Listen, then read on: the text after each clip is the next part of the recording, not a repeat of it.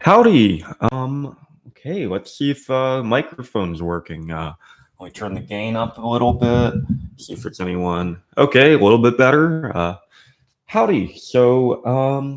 This is my Christmas live stream. I wish everyone a Merry Christmas. It might be the day after Christmas for some of you, but it's still Christmas over here. So, I have not made a video in a while, but I kind of want to go back to it. If you're wondering about that, I did I tried the NetBSD 486 install and the AT power supply blew.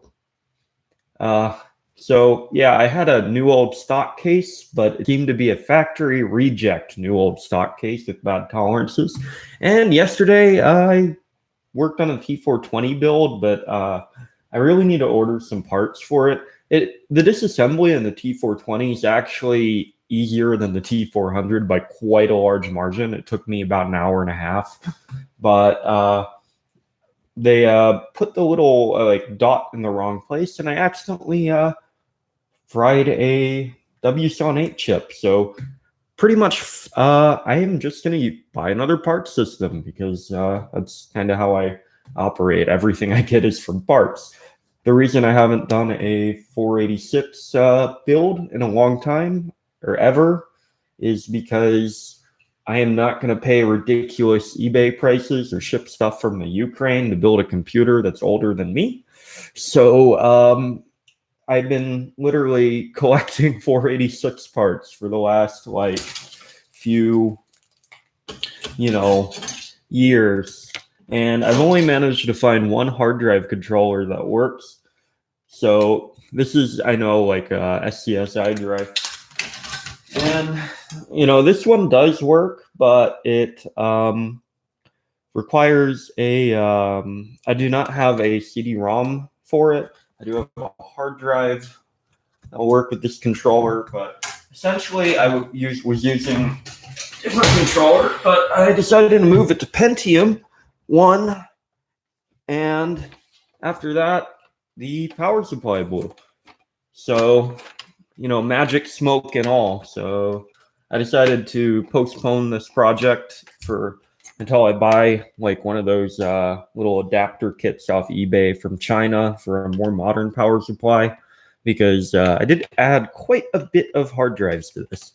Maybe that was my own fault, but the Transworld power supply that came with this is rated at 250 watts, and I doubt this uses more than 150. So, anyways, oh,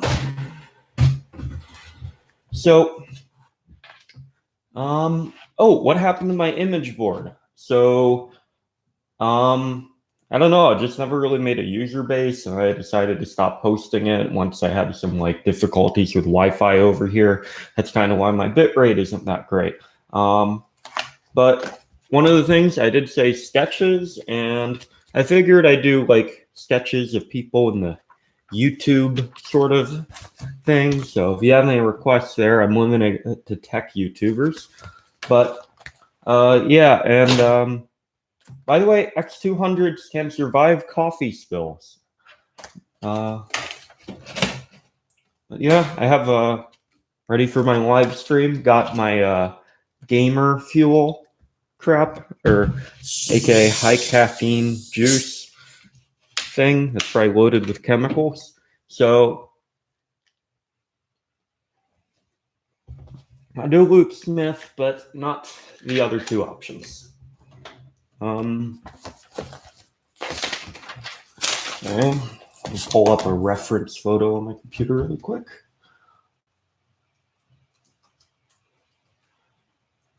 Okay, in the future, I'm gonna try to make more uploads. I actually do have a project I could edit together in a bit for an upload, but I kind of wanted to make a Christmas live stream.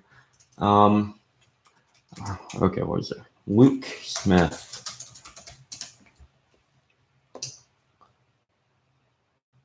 Oh my god. Okay, go with the classic Luke Smith thing here. Got my pencil out.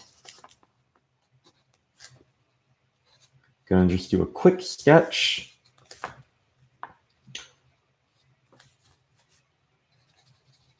And you guys can make fun of my drawing skills because I haven't drawn anything in years. So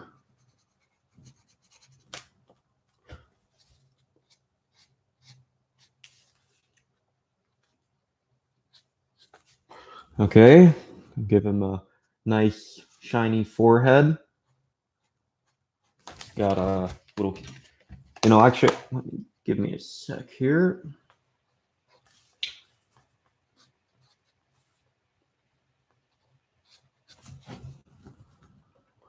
Oh my god, my sketching skills are quite terrible, so you can make fun of this as much as you want. It probably looks god-awful, especially since I'm rushing this.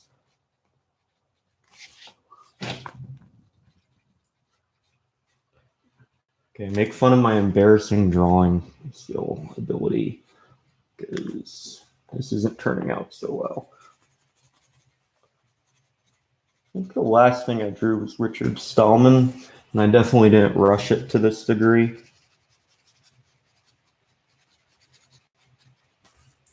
Oh, God. Oh, yeah, Merry Christmas, by the way. Oh, fuck, this looks horrible. Oh, fuck. I actually have to pay attention to this. I really don't get how those fucking, cartoonist people you see on, like, the street do, like, sketches all the damn day. I really don't get that. Okay, so...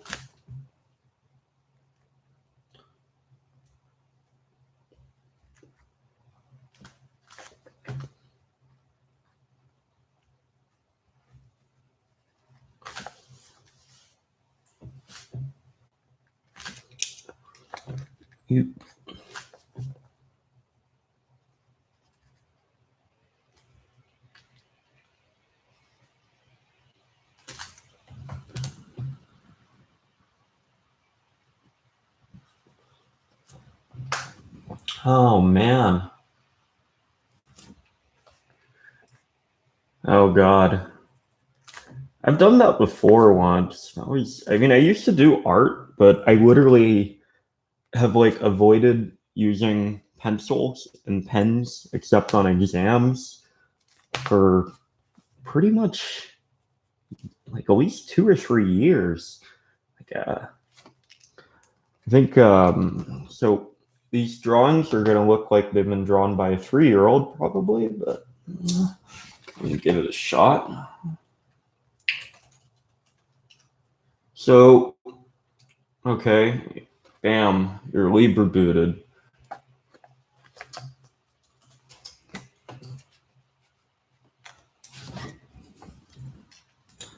Okay.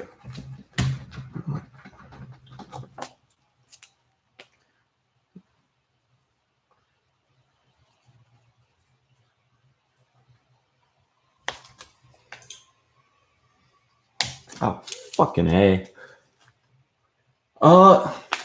T440p is possible now? Really? I have a T540p. If that's possible, I assume the T540p is. I might actually give that a shot. Core booting one. I was planning on doing a T530. So I do have the parts to make a T530. Like I have the bottom of a T530 missing the display, and I have a W530 with a cracked chassis.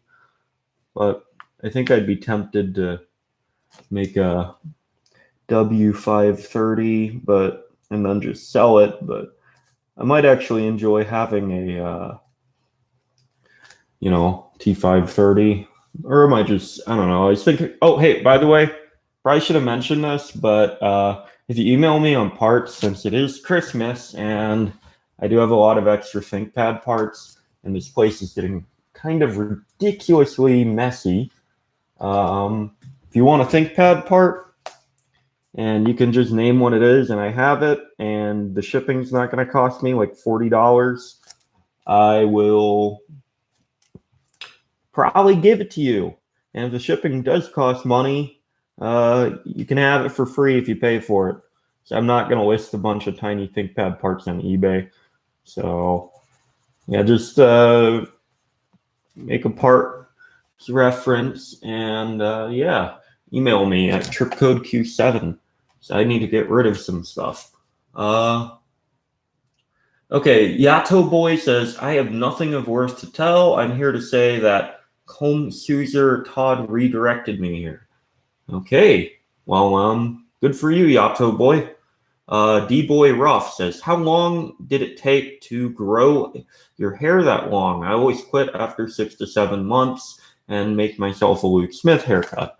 Well, it took about, let me see.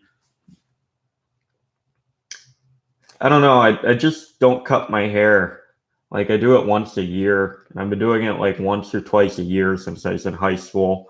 And I typically cut it down once it starts to get to, I guess, this area. So I might get a haircut sometime in 2020. Faruko B says, hi. I say hi back. Do you have any X61s to sell? I do not. I can make an X60 with a T7200, but a long time ago, I did make a trade, and they said they could send one whenever. I do have the components to make two, though, and I do have some extra T7200 motherboards. Franco B says, shouldn't you spend Christmas with your family? Well, I am Korean. No, honestly, my family is, yeah, I'm in the United States right now. And yeah, so, and the other side of my family is kind of estranged. So I'm literally here with my mother, and I guess I am with family member. But yeah, we do actually celebrate like New Year's quite a bit more than Christmas. So, I mean, I did celebrate Christmas as a kid, but let me finish my Luke Smith drawing here.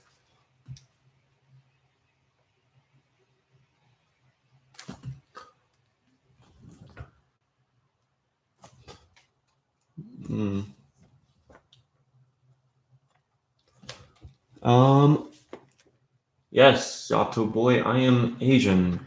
Furco B is offering me keratin for my hair, not offering me saying I should use it. No, I typically use leave-in conditioner, but I don't really, I don't know, I just was lazy today. Okay. Michael Valentino says, hi. Well, hi, Michael Valentino. I am TYUB08. I am just not going to try to pronounce that. I'm sorry. What do you think about the X220? Do you think we'll be able to Libre boot it soon? No, because I was on the IRC once for the Libre boot project, and that is not currently one of their focuses at the moment. They're kind of porting it to really kind of obscure ThinkPads, which is okay with me, but you know, it's kind of like, yeah, I wouldn't mind using an X220, but I like the X200S. I wish they had core boot with ME cleaner on the X201. Trust me, I tried to get that to work.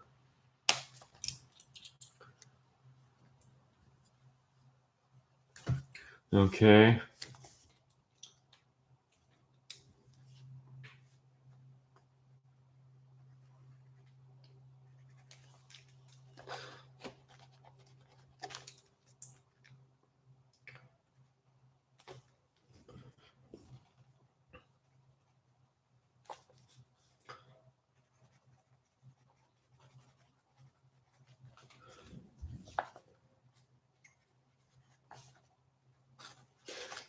Okay, we're making some progress on our sketch here of Luke Smith.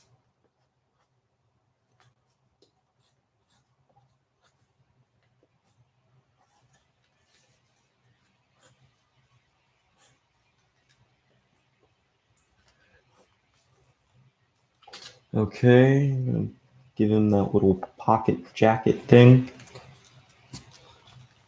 Make some of the lines a bit more definitive. Gonna give him a little shiny forehead. Because if you actually see bald guys in real life, if they're like in a presenting, and the height is lower. I used to have this very nice professor, Mormon, but I don't know, had a lot of kids, but he was completely bald. And like, the thing is, the seats in some of the college classrooms are higher than where the professor sits. It's not like a stage. So essentially, because of that, well, the stage, I guess, so to speak, was lower and had bright lights, and the head just gleamed.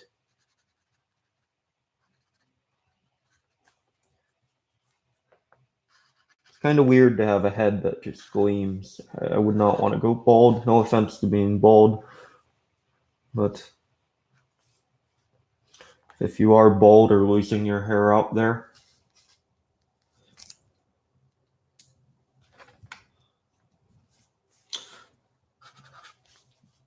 okay. But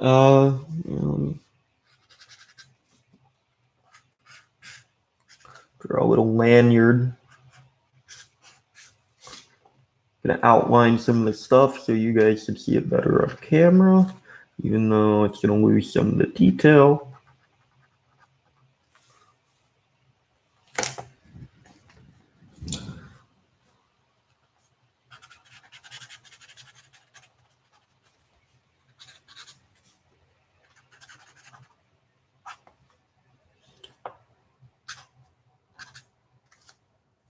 Okay, now here's what I got so far.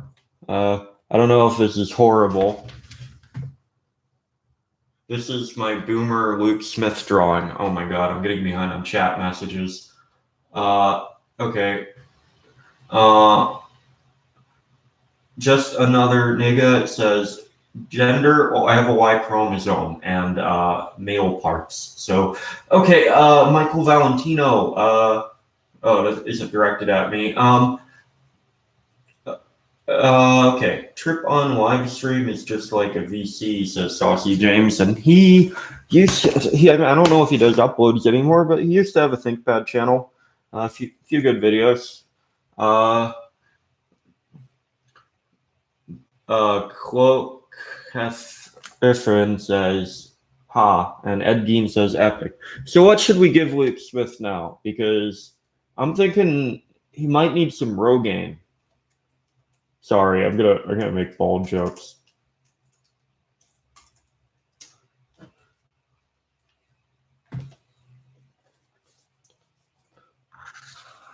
I think Luke Smith is just happy being bald, so I'm gonna give a little.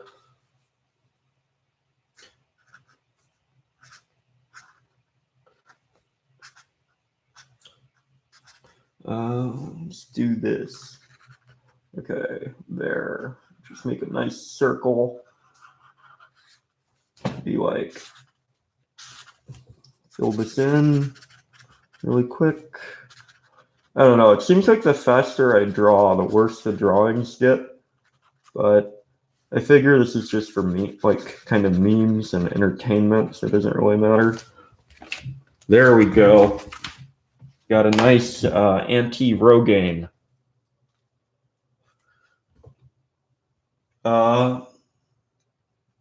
So someone says him holding an AK. You're gonna have to look up an AK.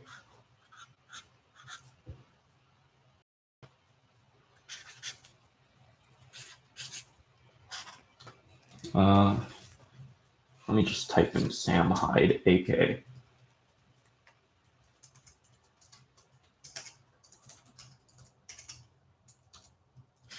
Okay. I don't know how Luke Smith personally feels about being drawn, but whatever. Okay, I'll switch over back to pencil because I can't really do details. Oh, well, he's not going to be holding it like Sam. Maybe. Let me see here. I've always kind of wanted one of those like Dracos, but it's such like a meme gun. Like I can't even think of a practical usage for it. Because, like, if you live in a property where you have the area to, use it for self-defense, you'd probably want something with a stock so you could actually aim it. And if you don't, it's just going to shoot your neighbors on accident and get you like manslaughter charges. It's just a horrible gun, except for like, if you want to go out and shoot with some people for fun, which isn't a bad thing, but I don't know. Yeah, I'd have to get a CCL to be able to have a gun on campus. I have no clue how he's holding this AK. I'm just gonna pretend it's like somehow magic.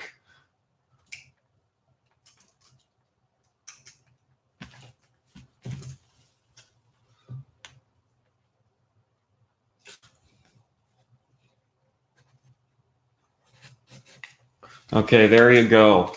There's our AK. Merry Christmas. Is it worthwhile upgrading a T420 to an i7, says Java Man? Well, Java Man, pretty much if you're getting a quad core, yes, but otherwise, no. So otherwise, it's not really much of a difference. Oh my God, is it? Okay, there. So here's him with an AK.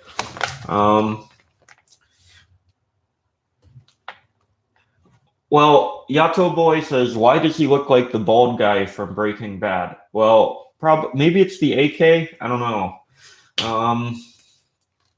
So yeah, I guess. Sailor uniform? Okay, that would require a complete redraw, and I'm not doing that. He's already wearing a shirt. But you know what? Okay, Luke Smith is actually going to get kind of pissed off about this, I think. But I'll do the. Oh my God.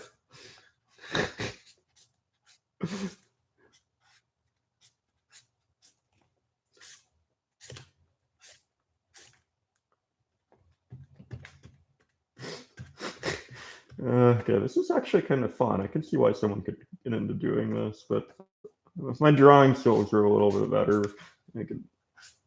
Okay, there. Are you happy now? Are you fucking happy about your sailor uniform? Because I'm not doing it. Oh, wait. Forgot the bow tie. Thanks. There we go.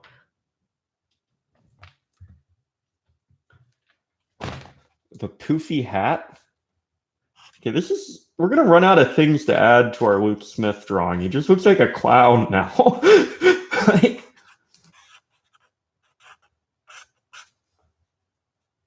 There. He doesn't get a poofy hat, but he gets like one of those afro wigs. Joey, Dee Dee, or Marky, or Tommy Ramone. Probably Joey. I don't know. What are we saying? Like, I mean, I don't know. He was probably the lankiest. I'm pretty lanky. But, okay. And, to clock Kefrican, Christmas was 2 days ago. For you, well, I'm sorry. Okay. I guess like this is probably all we can add to Luke Smith, except the stereotypical pirate hook thing, since I don't want to give him hands. So there. Luke Smith now has a pirate hook. Okay. So should I start rebuilding a ThinkPad or do another sketch?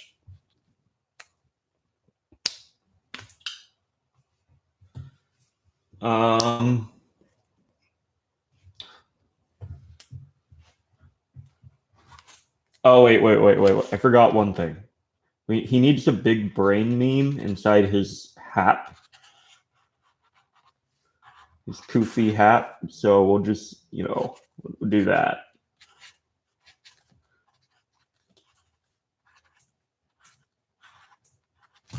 Okay, here's the big brain inside the poofy hat.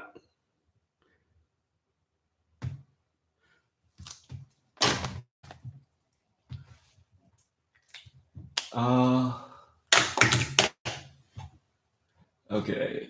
Trevor Phillips hair. I don't know what Trevor Phillips hair looks like. Okay, what's the oldest ThinkPad you use? I still use a T30 on a daily basis. Probably is. I haven't made a video on it. I might make a video on it, but it's a T43P. But of course, with the 15-inch by 1600 by 1200 panel, but the motherboard died, so it's a T42 now with that panel and the 15-inch. I was gonna make a video on it. I have the extra caddy, so I can put in a second hard drive.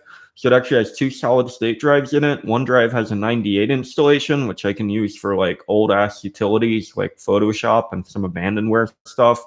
And then the other side is like, just Debian, so you could transfer files. But that's like probably the oldest one I actually use. Okay, what's drawing with it? I love Apple more than I don't want to piss him off. I mean, I already gave him a sailor uniform. There's not really much more I can do, I think it's done, what's done is done. Do you keep up with what's happening with new hardware? Vaguely, but vaguely.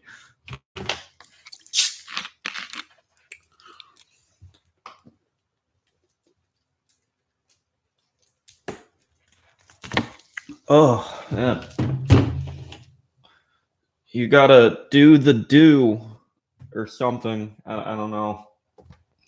God, Mountain Dew actually tastes awful lukewarm. Okay,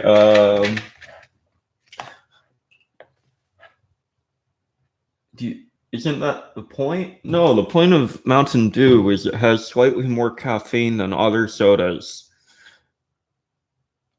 And I get the diet one because the normal one would make me fat and gives me heartburn. So, yeah. Okay. Questions. Should I start Thinkpad? Should I start a new drawing? How often have you seen Lane? I probably watched her once and then revisited a few episodes, so 1.5. Where's the Whataburger Cup?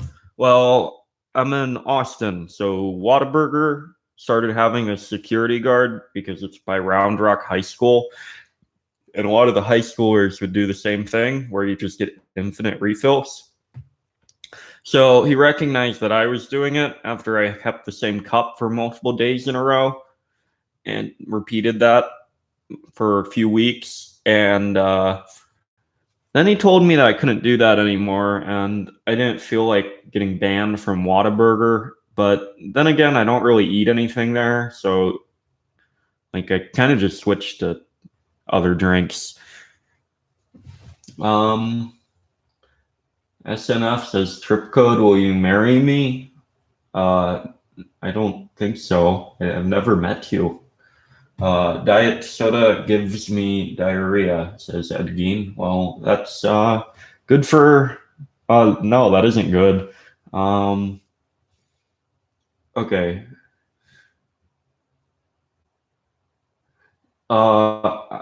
Kicks in. I don't think having 3,000 subscribers on YouTube gets you anything, really, in terms of reality. Salvatore Giano says, what was your first job? I worked at Walmart. Then I worked at McDonald's during high school. And I was a cart pusher. And I was like probably 16. And then I quit immediately once it started getting to 98 degrees in the summer. So, yeah. I did put in 2-week notice, though. So I could work there again. But I think I'd rather take the Kurt Cobain route than be a Walmart cart pusher again, especially in Texas during the summer heat. No offense if any of you are cart pushers in Walmart during the summer heat. But you might want to just, I don't know, I honestly don't know. But it wasn't a bad first job. I used it to buy used cars, which I would drive around without a license or insurance or registration when I was like 15 or 16. No, I was 16, yeah. And they'd occasionally break down, and then I sell them for scrap metal. And then if not, I would sell them to other high schoolers. So yeah, that was my first job. Flipping cars, did not make a profit, but essentially rode around for free, which was quite nice. So I did have to pay gas, and I did actually change the oil on them and fluids. So I didn't, have to do some work, but generally it was buy the cheapest car on Craigslist that still runs and isn't stolen, so has like a valid title. Try to get the owner to pretty much. Oh my God! What? Oh, I feel bad about that. I think one had a text tag, which is like, okay. Oh, fuck. Okay. Did I remove? Okay. Whatever. I got a driver's license though at some point, so it was okay. um. Would you consider to do a podcast? Says Kawaki frickin'. Yeah. Why not? I don't do a lot right now. Probably gonna go back to college in January 8th or something. So, but I think like one of my New Year's things is I'm gonna try to make like 2 videos a week. Probably something a little bit lighter in terms of workload like this, and one actual tech video. I don't know. I might start dividing up the longer ones in 2 parts. Like, for example, on the net. Oh, I'm not going to reveal how old I am right now. Too much personal info. But I am above the drinking age. So I'll give you that. And I'm a super senior. Because I took a semester off. So when I go back, I'll be a super senior. I did graduate high school early though.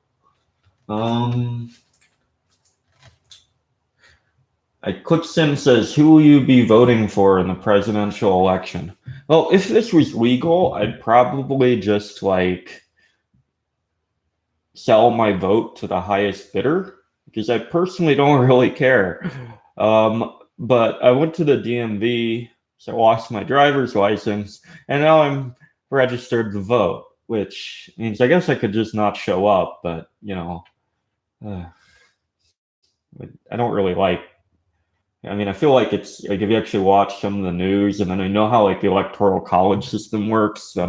Unless you're in like a swing state, and then on top of it, like, I mean, I know that mentality is probably bad, but I'm generally for less government, so I don't think really anyone represents my sort of views in the current political system.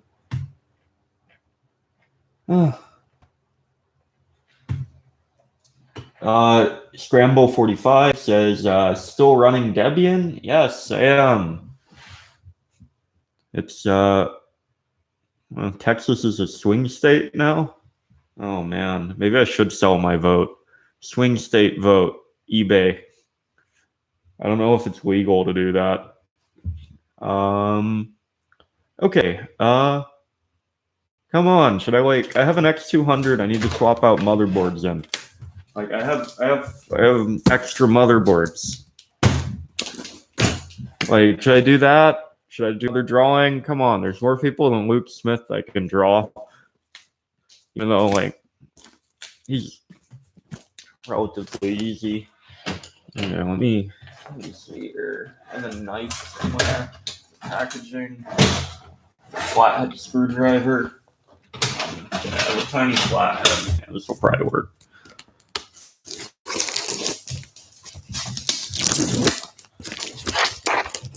Swap it out. Okay. Oh. Just gonna open it up. Oh. I actually have 3 X200s I was planning on selling. Still haven't gotten around to like testing everything though. This one's like my personal use one. It's like a weird system. It's like a combination of like uses an ultra low voltage Core 2 Duo processor. which, based on community of people that sell labor booted computers online, or really just the eBay seller that does it, I asked him if it's possible, and he says it's possible to labor boot that one, even though it isn't listed as possible on the site, which is probably just due to a lack of testing and updating and other weird facts. Like they say, labor boot won't support proprietary Wi-Fi cards, which is completely wrong on the site, but you know, they don't change that sort of thing. But yeah, so anyways, this is what you get when you order a motherboard off eBay. These are getting a little bit rare, so I bought 2 of them in case I spill coffee again. Draw Woody from Toy Story. I said I'd limit it to tech YouTubers or tech people. Like I'll draw Richard Stallman, but I'm not drawing. I don't want to draw Toy Story stuff. I don't know.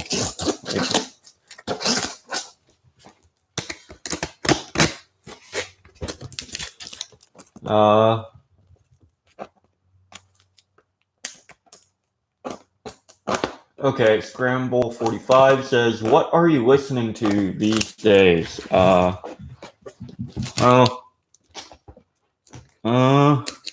kind of like the band Failure. I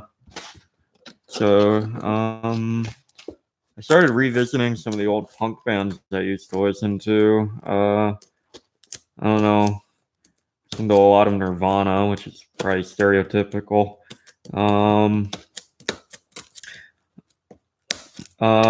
Listen to a lot of stuff on YouTube. I like watching terrible reality television, like My 600-Pound Life or something, because it's so brainless that you don't actually have to pay any attention to it whatsoever. So, and then you can just have it in the background and do whatever you want to do, which is my main. Oh wait, I shouldn't open both of them. Yeah, that's probably a bad idea. Leave that one there. Oh yeah, I built a desk. Oh, Joy Division. I like New Order more, but I know they're kind of like the same band-ish. I think one of the members committed suicide or something. I'm not good at the history, or OD'd on heroin. It's always one of those artists, you know. They always seem to do one or the other, like musicians. Did they OD on heroin, or did they, you know, like commit suicide? Or maybe it was like a combination of both. I don't know. G.G. Allen OD'd on heroin before he could kill himself. Kurt Cobain killed himself. I know one of the band members from Joy Division or New Order killed himself. Oh, draw Linus? Okay, I'll draw Linus. But I need to get like a little bit farther on this. We'll just like, you know, quickly pop out that. Pop out this. And I'll show you a little bit about my X200 and why it's kind of neat in a second after I pop it out of the docking station. So I have a 9-cell. Well, I had a 9-cell in this. Of course, it's not in here right now. It's just disassembly. But essentially, this has the dual speakers and an X201 body. So, and the X200 SU actually uses a slightly smaller heatsink. So I get like, this thing maxes out at 60 degrees Celsius, and like during normal use, like 36 to 40 degrees with the super low voltage processor, and gets like an 8 or 9 hour battery life of the new 9-cell. It's pretty amazing. And the speakers are quite a bit better than the normal X200 speakers. It's an X201, because you can actually fit the X201 speakers in the X200 audio card, and it's stereoscopic, whereas the X200 only has like one. And then you just use an X201 body. So it's like, I wanted to call it the X200 SS, but I thought that would be a little bit not PC enough for YouTube culture now. So it's the X200, you know, like X200 super slim, you know, but whatever. It's the X200 SU, like X200 Slim Ultra, even though it's not really slim because of the whole heatsink thing. But whatever. Okay, so I guess I'm drawing Linus Tech Tips in between the build for that. So just turn the docking station upside down, use a little map, and we'll grab us a pencil. Maybe we'll use a standard one. Maybe we'll go mechanical.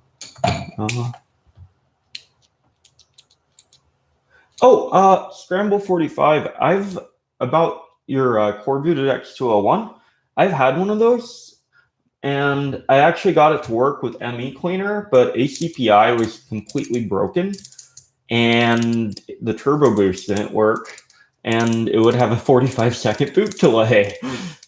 And the fan control didn't work unless you actually used manual fan control. But yeah, my main reason was I couldn't get ME Cleaner and Core Boot to work on the X201. So yeah, I just kind of abandoned that as a platform.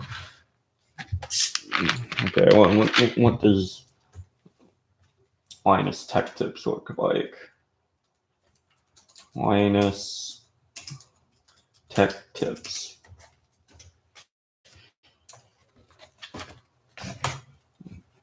Oh my God.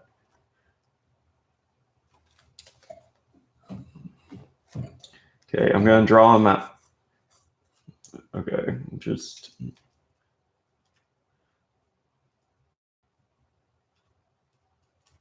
Yeah, okay, that's a good photo of him. He's wearing some like. Okay. I skipped ME Cleaner on it. Yeah, you probably should, but there's actually like an ME Cleaner. If you do a soft disable, you can get it to kind of work. But yeah. Tom says, "Hey Trip, the video quality is so shit and ridiculous. Need your opinion though. X220, X230, T420, or T430." Well, Tom, I'm sorry, but the video quality, I would get a I don't know. What's your budget? Like, what are you planning on doing with it? I mean, if you're planning on core booting it, the 430 series is a little bit easier if you're not good at disassembly. The X230 is also like, well, actually, the X220 is the easiest to core boot out of that list. The T420, you actually have to disassemble it down to the motherboard. If you're not core booting it, do you play video games? Because once it's core booted, in the T420, you can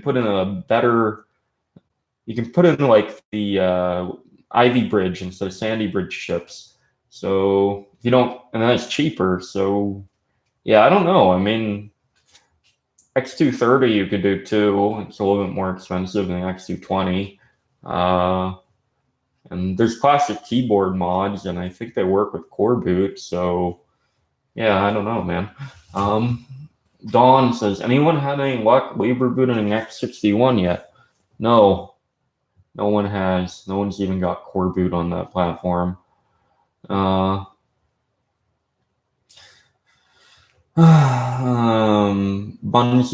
3210 says, watching from my X230S. Well, that's good. I don't know.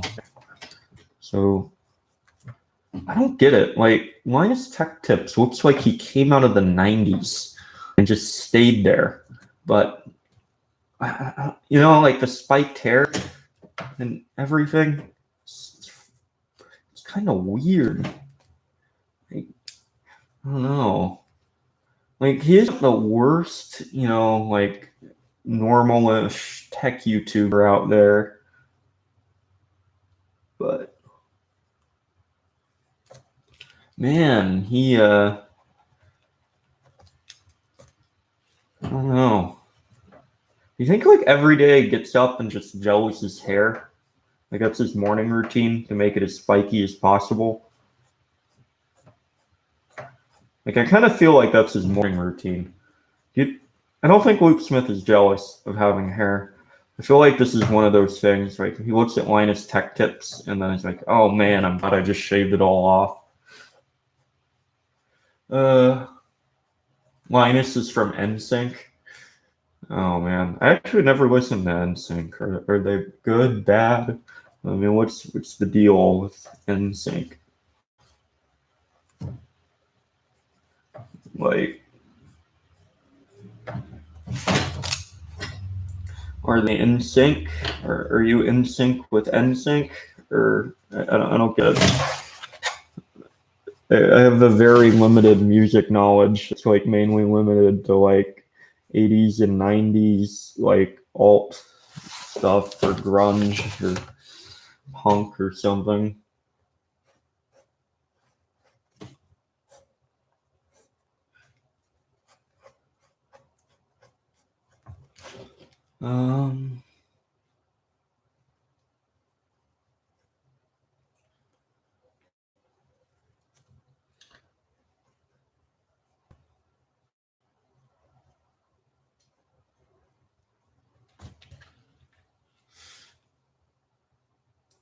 Okay, I'm drawing him kind of weird looking. I don't really know how to draw him. I'm just gonna go with the kind of disturbing one I drew. So here,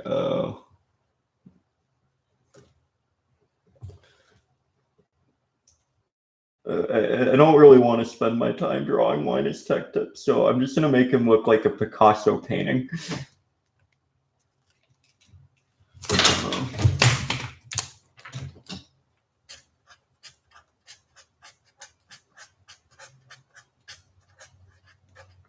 Or something that'd show on like, like adult party cartoon or some sort of weird, like one of those kind of horribly one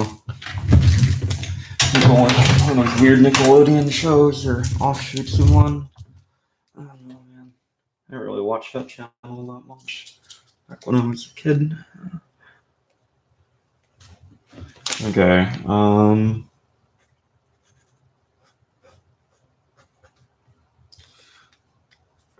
Okay, let me go back to chat. Ed Gein says, NSYNC is just like every other 90s boy band. I still don't understand. But anyways, Ty the guy says, are there any good guides available for core booting the T420S? I don't know. Like I was able to disassemble the T420 without even looking at the service manual. But if there isn't a guide and you're not used to taking apart laptops, I would go look at service manual. And essentially from there, like Lenovo has service manuals on there, just disassemble it. Core boot wiki, even the outdated wiki, I think has pictures of where the chips are located. They did for the T420. So I'd go through there and see if you even have to disassemble it. You might not. Then you're going to need well, you're going to have to disassemble some of it, but you know what I mean, where you have to get it out of the magnesium chassis. But the T420S, T420, I'm doing one probably shortly. I have to actually buy a T420, but yeah, or at least a T420 motherboard. But yeah, no, it's actually relatively easy to disassemble.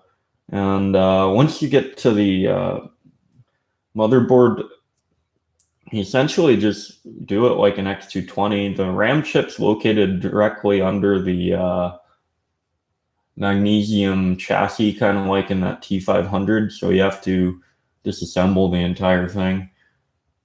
But I would just use Core Boot site. It's pretty helpful. It uses the same chip pinout as the X220, but be careful about that because Lenovo puts a big white dot where pin, I think 8 is located, and there's a tinier dot on the chip where pin 1 is located. So just remember that. Big white dot, not pin 1. That's how you fry a motherboard. So yeah, that's why I have to buy another motherboard. Okay, anyways though, okay. I'm gonna ignore Tomatoes' comment. Scramble 45 says it sucks you can't reboot the T420. I mean, honestly, blobless core boot. I mean, Leverboot's kind of been stagnated. They made like some, I guess, some progress, but it seems like they're kind of just stuck in place in terms of that project. Anyways, Bunsy3210 says, I took apart my E-Series ThinkPad in November. It's still in pieces. That's kind of sad. If it was an E430, there's a common failure where one of the hinges breaks out of place. I tried to fix mine. iClicksin says, while there are things I don't like about Linus Tech Tips, I'm glad he and other channels like him exist because they're popular to introduce computing to a large young audience. Yeah, I'm not like against him. I just think he's like silly looking and easy to make fun of. But that's about it. I mean, like, I don't know.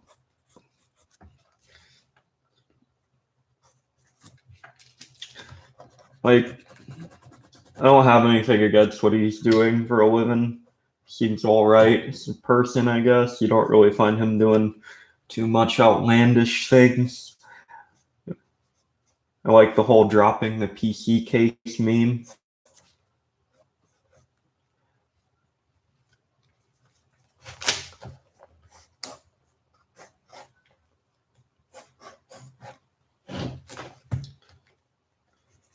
Let me finish drawing it a bit. Okay. Tom says, didn't Libreboot say they were that they were close to rebooting X220 and T420 over a year ago? Yes, over a year ago. I think it's been 2 years. That's why I said it's stagnated. Sorry, Tom.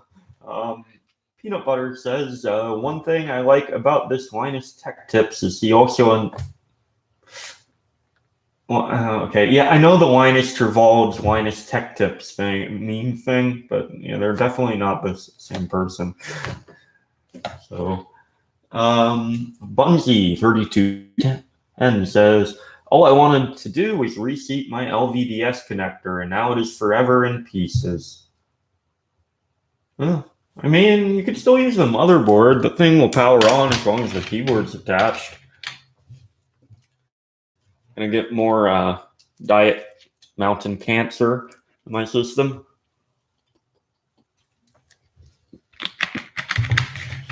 Oh, man. I'll look up some logos here.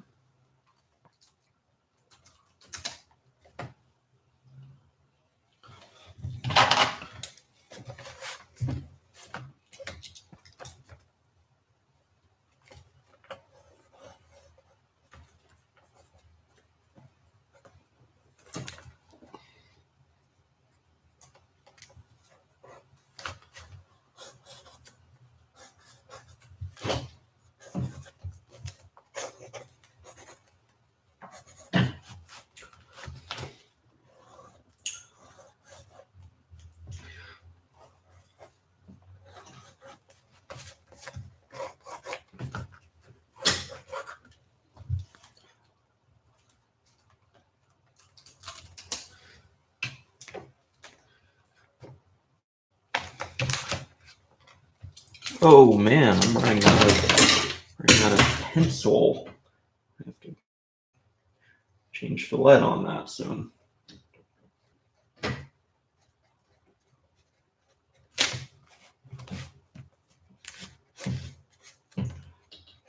just finished my drawing. I'm almost done. Just gotta finish it up with some green Sharpie.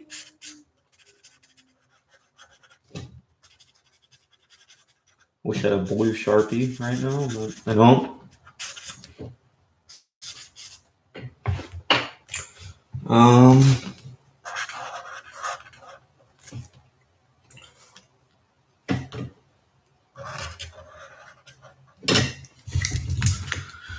Oh, where did my other Sharpie go? I'm trying to look for it.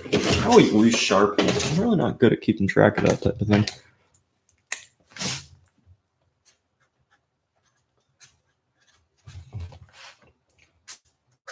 Should I auction off these drawings like Christian?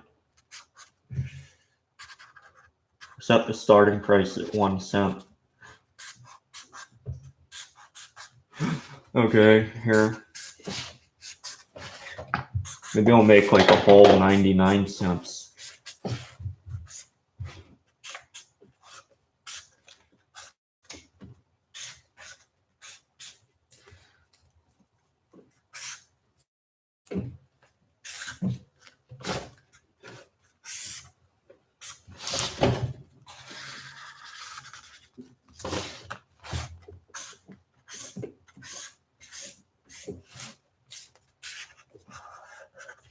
I'm almost done with my Linus Tech Tips drawing. I think you guys might get a laugh about this. Okay, here we go. You can just imagine what's happening under the covers. Got the nice little NVIDIA and Intel guys in there. Oh man, I cannot. I wanted to make it. I'm not gonna do that. No, Marquise. Don't remember his last name. Is that based on my audience style and what they're gonna go for? Yeah, no, I like having a YouTube channel. Scramble 45 says my art looks great. Okay, I'm getting behind on chat. One thing I like. Oh, I read that already before. Linus Tech Tips didn't even write his own.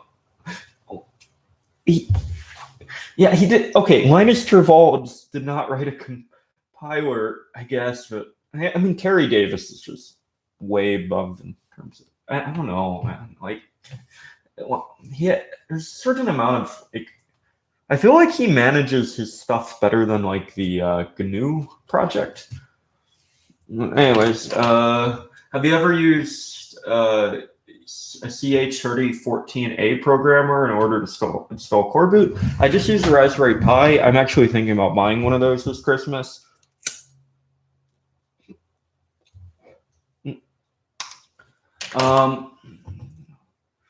Where is my ashtray? I think I actually brought one. Oh, there it is.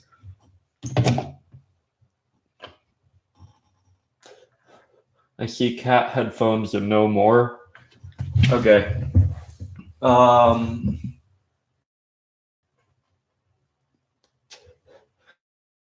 Michael Valentino asked a serious question. Well, I'm here for a serious conversation. Why do overproduced, highly subscribed tech channels all have fancy neon lights in the background? They all have these lights. It's weird. I don't know. Kids' toys are brightly colored. Who do you think has time to watch YouTube all day? That's gonna be my answer to that. I have no clue. I also don't get the whole RGB case style. I honestly like the beige cases. I'm fine with black as a case color too, because it doesn't, yellow over time. So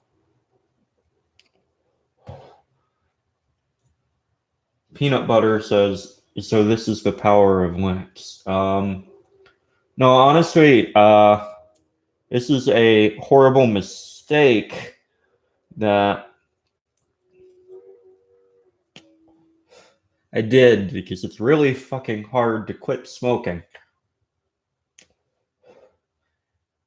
So I don't know why, but it is. I've been smoking since I was 17 off and on. The last time I quit was on an airline flight. That was a horrible, horrible headache. Oh, and Tom says, and you call Mountain Dew cancer? Well, it's like the cancer combo, Switch to vape, says Ed Gein. I actually did vape for a while. I switched back because I'm at my parents' place, and parent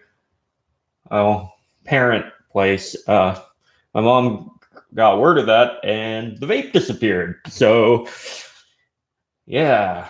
And okay. The whole vaping scandal thing. I honestly think it's something put on by the cigarette companies, but I don't know.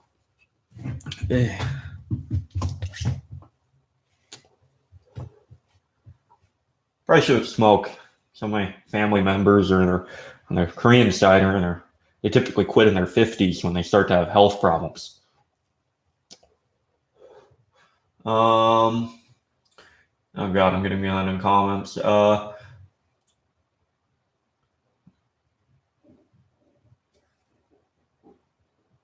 Yo, Trip, is it your webcam or your internet connection causing the degradation? Oh, actually, it's my computer getting cancer. No, it's I'm on a bridged Wi-Fi connection right now at the 10 megabit switch I found at a recycling center. So, internet connection, most likely.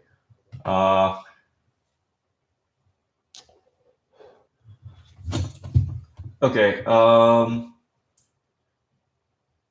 The lights are part of the genuine gamer aesthetic. Oh, gamer aesthetic. Are you ever gonna start strength training at the gym? No, but I will challenge Luke Smith to a cage match. I get to start off with the chair. Because I feel like that'll even it out slightly. Because otherwise, I'm just gonna get beat up by Luke Smith. We're actually the same height, though. Weirdly, I think I might look taller because my hair's poofy. But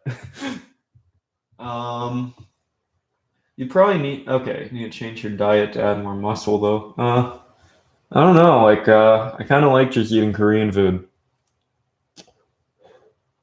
and as long as I have the capability of holding up a T500 in one hand with a 9-cell battery that's almost dead, I think I'm good. So, okay. Bungie 3210. Yeah, I'm not saying smoking's better. I honestly prefer vapes quite a bit. Okay. What's your PO box so I can? If you want to actually discuss that, you can email me for a better switch. But that isn't necessarily the problem. It's the Wi-Fi bridge. And my internet speed is actually like I think 15 megabits a second, and over Wi-Fi I get like 4 to 5. So the switch isn't the limiting factor here. It's not the bottleneck in the system, but I'm not going to deny a free switch. I like a lot. Just email me. I'll send them, pay for shipping if it's expensive, and I can spare the part. I have a lot of things, like those random little things, lots of them from lots of models. So, yeah, pretty much anything in the range of 40 series to maybe a few 430. No, I honestly can't spare those, but anywhere between 40 series and maybe some 30 series parts, but that's like after I do a build. Okay.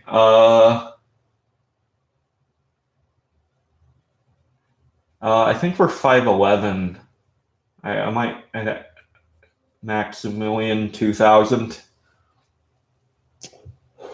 So I think if you look at that meme, we fall under the king of the manlets sort of status.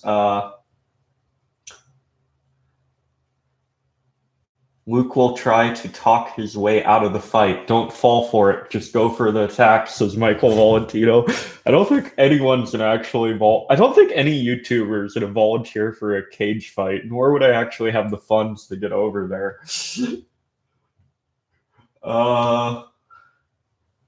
Scramble 45 says cool might reach out. Cool. Homelex says, hello, Trip. Greeting from New York City. Well, hi, greeting from Texas. How is it in the Big Apple? Do you do you worry about being mugged? So like got a thing over, I guess I got mugged before. So one of my friends got mugged, but it's Texas and he had a CCL. So, and now the other person's dead. So, yeah. You had to go in WITSEC for a bit. Probably should have talked about this on live stream. But, you know, it's anonymous, so not going to give out any names. Okay, I'm going to ignore Ed Gean's comment there. Xstart Print says, what is cool? I have no clue. It's kind of like what you enjoy in life. I mean, I like computers, motorcycles, and other things, but that's what's cool to me. Also, I would like to buy a van, but yeah, that's probably what I'm gonna do with the ThinkPad money is buy like a cheap van, because I've been watching like the Red Green show recently, and it's pretty good. And I really want, like, I'm not gonna make it into a possum van, but man. Peanut butter said, oh, someone asked, I've forgotten the name, but they asked what was the small. Oh, Michael Valentino says, what's the oldest ThinkPad I have? Probably beat up 760 CD. I had a normal 760 CD, but I traded it for a very early 1980s IBM VGA monitor. And I have a beat up one, which I mean to repair, but I just, like, the screen's dead on it. And the case is just, you know, like I could probably fix it with sanding level. Like it would require sanding. Peanut butter says, what's the smallest ThinkPad you have? Probably an IBM 240. Dead screen. Don't want to pay $60. iClickSim says, assert your dominance among the tech YouTubers. I don't know. I might check my response, but Wolfgang never responded to that challenge. And I have a dead T420 motherboard now, no T420, and I no longer have an AT power supply that works. So I don't even, like, I can make a like Pentium MMX that BSD install, but that isn't really that impressive, you know. Like I ran Debbie and Jesse on one of those. And I ran FreeBSD before and hosted servers. I also set it up as a desktop a few times. Do people tell you that you look a lot like Joey Ramone? Yeah, I get that quite a lot. In fact, it gets worse with the pants. But anyways, no, NYC is very safe. We spend half the year in Miami. Not safe, says Homolex.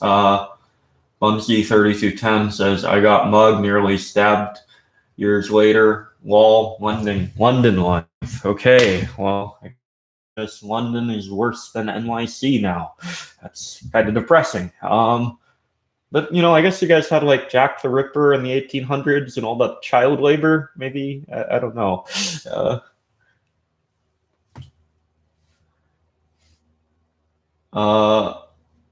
Tom says, imagine getting kidnapped and by me in a van full of ThinkPads.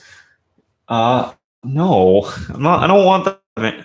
I want the van for these things and so I can travel easier, and because I've been just using my car as a van. Like, I made cinder block furniture. Have you ever put like 40 cinder blocks in a like Honda Accord? It's not a fun thing to do.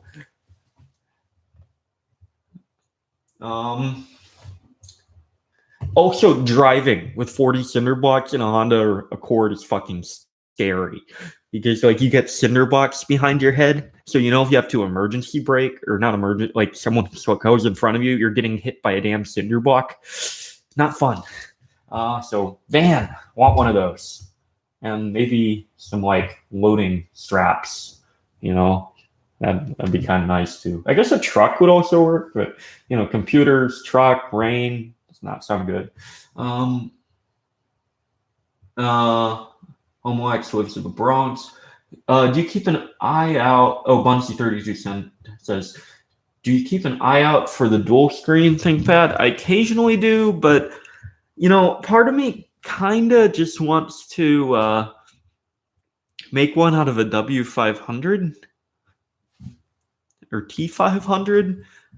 You know, it has a VGA out. on the docking or display port out on the docking station, and I think they make display ports to EDP converters. So you just get that, you solder all the wires together, and then you got a little. I mean, you'll lose your, some of your monitor support, but. Oh, Bunsey3210 says, "Oh, hey, we've got pubs named after all these people." I don't know what that was. That wasn't British. It was probably like a pirate thing. I don't know. But anyways, yeah, I guess you want to get drunk at Jack the Ripper, the pub, or I don't see why they don't do that in the U.S. Like, I would definitely go to, maybe I should make the Ed Gein bar, since Ed Gein, is in the chat, so I keep saying his name. We could have like the, stitched up bodies and stuff over the, I imagine we couldn't use humans, but I imagine, actually, some of the, there's actually laws against buying human parts online. Damn. So we couldn't do the Ed Gein aesthetic. Jeffrey Dahmer bar would just be creepy and uncomfortable. Or am I thinking of the right guy? Who was the clown killer one? That would be a creepy bar. I would not get drunk at that. Ted Bundy, the bar. That one, maybe. That one could work. The Ted Bundy bar. It actually sounds right. Ed Gein says, "I look like a cuter Urza Miller." Do not know who that is. Michael Valentino says, "Do you visit Korea?" I do occasionally, probably about once a year. I don't know which bar Ed Gein was referring to. That'd be an awesome bar, but iClickson says, "Do you use an external monitor or do you always just have a laptop screen?" Well, actually, I mean, if you guys want to see a video where I do carpentry work, I built myself a nice little desk sort of thing, fits onto another desk, and I use this as a vase mount, and it's essentially just a bunch of wooden. It's like part of it used to be a futon sort of support thing I cut in half. And then it's like, screwed onto 2x4s, and I actually built like a little base, and now I can just like put this monitor onto the wood. Here, if I can pick up the webcam, I can show you, but you're gonna see my messy, horrible desk mess. But yeah, it's kind of nice because I can start putting things vertically. Michael Valentino says, "Every bar in Ohio is pretty much already the Jeffrey Dahmer bar." Okay. Pogo the Clown bar, and they play music by Pogo. Actually, you could do a Charles Manson bar and play, you got multiple Mansons. Like, you got, like, he actually Charlie Manson or Charles Manson, I don't know. But anyways, he made music. He actually hanged out with the Beach Boys, I think. Is that the right band? It was just, before he did the whole cult thing, or actually he was doing the cult thing at that time. Okay, Bunsey3210 says that trip code, but I don't. Oh, okay. I clicked in computer hardware, auto mechanics, carpentry. Is there anything that Chad can't do? Well, I kind of suck at carpentry.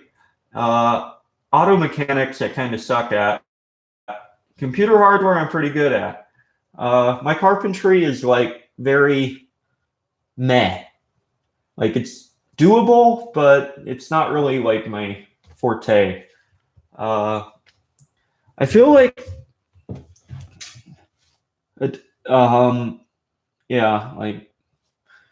by the way, brushed aluminum finishes are very easy to do. I actually use some of my old aluminum. I used to make these like little moped things back before, like, I had a motorcycle and was like 14 with those like Chinese engine kits. And I was gonna put a Briggs and Stratton on one, but like I couldn't make the engine mount secure. But I have like a bunch of like this aluminum stock and like 1/4 inch steel. from it left over, so I actually made part of it aluminum. If you just take like light grit sandpaper and go over smooth aluminum, you get like a brushed finish. It actually works pretty well.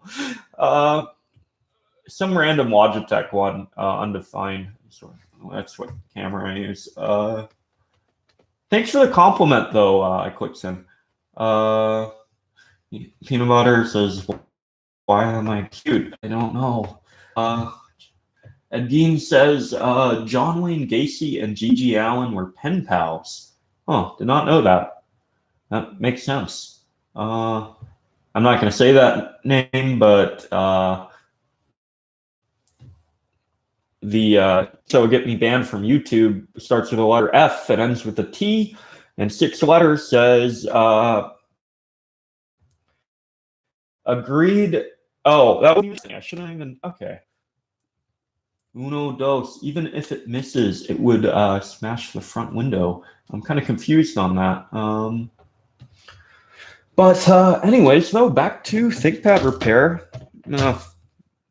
Actually, a little bit more cancer for me. And by the way, for the person that asked what cigarettes I smoke, I normally smoke these, but everywhere's closed on Christmas, so the cheapest classified as cigars, cigarettes. Oh, I just poured Mountain Dew into an ashtray. I need to pay more attention.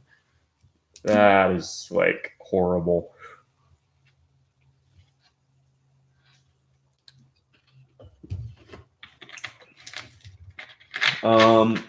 Yeah, and I'm gonna smoke one more and go back to the motherboard swap.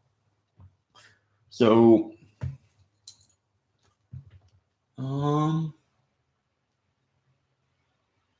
MPT Cultist says legacy boot isn't a thing anymore. Oh, yeah, I hate that. I actually volunteered at Goodwill Computer Center for a bit. I mean, like actual volunteer, not like court ordered. So, and it's actually kind of interesting. Like, I kind of got my like setup thing here inspired by that. The UEFI boot is the most. Well, it's actually what they do is they run a Clonezilla server, and essentially they just use network boot to put the actual software on there. And but UEFI can be annoying sometimes. But they mainly put Windows 8 and 10 on there, so it isn't that big of a deal. Goodwill Computer Center.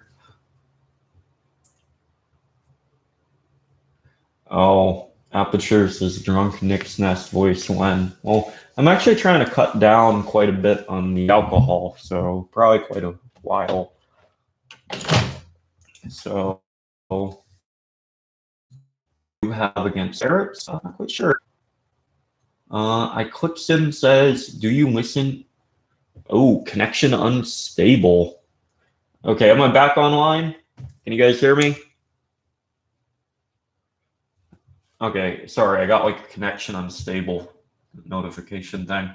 Do you listen to podcasts? Not particularly. I occasionally listen to some live stream ones, but it's mainly like kind of like the reality TV-esque ones, not really the technology ones, because like most of the time it kind of gets a little bit weird when you're like listening. Like I watch like a few tech YouTubers that like I like the 8-bit guy unironically. Yeah, sorry about that connection issue. But Mo Life Maranda Markwood says Merry Christmas to you. Well, Merry Christmas to you too. Red Tech Engineer says, whoa, a trip code live stream. It's a Christmas miracle. Yeah. It's a Christmas miracle. I don't know, I guess. Where is my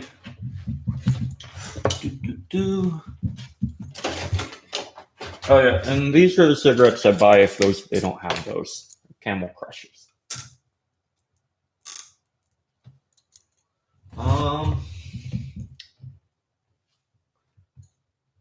You're online again, says the tech engineer.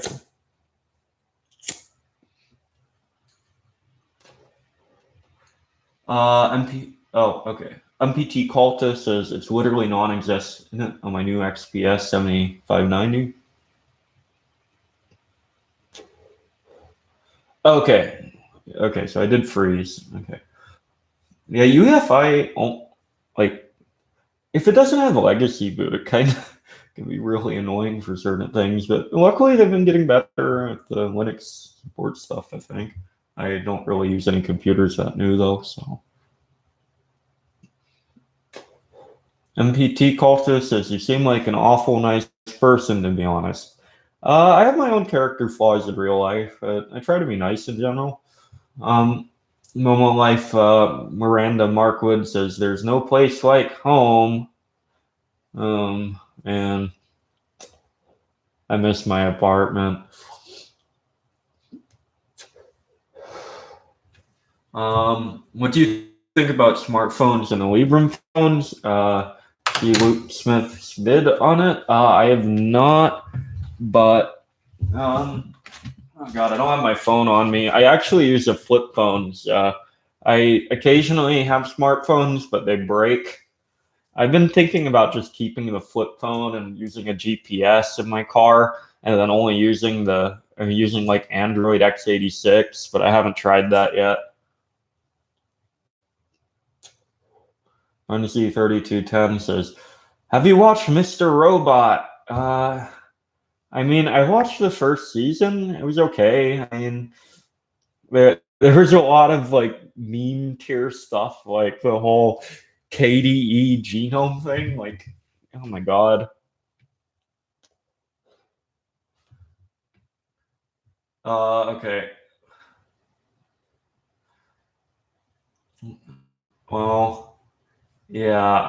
I imagine if you MPT Cultist tried to install Windows 2000, it wouldn't work. But, actually, Windows 2000 isn't. It's actually a decent Windows version.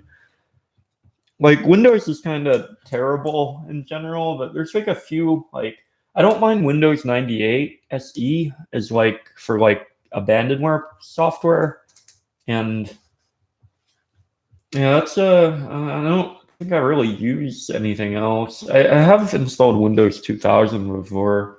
It's not the worst. Windows 10 kind of made me switch permanently over. I actually don't think I have one Windows 7 disk I use to boot up systems to flash the BIOS on. I mean, you can use the CDs, but actually, I've been looking into trying to get the CD to write without write the BIOS without a battery, because I'm missing batteries for a lot of the 20 series stuff. So, but yeah, you used to be able to just go into PC DOS. It's PC DOS 2000, which is just PC DOS 7.0 pretty much, which is IBM's DOS distribution and some exe files on there. The CD is actually a floppy disk inside. Like if you run, I can't remember the software, but if you run one of those sort of CD info softwares, it'll give you some partition information, and you can use DD to separate it out into 2.88 megabyte image, which you can actually write to a USB stick to update your BIOS that way. But yeah, I've been trying to fold the software. If you actually press F5, you'll just land into PC DOS during startup. But anyways, Debian/Herd is the only valid distro. Did they get USB support yet? Or, sound? I think they got sound or USB, one of the two recently. I don't think they've had many updates. But it's actually kind of interesting, NetBSD, not because of NetBSD itself, but package source. So package source will actually run on different distributions. So as long as you have a GCC compiler, or you can actually construct a kind of not quite Gentoo, but sort of those compile by source sort of package managers. Complete, which is package source, and like whatever Unix. So like Solaris, Indiana, things like that will work. Linux, and most BSDs, pretty much anything. So, actually, if you're willing to put in the effort, for the people that are worried about like the Linux kernel going going horrible because of, recent changes in management and things like that, I wouldn't be too worried about it. There's a lot of different kernels that have, that are capable of having a desktop system. Like I'd say NetBSD and OpenBSD are also usable as a desktop. I don't really, FreeBSD for sure, but I don't really like that much. It's pretty much just it's like Debian, but worse in software support. Oh.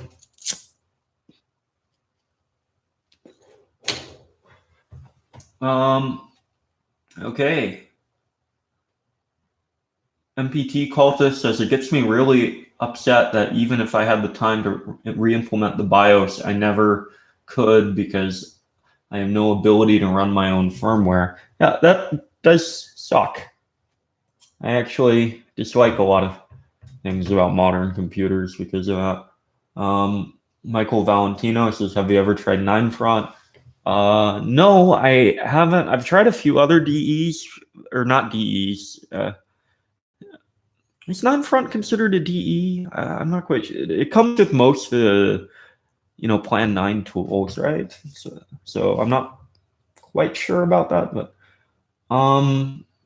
recently I've been kind of getting interested in like actually messing with like some XCB code for, I think it's like MCWM. It's like a really tiny tiling Windows manager.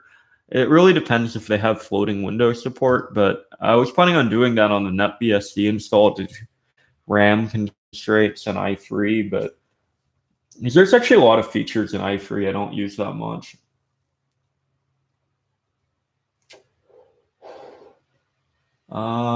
Nostalgia says, I have an OSCP saying this: automated updates or incapable admins will remove the general need for it.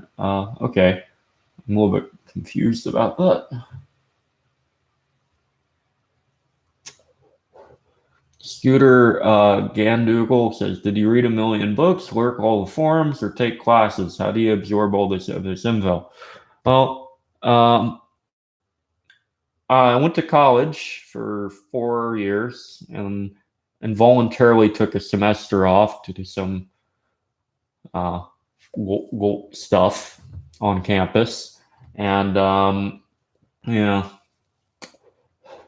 And I'm an MIS major. It's management information systems, but that's mainly like C# and other like database management stuff, and a little bit of HTML and CSS, and a fair bit of business stuff. Like I could actually have a decent economics discussion with people. Yes, I have seen Wolfgang's channel, Bumsy3210. I wanted to do a challenge with him, but I never got a response. And I got most of my Linux knowledge and stuff just over time, like using software and fixing issues and writing code. Undefined says, thoughts on Weezer? It's okay. A few good songs. And PT Cultist says, PowerPC 64 is hell.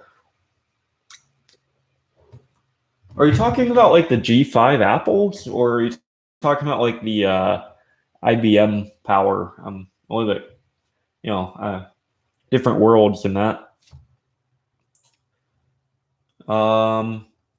Michael Valentino says the Talos 2 is a good system. Yeah, I wish I had the money to afford a Talos 2, but it would be, I literally, I need to make a video on my video editing scripts and a little N-curses interface for it, and also rewrite part of it. But I can edit videos, like most of my videos in like the last 6 or 8 months have been edited completely using FFmpeg on a low voltage Core 2 Duo. So Talos 2, I would not have much of a use for it. I guess I could switch to Gen 2 and not have to worry about compile times.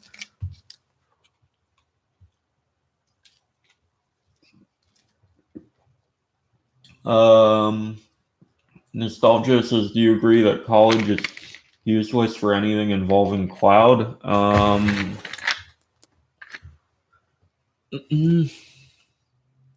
I wouldn't say so. I mean, like, if you have a degree, it can help with getting in like to industry jobs. Like one of my friends had like a 2.0 or 2.2 GPA, which is like, you know, D's get degrees tier, but he makes like 60K right out of college doing engineering stuff. So yeah, so it can land you a job if you like take the like interview or like the intern stuff and things like that. You can actually learn most of the stuff though on your own. Like they don't really teach like Linux stuff. And recently I've been trying to I've done like I spent like a few days messing around with data recovery. It's kind of interesting. A little bit afraid to make a video on it. Do you think it'd be illegal to publish some dead person's Harry Potter erotic fan fiction? Because a lot of people don't throw out their hard drives, and it's really quite easy to just run photo recovery and just look through their stuff. You even get like cached internet history things. Okay, maybe I get a little bit too fun. It's like reading somebody else's diary level type stuff. But anyways, Oh, 60K is pretty low for an entry cloud job. No, he's not cloud, and he's mechanical distribution engineering. So he just moves large objects, like really large objects, and makes like AutoCAD files and stuff for moving like things that weigh like 80 tons and up, like oil industry stuff. And that's starting, so sorry about the lag. Monkey3210 says trick code Q7. What could you change about yourself physically, emotionally, if you could? Oh, I get panic attacks, and I'm kind of medicated for it, which got me addicted to benzodiazepines. And we haven't prescribed them, so nothing illegal happening there, but that kind of sucks. Makes me less productive. Yeah. Wish that wasn't the case. Also kind of one of the affinities of why I love alcohol. Probably would have not started drinking so early. Can't turn back time though. Oh, Jimmy Caesar says it's illegal. Oh man, I got company server data though from like medical records and stuff. I know that would be illegal, but people really shouldn't throw out their RAID arrays if they work in IT. Really should not. And they definitely shouldn't leave their stuff unencrypted. There's probably some violations under law there for throwing that out. Yeah, but Bungie 3210 with photo recovery, you get to see deleted files. It's just everything. You get to rebuild partition tables, and it's kind of fun, honestly. But yeah, I'm not gonna release someone else's personal info, even if it is just Harry Potter erotic fan fictions, which are pretty fucking hilarious if you actually read through them. Oh my god, like. I can't get into the details because YouTube. There's some really just hilarious stuff.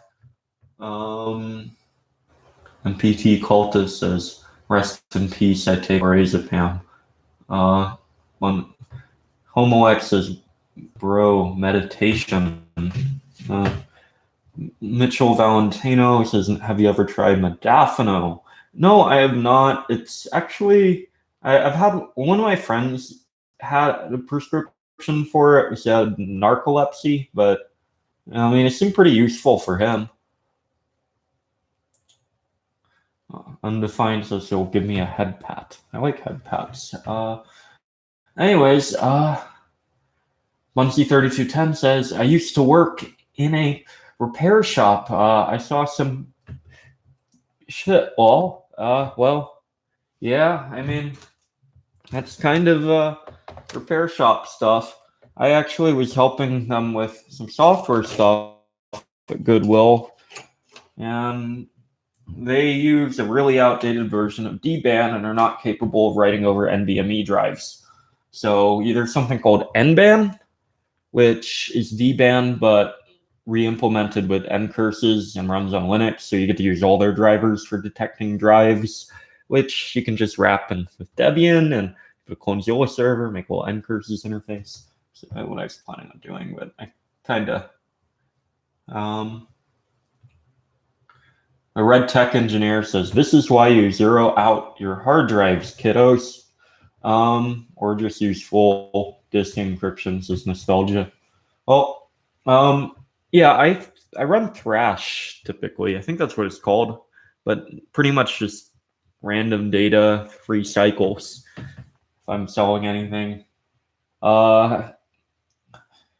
yeah, I mean, yeah, you really should honestly, or honestly just throw them out. Like, no one wants your 320 gigabyte hard drive from 2008. You know, you can just like, I mean, if it's something that might be, yeah.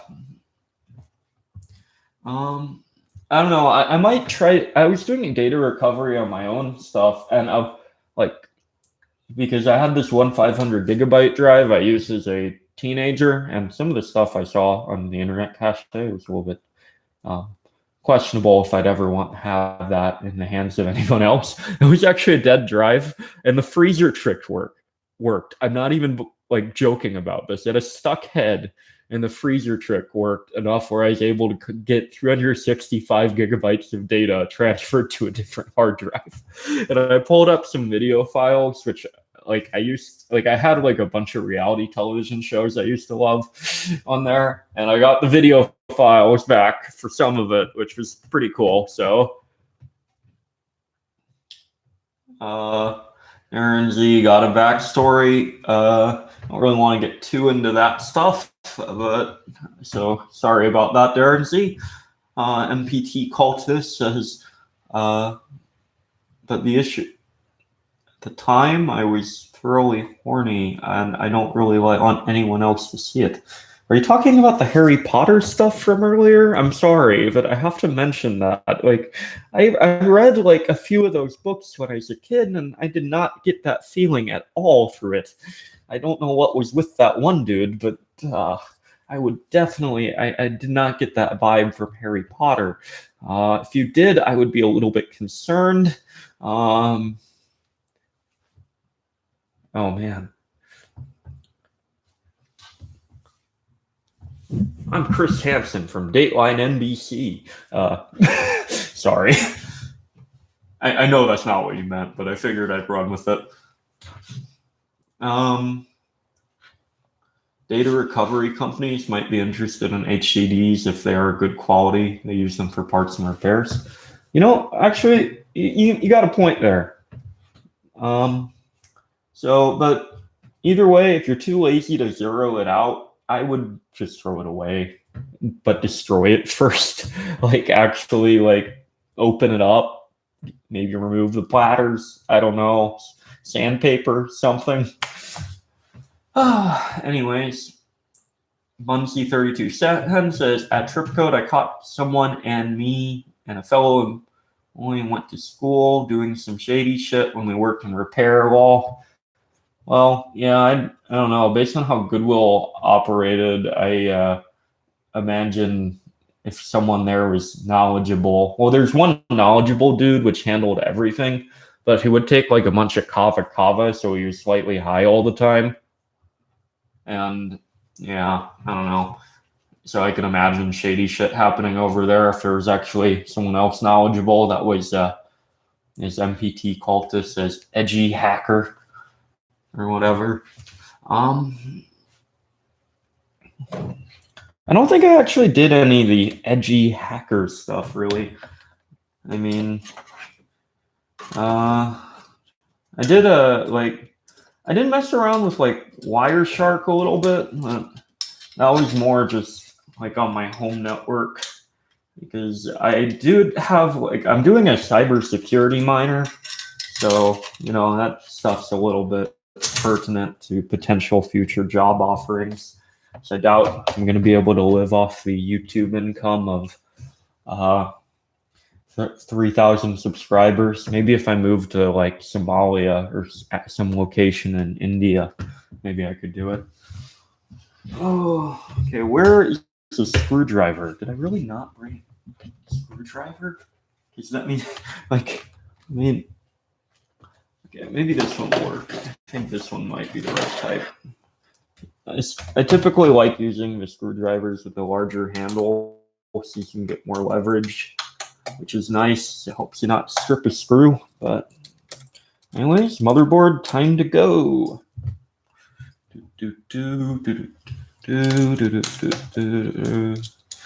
Okay. Darren Z, you're an engineer? No, I'm not an engineer.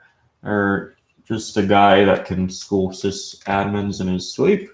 Well, I told you I'm an MIS, and which is actually a business degree, but I can do like some systems administration stuff. It's really not that hard. It's just like reading up manuals and things like that. Most of the time I have to double check everything though, which is probably why I don't make as many I don't know. I need to do more programming. Yeah, it's the cybersecurity minor. You actually have to do some programming stuff, but I've known how to program since I was a kid, so that's not really that hard. I think the only two programming classes in school were actually weren't anything meaningful was probably the second comp sci course. The first one was Python, but the second one had some data structures in it and things like that. And it was done in C++, where I actually did learn a fair bit in that class. And probably one, I'm trying to think of it. What was that? Oh, yeah, structural C programming class, which I'm not as good at, but it's still useful. I'd say I learned more in that class than what I would have done on my own in the given time allotted.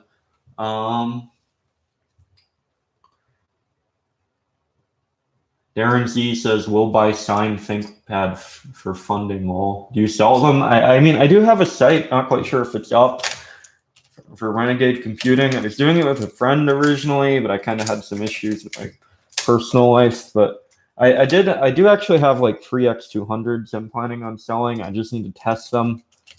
I don't like dealing with returns. I had one return out of the first 3 I sold, and it was a damage in shipping. So I did airmail, and it somehow came back. I tested it with I think stress or whatever, and this is going to sound sad, but I actually used Minecraft for stress testing video cards in older systems.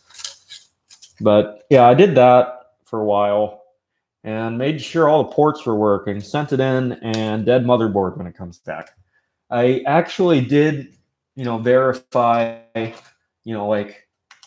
oh, does this checksum match? Did this guy mess up a LibreBoot install thing? I mean, not that I'm was super worried about that, but I went through all the hardware stuff and no, just dead. So my theory is airmail got stuck in a fuselage somewhere in the heat and something went wrong. But don't know. Just a theory about that. I wasn't able to do an insurance claim, so I got most of the parts were working when I got it back, so it's not like I lost all the money I spent on it. I typically make probably an average of $100 on each one I build, which is about like 25 bucks an hour. But most of the time I get like 80. But a few systems, like every once in a while, I'll get like a cheap X200 that just works out of the box, and then all I have to do is put parts in it, which cuts down on labor time. So sometimes I don't know. I don't really. And then if you actually count the money I lost on the return, not quite sure if it's profitable. Thinking about switching to a different model or maybe just doing something differently entirely. Oh man, I almost forgot something. Yeah. So PCB Way. They give out sponsorships like candy apparently because I got sponsored, but I figured I was gonna do it as like a YouTube video.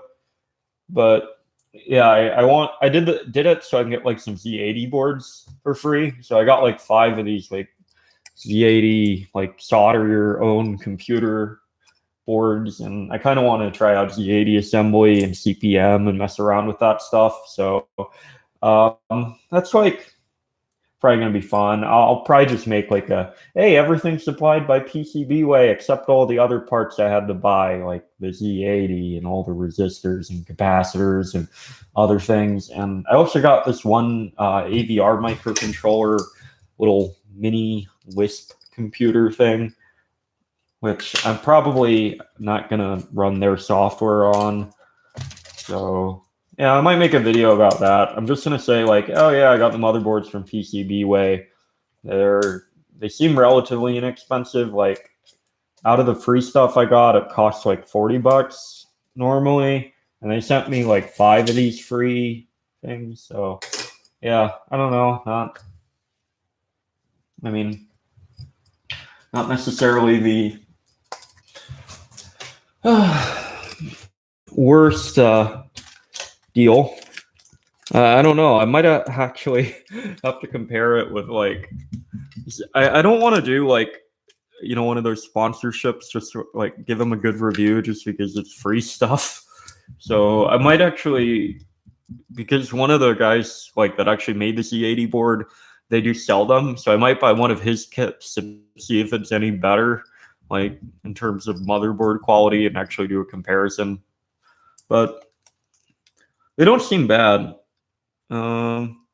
Yeah, so essentially this is the coffee stain board, and this is the non-coffee stain board, and this is the X200SU heatsink, and this is the X200S heatsink.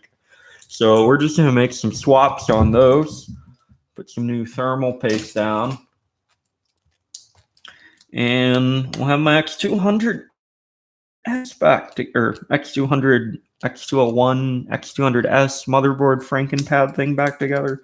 I don't know. That's like parts from 3 different Thinkpads, so whatever.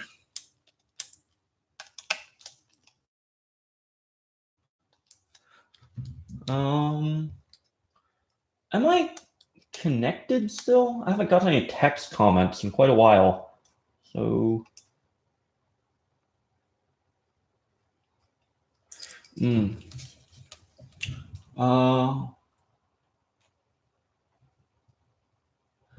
okay.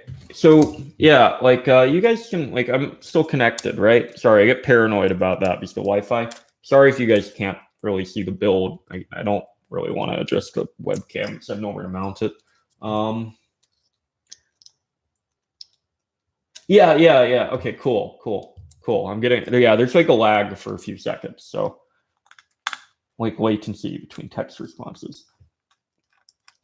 But yeah, like if you're dealing with like one of these boards, I don't know if this is like new, it says serviceable use part on this one. They generally don't do like new thermal paste. So this one, you can tell it's dry. And even worse, the thermal pad is kind of like got ripped when I was taking it apart. Don't worry, I can use the thermal pad on the other one. Oh god, this thermal pad's horrible. Oh god. But yeah, they don't replace stuff on these. So like in terms of thermal paste, they just kind of send you a motherboard, and I've gotten a dead one before, but it's pretty uncommon. So most of the time I just take it, and you can't really like test it until it's in the system. So it can be annoying. Most of the time it turns out fine. I've probably bought like probably 15, okay, maybe 20, because I bought a crate of used motherboards before. So generally, I'd say out of those and the ones I've installed, I've only had like 1 or 2 dead ones, and they were X60 boards. We're still getting the full 160p experience, says Bunsy3210. I'm sorry. My Wi-Fi is terrible. Which kid were you in high school? Oh, this is nostalgia. I graduated early. People liked me most of the time. I got kicked out of a Spanish class once and put in a different Spanish class, not because of grades, but because I pretty much told the teacher she was with a lot of swearing involved type thing and shouldn't be teaching with some elaboration. And but I think that's like the only time I got in trouble in high school. It takes a lot to get me to that point, but when you have to spend a lot of time with someone that's not very good at teaching, and in college you can drop classes, can't really do that in high school. So Naren Z says, why do you only do old ThinkPads? Why not do other models like a W530? I just bought one, came in Monday, buy an i7 CPU, 32 gigabytes of RAM. Oh, I'm actually going to do some 30 series videos soon. The thing is, I actually have to spend money on those videos. And I'm actually happy with most of the computers I own. So essentially, I'd have to resell the systems in order to keep doing it. I mean, I don't really make any money off like YouTube, so yeah. Nostalgia says, do you ever get burned out with computer stuff? Yes, I do, which is why there isn't a NetBSD video, because I do actually have one more is absolutely sick of it. I limit if I'm not in progress on a project within like 3 days, I typically, and I've like tried different routes of approach, I typically give up on it or get some new parts, find a new part or a new way to do it or something like that. So yeah, that's essentially what happened with the NetBSD video. Like I even got to the point where I was like, okay, we're done with 486. I don't have the right RAM. We're going to move to Pentium 1. And so, well, I don't know. I mean, Pentium 1 was okay, and then my power supply died.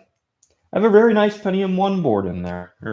It's a socket 7 board, so I could probably upgrade it a little bit, but I do have a Pentium 1 processor, like one of those that, is nice. And here, let me see if I can find it.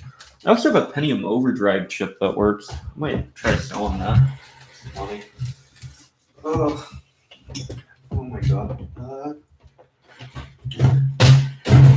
I'll have to grab some stuff.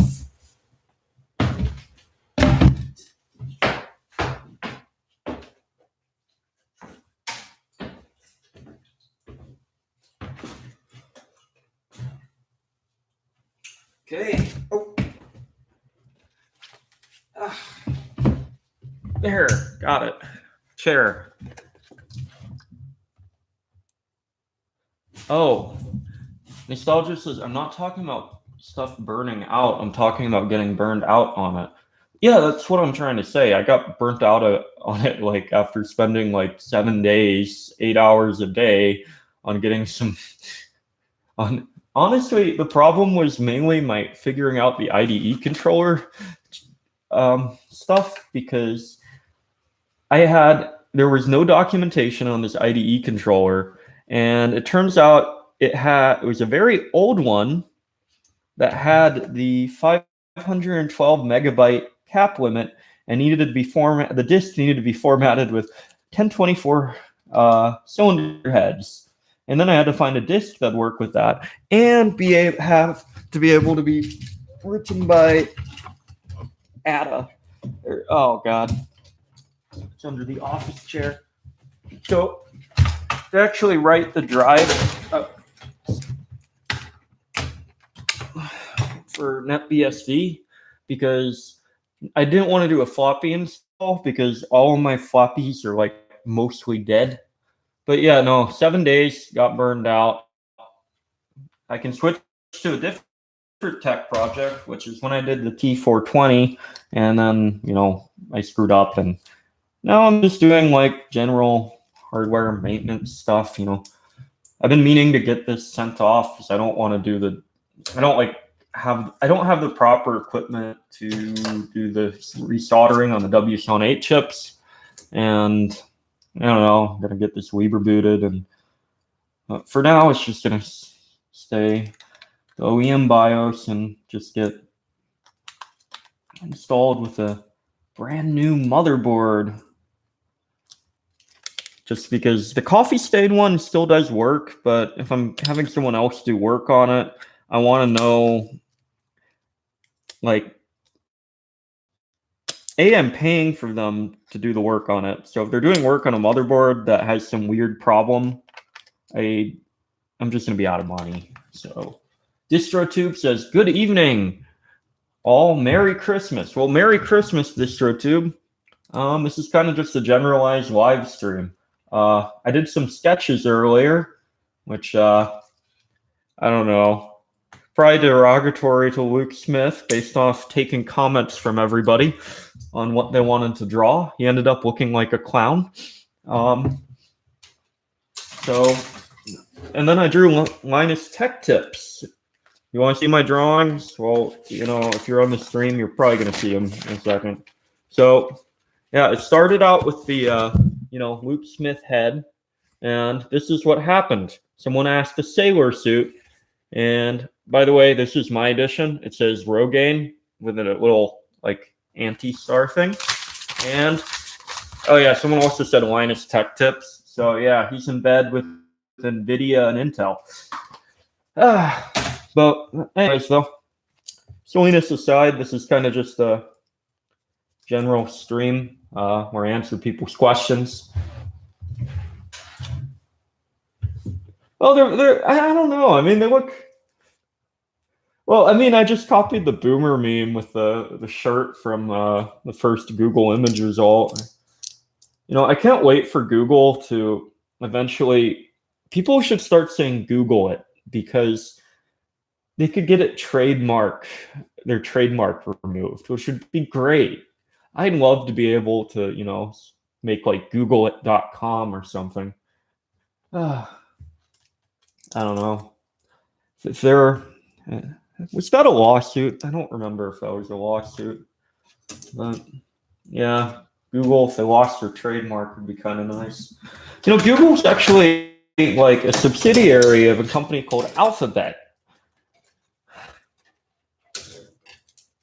It's kind of weird. Think about it. It's kind of weird how large mega corporations set up their stuff sometimes. I'm not a huge fan of that.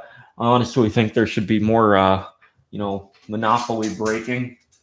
Free market works, but, occasionally you have to break up a monopoly. Like, Bell Telecom, for example, which I don't know if it got any better.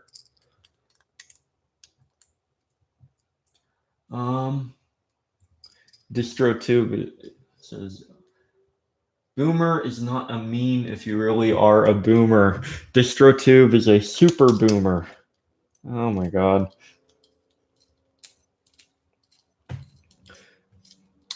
Well, I don't know. I guess. Wait. No, I mean, if you go by boomer generation stuff, though, you would have to be like 70 years old by now, right? 1950s, it's almost 2020. I guess it's still a little bit of a meme. D-Boy Ruff says, how cool can it be trying to guess these sketches in 140p. Okay, I'm sorry.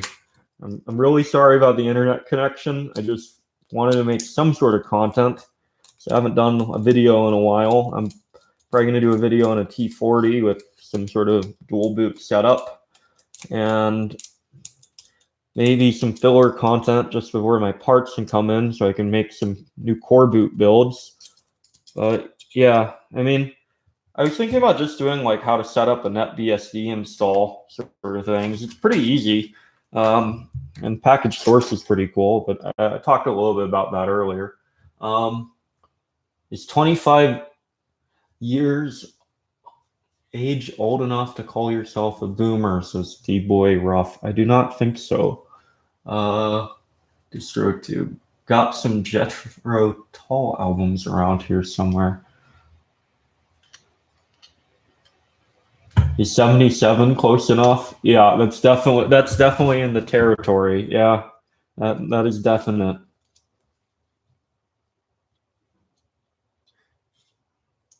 I do not know who Jethro Tull is. I would look, I'm gonna go like look them up on YouTube and bookmark them.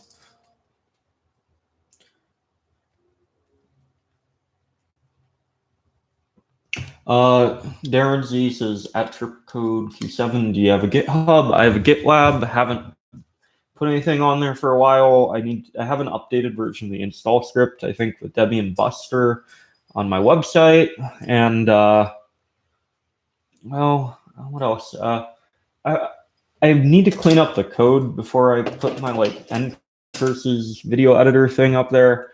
Rather than my website script for like tripcode q7.xyz messing up the / enters on my so there's a little program I wrote in C called nmenu, which is pretty convenient if you I guess I definitely probably fit in the Zoomer category. It's not still college thing, but and I didn't really get to use floppy disks that much until recently.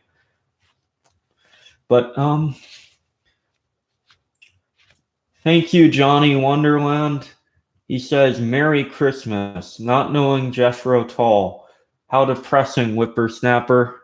Well, thank you for the $5. Are the DistroTube says, are there fake DistroTubes?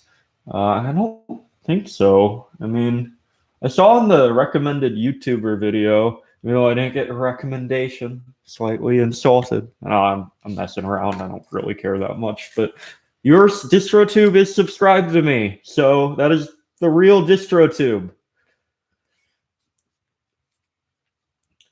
I probably don't make enough videos, or if it's kind of more hardware related, I guess. I do occasionally make like programming videos and stuff, but that's about, I don't know. I feel like that's like maybe 30% of my content, probably less. I haven't made a programming video in a while.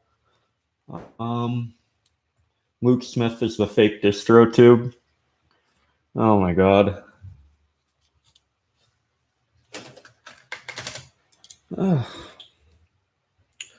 By the way, don't spill coffee on your Thinkpads. I think this is the bigger heat sink. Yeah. So I wonder if you guys can tell due to the low quality.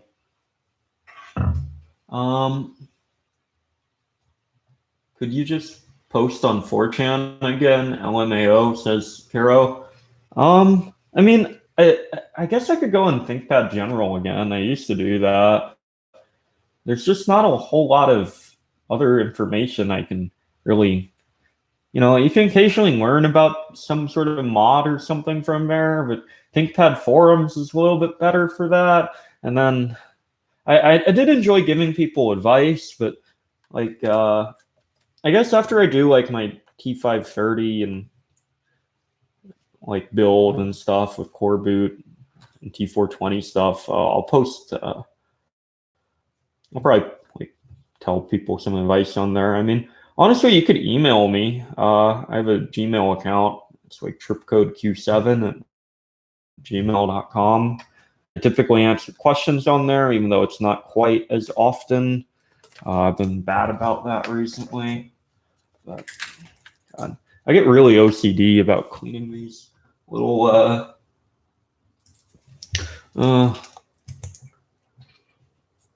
oh, post on 4chan. I'm in. Where are we going? Oh my god. DistroTube is gonna post on 4chan. Okay. G, I guess. Good on G. Wait while the alcohol dries off the, what's it called?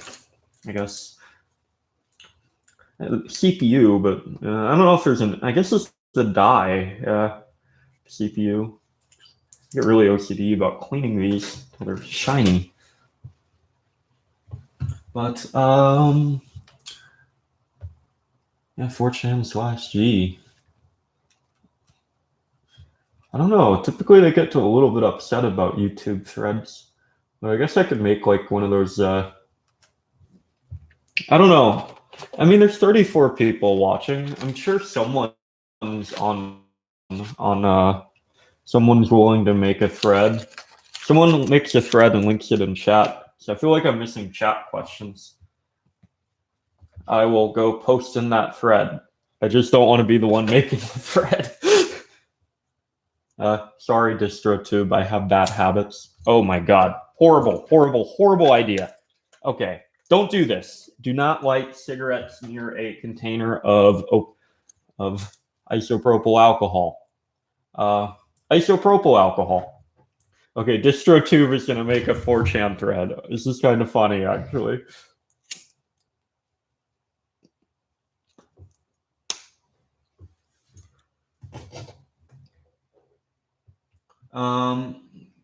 Get into Tuhu? I don't know what that is. Toho. Oh. I don't know. I mean, it does kind of fit in towards the sort of games that I could. I don't know. Like right now, I'm not. Like I'm going back to college pretty soon, but games are for when you have classes with attendance grades. There, you can just read the book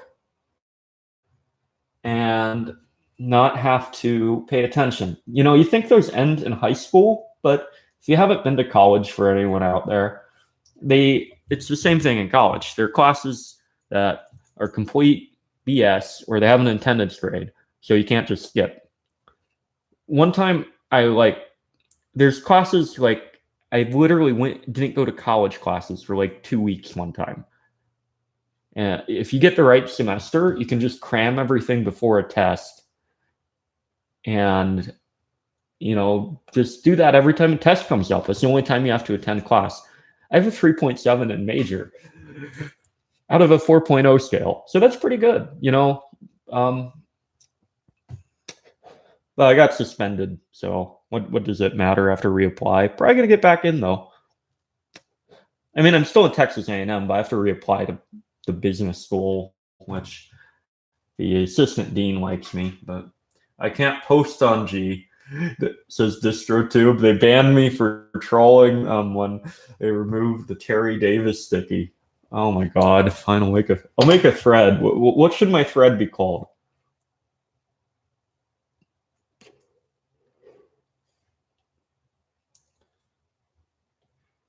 I don't know. I was thinking of doing like a troll thread saying like are cigarettes Weber bootable?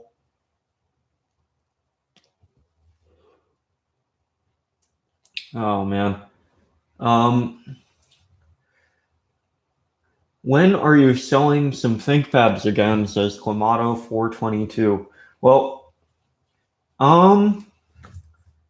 first I'm gonna upload a video, probably about that T43, T42 sort of abandonware / modern Linux combination.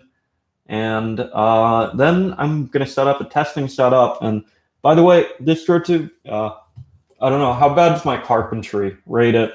Rate my carpentry since you're, I don't know. I used to, I made like a little setup with like so I can just move a testing monitor around. And I did like some there's a little soldering iron and brushed aluminum. Kind of dirty there, but I'm probably gonna do those 2 videos. So after I do like at least one of those, I'm probably gonna set this up as like the test bench. It should be, not this horrible NetBSD. Oh my God, spent a long time trying to get it to work on a 486 time until I got burnt out. DistroTube says you are about as good as Luke Smith at woodwork. I don't know if I should take that as a compliment or not. Is Luke Smith good at woodwork? I had to, I made this out of scrap wood. Like, it's a futon. It used to be a futon a bed thing that was cut up already. And the 2x4s I found in the garage from a long time ago. So it was essentially just miter saw, some wood screws. By the way, if you guys are ever doing like woodwork and haven't done before, pilot holes. You need pilot holes. Like I used to be in wood shop in like middle school, and if you don't do pilot holes on a project, you'll get it to split. So yeah. Darren Z, I can't. I guess I don't know how to improve the Wi-Fi. I guess I could get like a better Wi-Fi extender thing. I'm sorry. DistroTube, you should grep or awk sarcasm with a pipe. Man, I don't know. I kind of like sarcasm sometimes. What is a bigger meme with DWM, Gen 2, or NetBSD? Well, one of those is a Windows manager.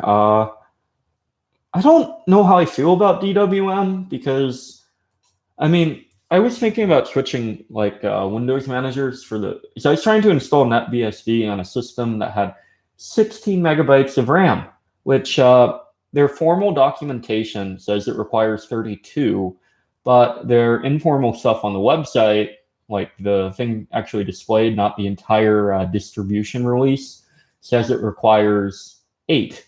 So that's a bottleneck. You have to compile a custom kernel to get it down to the 8 megabytes of RAM, which, after dealing with this is more of I guess Phil's computer lab type stuff for a long time, which it isn't fun to just play with jumpers on an undocumented IDE card to only find out it supports 512 megabytes. So then you can't use the pre-installed sets because they won't fit, which kind of gives you a very limited ability to compile your own software. And I don't feel like paying money to build a computer that is not as old as DistroTube, but older than me by a few years. So, and then I had a power supply fail. So I just I think Luke mentioned in an old video that he's working as a carpenter. Says Tom. Well, he's probably better at carpenting than me. I'm can really only use like a scroll saw, miter saw, drill press, and a drill, and a bandsaw. If you get me on one of those like sort of milling things, I don't know how to use them at all. So, and I'm pretty bad at a lathe. I know how to set one up and actually like use it, but it's embarrassingly bad. I am not good at lathes. I think Luke works in an office, says Kiro. You got a laptop from him. I think he was wearing a suit. Tom says, I hate dynamic window managers.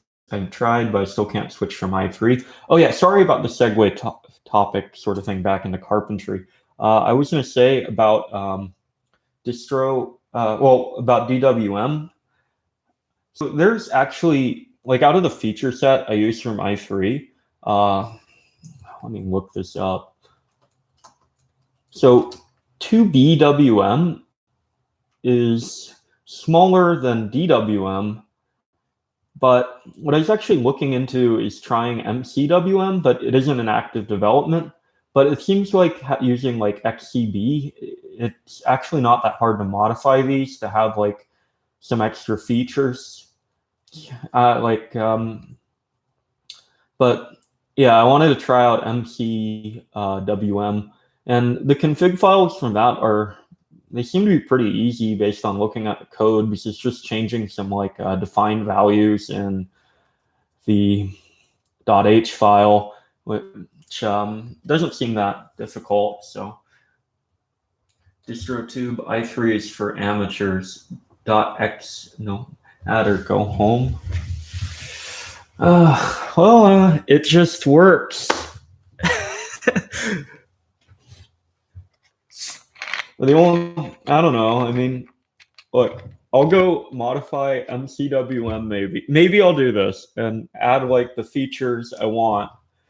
And then, I don't know. It's actually like making your own like Windows Manager fork.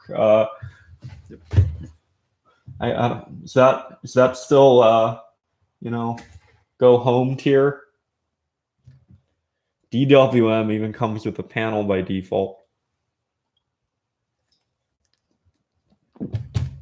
Oh man.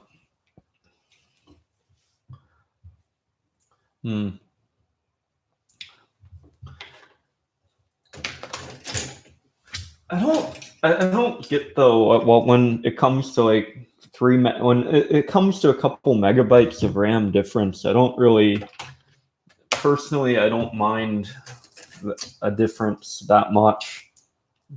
Maybe I'll change in a few years. I don't know, but it would be kind of nice to be able to like program in your own features and things like that, which is a lot easier when the code base is small. So that's an advantage to, I guess, minimalism and things like that. Small code base means easier to hack. Or I guess I'm using, what I mean, like make a fork of or develop or change to your own liking.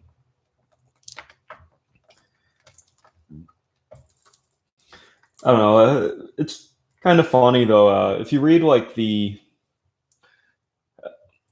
DistroTube, have you ever read like the Unix Haters Handbook? It's kind of funny. I think you might like it.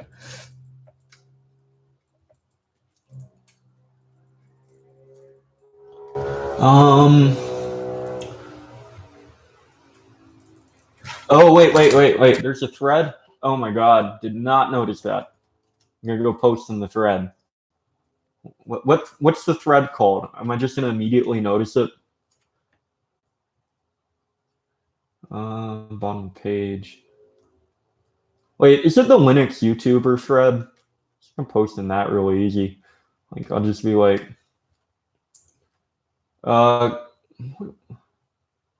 what's the line here? I'll just link my channel.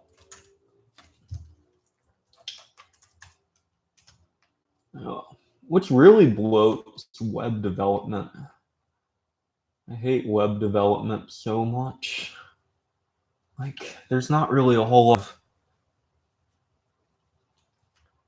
Oh, man. Web development. Hey, oh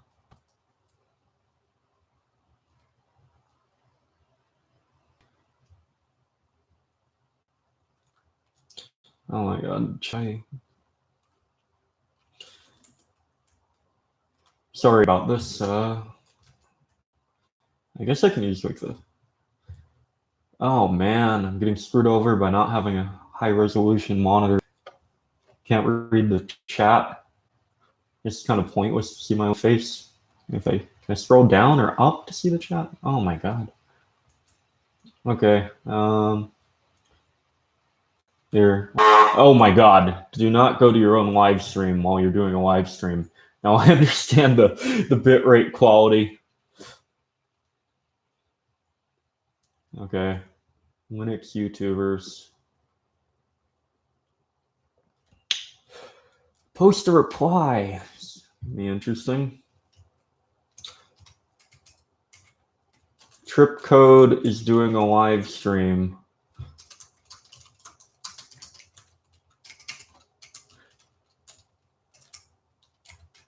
Totally not Tripcode.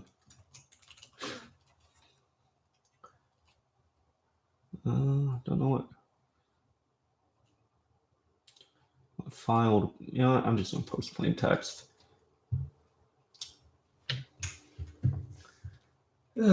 I don't know. I kind of want to make like a image board site, but I don't know how to advertise it. I mean, I made ones before using other people's code. Okay, I posted. Oh my god. Oh wow, I missed a lot of chat.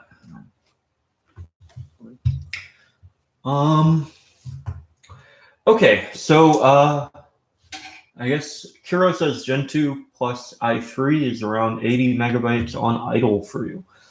Well, Kiro, out of curiosity, do you use Gen kernel or not? I'm just wondering because Debian is about like 200 to 300 generally megabytes on idle with i3, and i3 status and dmenu. NetBSD actually breaks up the packages, but yeah, I use Network Manager too, so that might add some bloat. I guess I don't really need Network Manager at the moment, but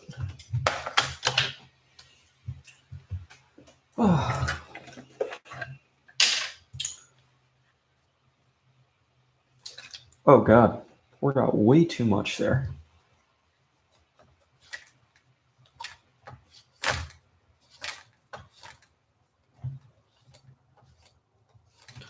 Okay, just clean up that just a little bit more, and I guess you can't see. Oh, Darren Z asked Tripcode, would you try making your own Linux from scratch? I don't think so, actually. I mean, like, there's a few projects I would actually like to do in terms of like I guess a Linux distribution. For one, there isn't actually a good one for really old systems at the moment that's constantly updated. So it'd be kind of cool to combine like package source with a pre-existing distribution. So like something, maybe like a really old version of Debian or something that still has drivers for some of the old computers, but yeah, I don't know.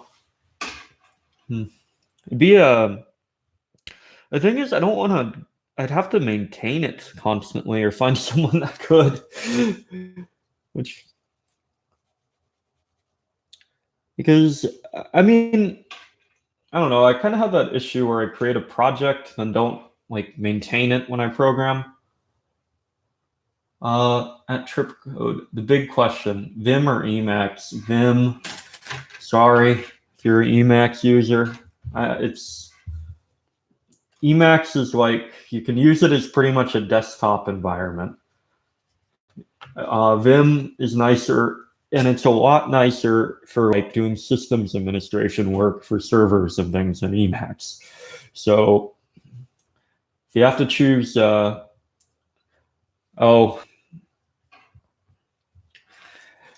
Undefined says cough cough MMX Chan. I could bring back MMX Chan. Oh, unfriended. Oh no. I don't know. I'm already used to the Vim key bindings, and it works. There's no reason for me to change.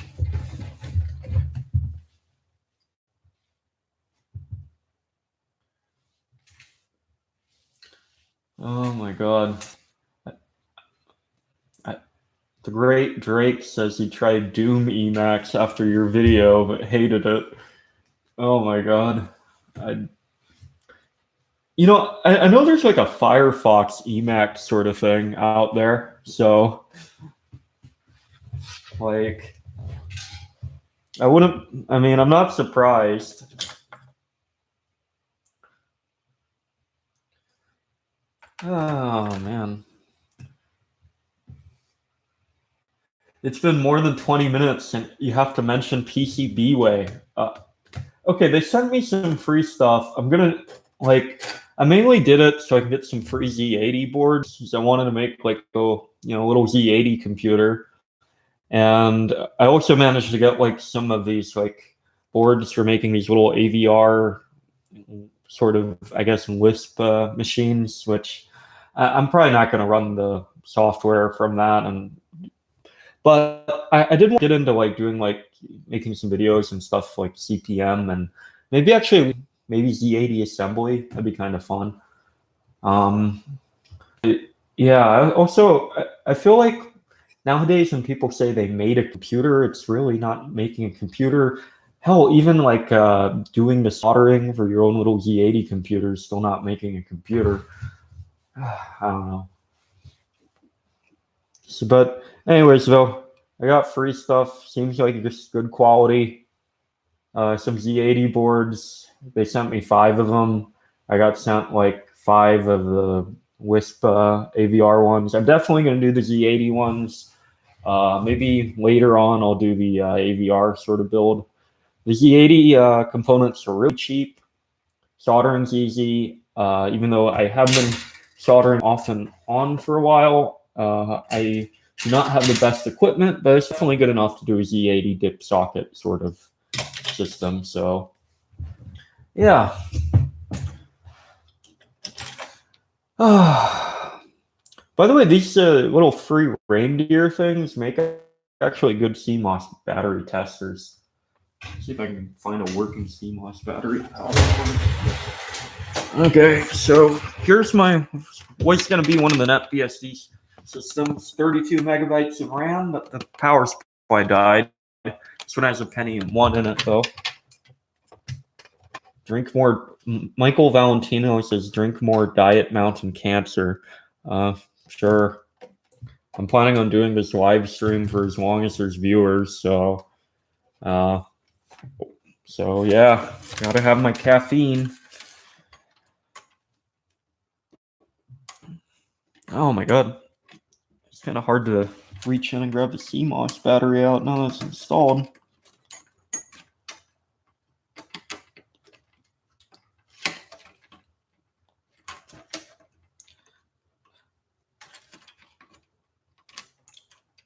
Oh man, I might need like a flathead screwdriver or something.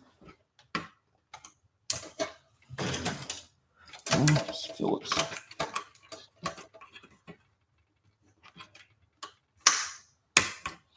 Okay, I'm gonna be here looking like an idiot for a bit, trying to get a CMOS battery out of the 90s system, which I actually put in a bit ago. Old plastic, you gotta love it.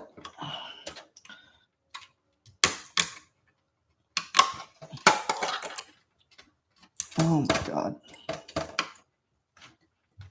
Yeah, I definitely need a flathead screwdriver. Find one here. Flathead screwdriver. I have a full set somewhere. Just need to find a really tiny one. Oh, I found one, but it's out of reach. Okay, just gonna use this like foam the laptop motherboard came in.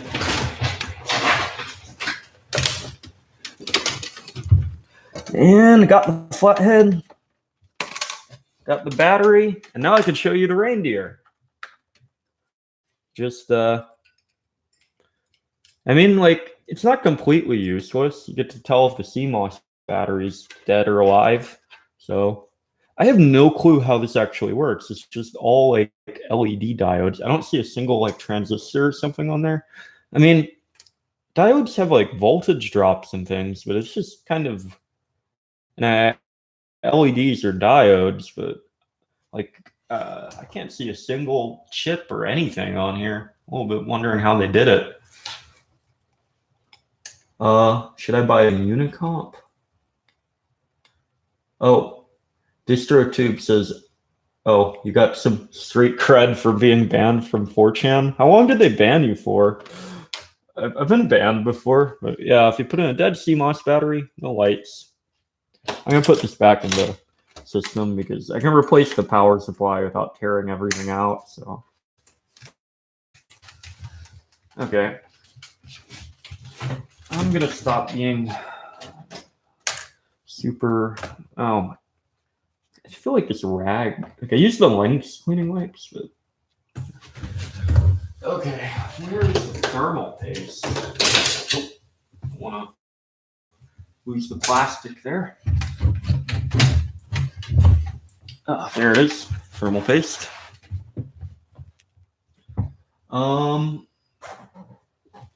Let me double check. Oh, you're talking about the Unicomp mechanical keyboards. Sorry, it took me a second. I don't know. I've never owned one. I've had an IBM Model M before. That's pretty decent. So maybe, I don't know. I mean, I've never bought one. Can't give you an honest review. I heard the TrackPoint ones aren't very good, at least compared to the original M13s. And I had a M13, and there's actually two types of Model M13 keyboards. You can watch. I made a video on it, but yeah, the Type 2 ones are better. So, anyways, okay. Methi Quick says, seriously, don't you gather you hair with a hair tie or something? I mean, keep it out of your face. I mean, for a while I had a clip, but I don't know. I mean, it kind of got annoying. I feel like I get a lot of hair questions.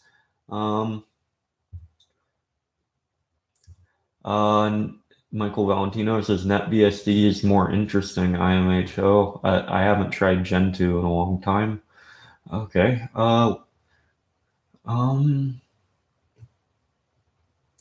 DistroTube uses a E535 as a C matrix server. Huh. Not know that. Michael Valentino. I miss the old days of Infinity Chan's tech board. That was some hardline Linux autism at its finest. Yeah. I haven't been on that. I used to post on Lane Chan. It was okay, but really slow. Their whole Lane Zine thing, I feel like is a little bit lacking in quality, but the board was okay. Had some interesting topics. Just really slow. I really need to clean this desk.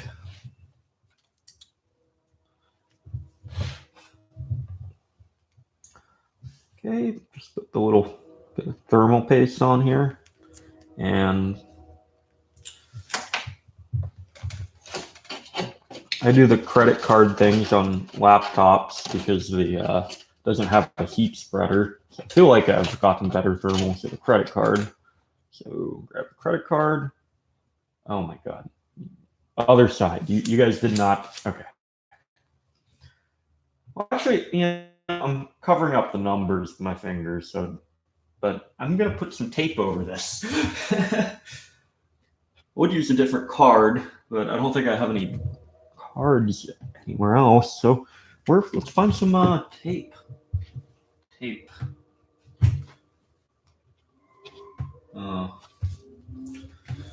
There's some electrical tape. Just gonna put that over here.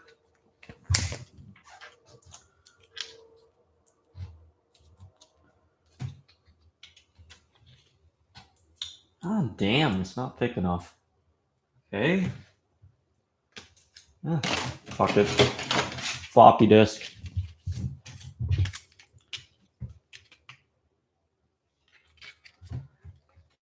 And I don't know, you get like a lot of dead sectors on these old drives. Yeah, that's too big. I don't really know what to use here. You can't just be like, oh man.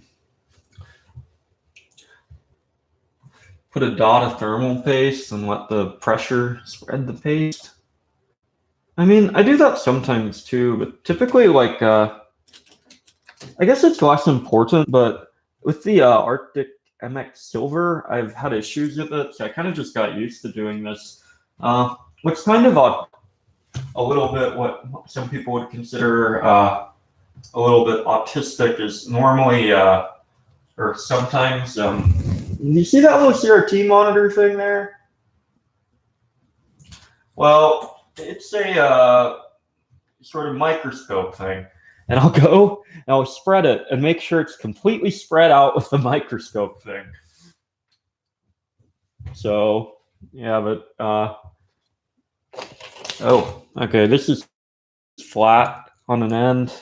We use a lighter. Probably not the best tool for the job, but just make it thin as possible and spend a long time doing it.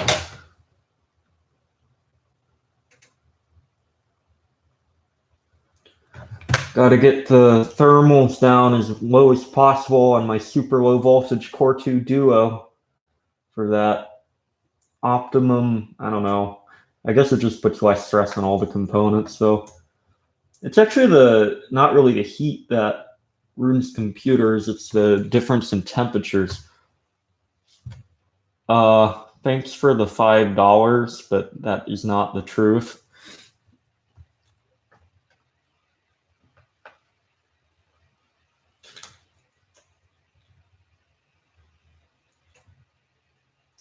Okay, just gotta smooth this out. Probably smooth enough.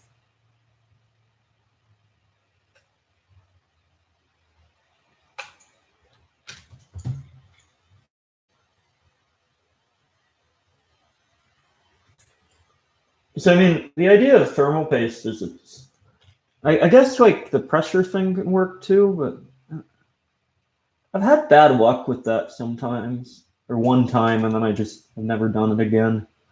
I've always just done this.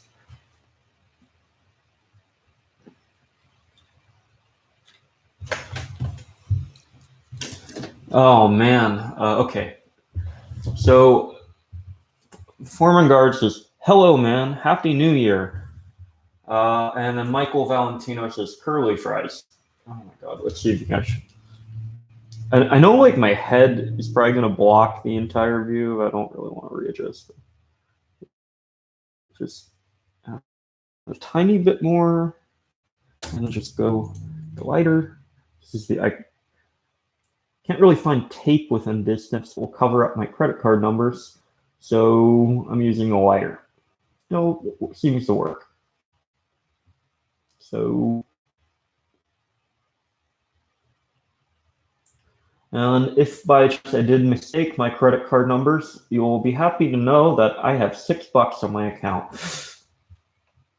Because I am not quite a NEET, close to one at the moment, but I'm going back to college soon. And in the time between, I have just used the credit card for money. Horrible idea, but I don't have any interest on it because it's a student credit card. I got a really good deal on it.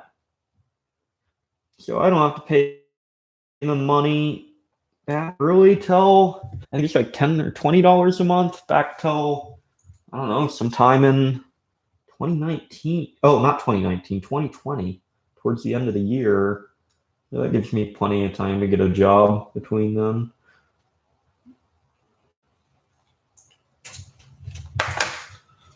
Okay, it's probably good enough. Then we just put this back into here. So, and you gotta be careful about the tensions on this. Okay. Undefined. Oh, god damn it. Sorry. Clock Kef Freakin says, "Why aren't you more popular? The content's on point." Well, thanks, but I actually don't make consistent uploads, and I don't do like intros or thumbnails often, so I don't know. I mean, it's okay. I mean, I'd like to be more popular, maybe, but yeah, I mean, I don't put a huge amount of effort into video editing. It's more of a hobby thing for me. Do you have plans for New Year's Eve? Are you going out? Well, okay, so Are you going out? Staying in to watch? Okay, okay, that's a little bit mean, but live streaming, robo tripping. I'm definitely not doing that. But something else. If you don't know, that's when people take a lot of DXM from cough syrup, and it sounds like a horrible time. So might be wrong, but I'm not willing to try it. But no, probably it's just gonna be what I pretty much do every New Year's. Have a little bit of alcohol, stay home with family, wait for, or at least stay home with family around when it turns midnight in Korea, and wait for a phone call from my grandparents and my uncle, and I talk with them for like an hour. So yeah, pretty much every year, normal holiday sort of stuff, I guess.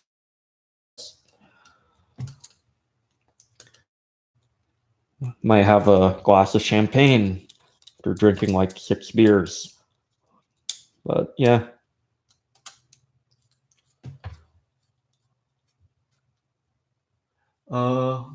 Michael Valentino says you should live stream more often. I probably will, honestly. I mean, it seems like live streaming content's a little bit easier, but I need to be doing stuff between, or else I don't really have much to talk about. So, and then if I'm doing stuff, I could make some extra videos, but the main thing is 2 of my projects that turn out finished, and I have to order parts. So, and I haven't made a video in a month, so kind of need to at least make a video a month at least. Figure out a live stream. Michael Valentino says, "For real, Trip, I really enjoy your channel. I have to go now. Thank you, and thanks for the great content. Merry Christmas and Happy New Year's." Well, thank you, and Happy New Year's and Merry Christmas too. DistroTube, I think you should do an epic 24-hour live stream to ring in the new year. Maybe I could start like at mid. Hard to do. I could do a 24-hour live stream, but it'd have to be like on January like 1st to 2nd, not on New Year's, just because like I do actually value talking to my family. So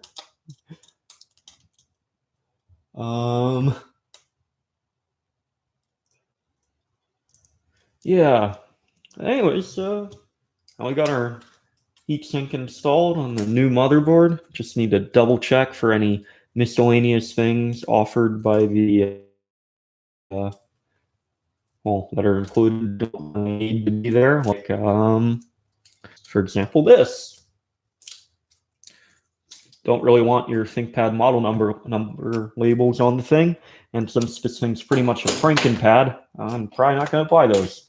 Oh, those might be a MAC address, but whatever. Let's see what's on here. Got MAC address, a few other stickers. And okay, let's see. I need to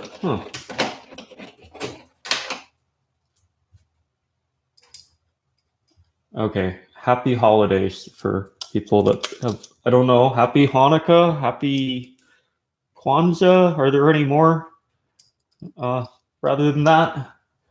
I don't know.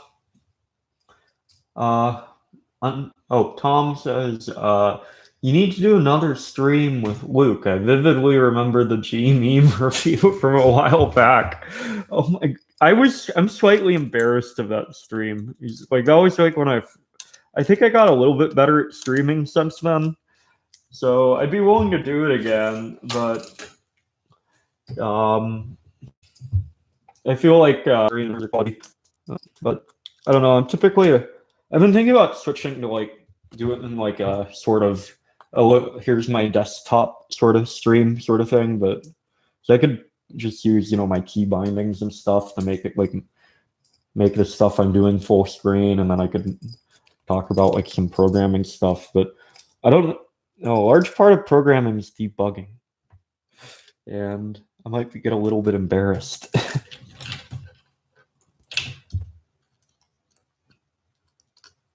Especially like on how I write code. It's not quite the most elegant generally. It's more of a let's notch it off how you go, then let's rewrite some stuff and eventually come up with something that works.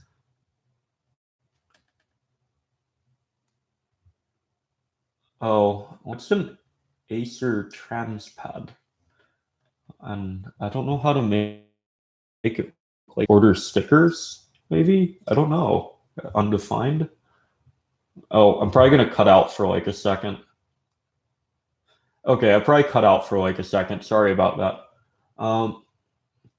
Cloak frickin' but do you know where Luke's?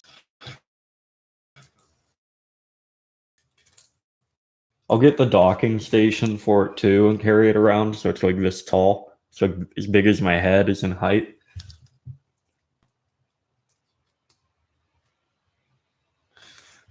Oh my god.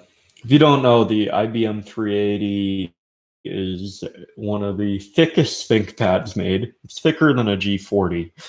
A G40 is a Pentium 4 desktop processor to ThinkPad, but it was made in the 90s. So it's a little bit slow for today's standards based off the fastest thing you could put in it's like a Pentium 2. So I mean, it might be usable. You know, you could use like W3M for web browsing. There's a Python API for posting on 4chan, and it'll definitely compile your C programs. So, I mean, what else do you need, right? I mean, a Wi-Fi card, you could get like a PCMCIA one, maybe. So if you actually go around with some routers with a really old Wi-Fi card, you can slow down everyone's connection because and also the best part about it, since it's wireless transmissions, it's like a hub, not a switch. So just do that. Start down, like open you up your like trans, and just make everyone's Wi-Fi slow, like a cafe thing. It'll be wonderful. Like little MacBook Airs that hang out there all day. So I'm sure there's people like that in real life, and then just drop their Wi-Fi speed. Should be someone's new mission in life. Probably not mine, but if there's any volunteers, you can hang out at the Starbucks. Also, you have to buy 1 cup of coffee in the morning, cheap as possible, and then like go to the bathroom and then refill it with your own coffee that you brought from home.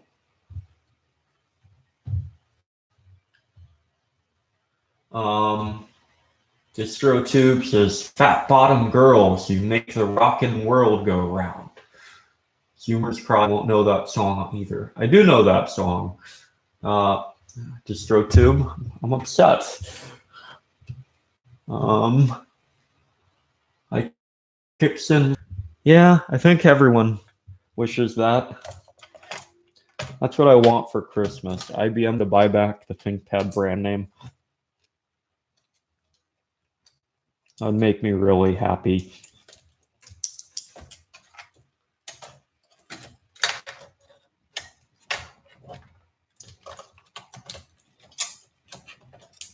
Make sure there's no screws laying around and put this back in.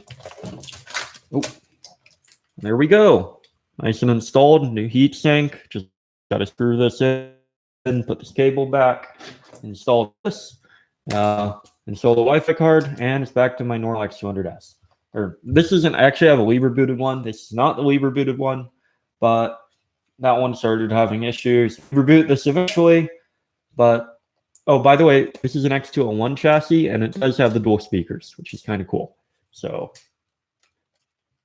yeah. Okay. I really wish, okay, be looking out for some fun Linux vids from me in the future. Okay, you know what? I'll check out your channel, actually. I think it'll come up. Just copy. Go to YouTube. Go to paste. Oh my God, your first video is reacting to cringy MacBook unboxing. Oh, hey, just as an FYI, I actually snuck into Mac store with a camera and film the boot up time from a cold boot. And if you actually disable this,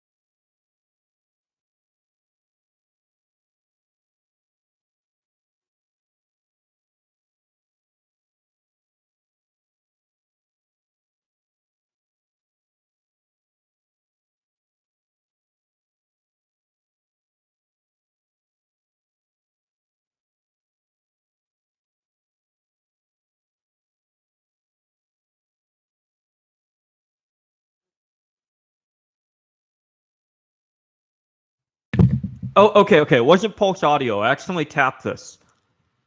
Okay, sorry about that. Sound is back. Okay, I don't know how long it was uh, going for, but Clockheck Friction has 8 subscribers, and his one video is reacting to a cringy MacBook unboxing, which is cool. But or maybe he has more videos. I don't know. But yeah, if he's, I'm gonna subscribe to him. I'll check him out, see if he wants to, if he does anything more. I can't really watch that video right now. Sorry.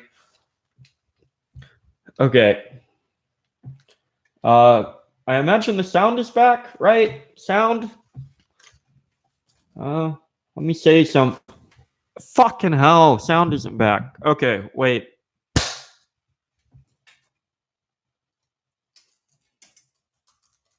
Is the sound back? Okay, cool. I don't believe you, DistroTube.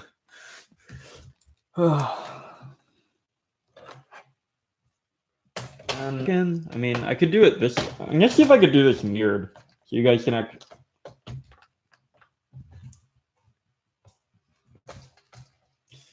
Okay, let's see here. Okay, let's see if I actually can't see what I'm doing right now, but well, I mean, I can see, but it's all mirrored. I've done. You guys can see it in the live stream now. I just have to like look at my live stream feed to kind of get where to position the screws. I mean, all the motor controls are backwards, but I think I can do this. It might take me a little bit longer. Undefined says I cursed and lost PCBWay as a sponsor. Oh my God. I mean, all they did was send me free PCBs. I mean, it's kind of nice, but like, I mean, I like that. I'm not even a soldering work channel. Like, I should probably start doing that if I'm gonna keep doing hardware videos. And I run out of like things to do soon. Like after like I cover like the like 20 and 30 series more than the 40 series, I'm like out of relatively cheap electronics videos or Thinkpads, unless I start going to like really old ones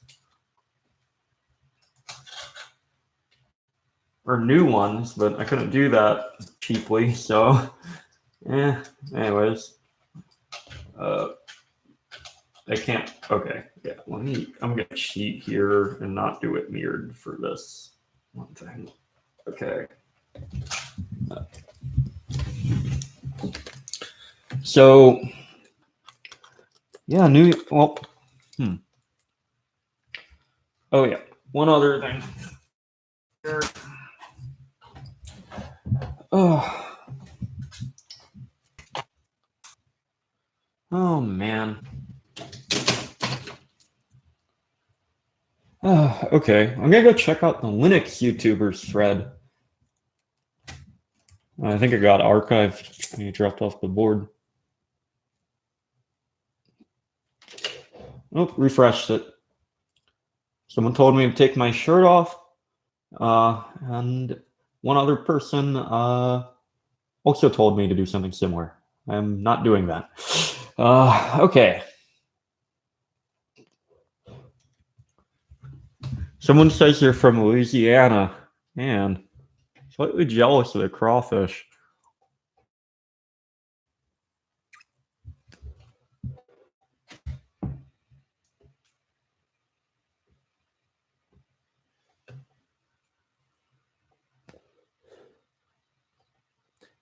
Oh man, DistroTube. I don't really like. I feel like if I repeat that, it's gonna make it worse.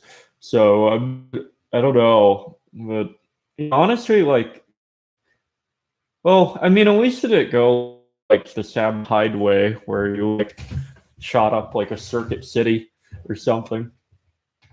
Oh God, they actually made like a mugshot. It's kind of funny.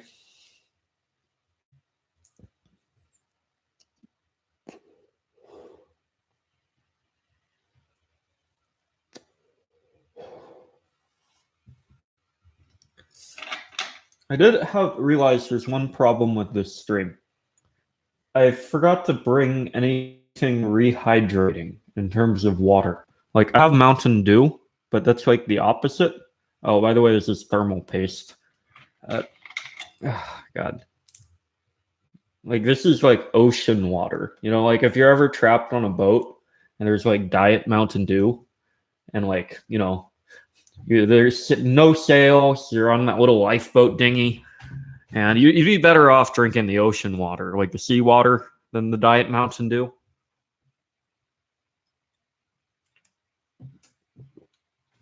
Oh.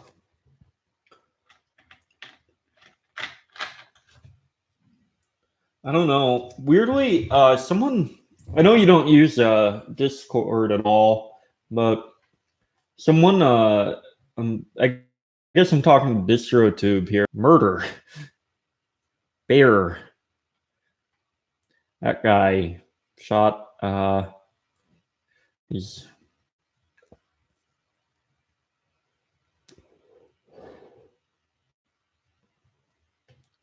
connections. Okay, connection's not unstable, but yeah, I mean, like, you think he got like 45 years?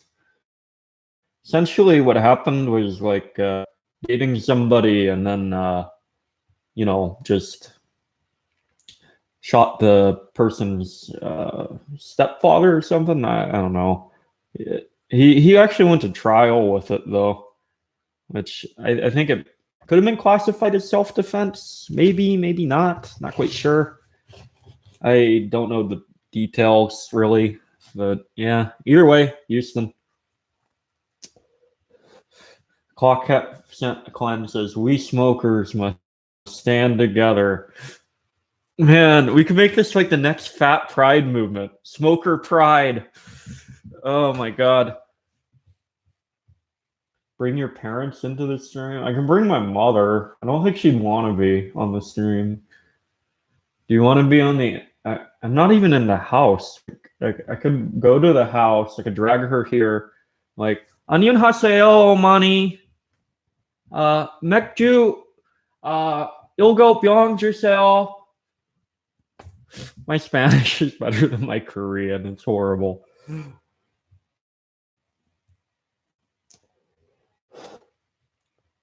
담배 주세요. 하나 담배. Oh, I just asked for beer and cigarettes. Oh wait, can I say foreign curse words?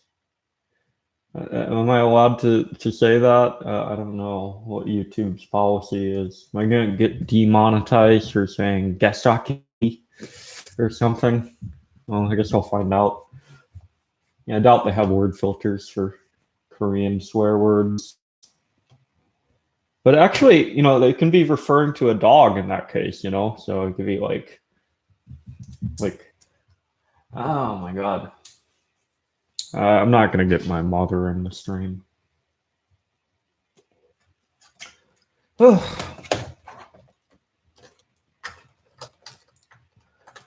don't know. It's an interesting streaming setup I kind of wanted to do at one point was I guess this would be a little bit ridiculous, but use like VHS cameras and do like coax, so like cards and TV tuner cards, and just have the two. Like, I actually have to get guests, get a van, drive out to some place, be like, "Hey, want to go on my stream? It's about Linux." Oh, I wish you a Merry Christmas too. And Quack does bid me have to come back. I'm like, man. Actually, oh, DistroTube. Oh, it lagged.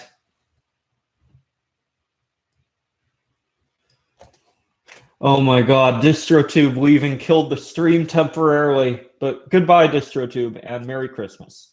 Have a good one. But I'm gonna keep streaming for a little bit, and probably I am gonna go get some water, and I will be right back because I'm really thirsty at the moment for something that isn't Mountain Dew. So, yeah. Right back. Oh, here. Wait a minute. Wait. Since I don't have a stream, it's gone.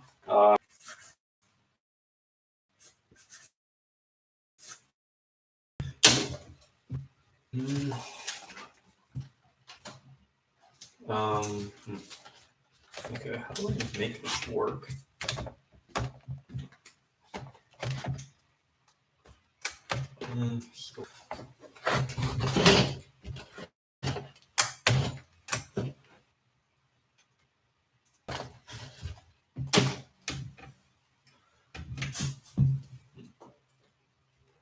Okay, we'll be right back. There we go. It's up there. You can see my horrible, messy desk and room.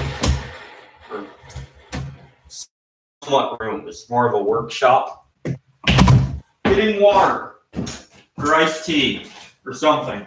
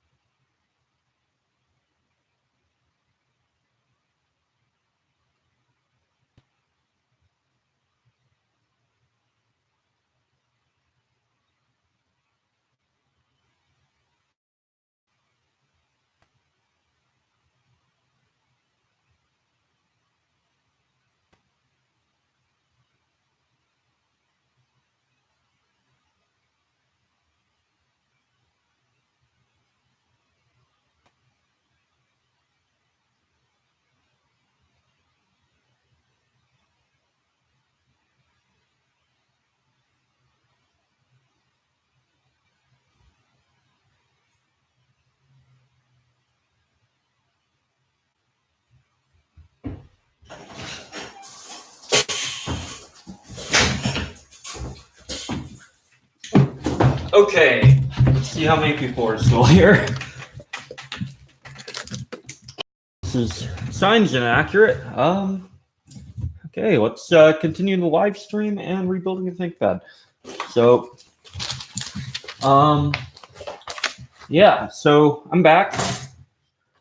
18 people here. That's good. Merry Christmas to everyone here. And, oh, hey, Alan Gomez.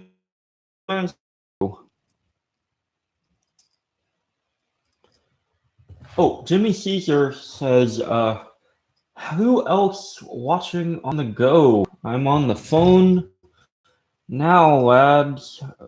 I don't know. Mobile data is kind of weird, and I mean, honestly, like I guess like the Librem phone thing is out there. I haven't really looked too much into it. And they have like that Pine phone thing, but I really want there to be like a mainline Linux distribution phone. I've considered I've had ThinkPads with WSON or not WSON 8. I mean I had 4.2, but with Gobi 2000 cards in them, which is a WLAN card, and those are quite nice for a few reasons, but I don't know. I was thinking more of like a solution I could turn on and off. I mean, you can turn those off, but there's not like a hardware switch. And Linux lacks a lot of support for GSM cards and things, which is a little bit annoying if you want to have like an on-the-go system. I did solve the battery life thing with the X200S, which is get a super low voltage processor and 9-cell battery, and then you can get like not quite smartphone tier, but definitely good battery life, like 8 hours. Oh god, this is like the hardest screw to get in. Nokia S60. I don't know what that is, honestly. Sorry. I know about the N900. They have like something called I think it's postfix or something, or they have like some sort of like ARC-based distribution for phones. At least I think it's ARC-based. Not exactly an expert on the mobile sort of thing. I've used Lineage OS before on a Note 3. That's actually like months ago. It was a pretty good setup. It makes it quite speedy. And I lost a screw inside the laptop. That's something you don't want to do. And then you have to shake the laptop around till it comes out. It's not ideal. I mean, so it will actually, like, you can short circuit stuff. Okay, got it. Fell on the floor though. Just isn't exactly ideal, but whatever. Anyways, we'll use my screw mug. One of my fans sent me. Oh, they also have a Luke Smith drawing on it. And this was off like MMX Chan from a long time ago. Someone drew me. Just kind of, I kind of like that picture. So, but yeah, it's a screw mug.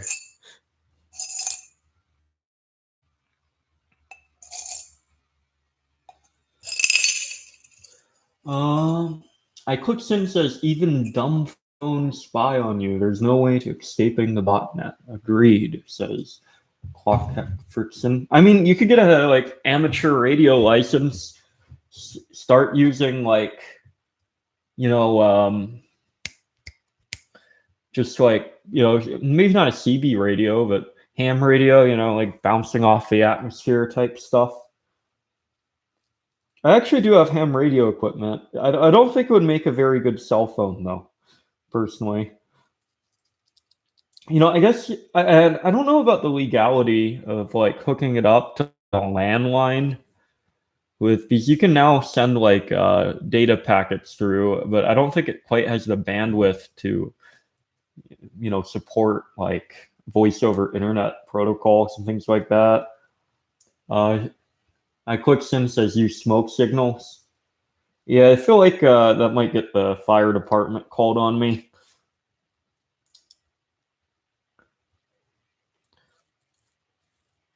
Okay, sort through the screw pile till we find the right screw or go on the floor and grab it. Oh, found another. Okay, there we go. Wait, fuck. Okay, I'm dropping some of the screws. Every once in a while I have to go through my floor and go look for screws. It's not ideal. But typically I have like a surplus of X200 screws.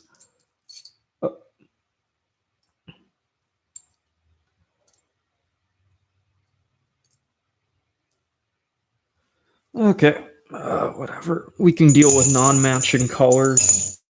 I mean, it's the internals of a laptop. I don't take a look at this that often. Right, is this the matching one? Ah, damn. We're going to have slightly different shades of silver. This is a travesty. You know what? I just can't do this build anymore. I can't. Slightly different shades. It's terrible. We're just going to have to call it quits here, folks, on the X200 rebuild. With these different shades of silver. Oh, fuck, I dropped it again. I fucking hate this last screw thing. I wish... The screw isn't even fucking magnetic, which is the worst fucking part. Slightly magnetic. It's like fucking impossible to get out of the little fucking hole in the laptop motherboard.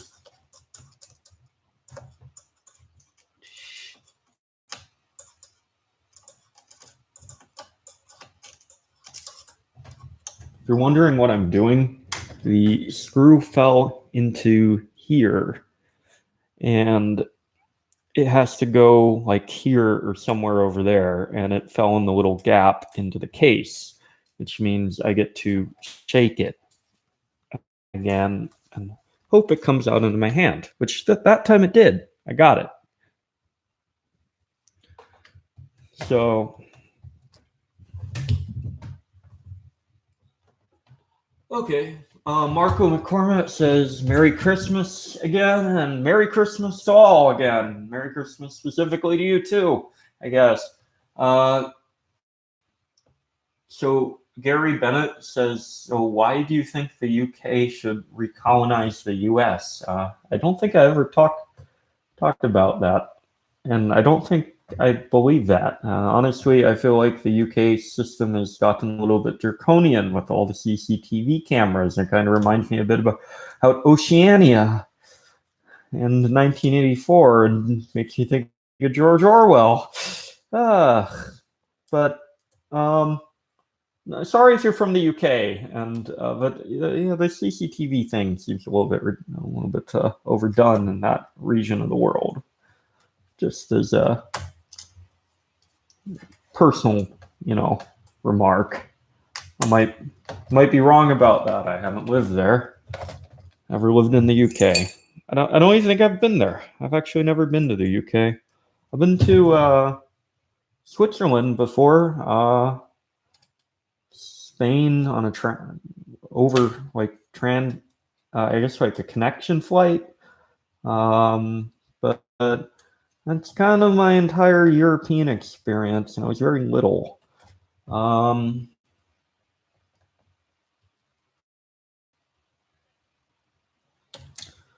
Undefined says CCTV is great for everyone. Oh, except for people that the government doesn't like, but yeah.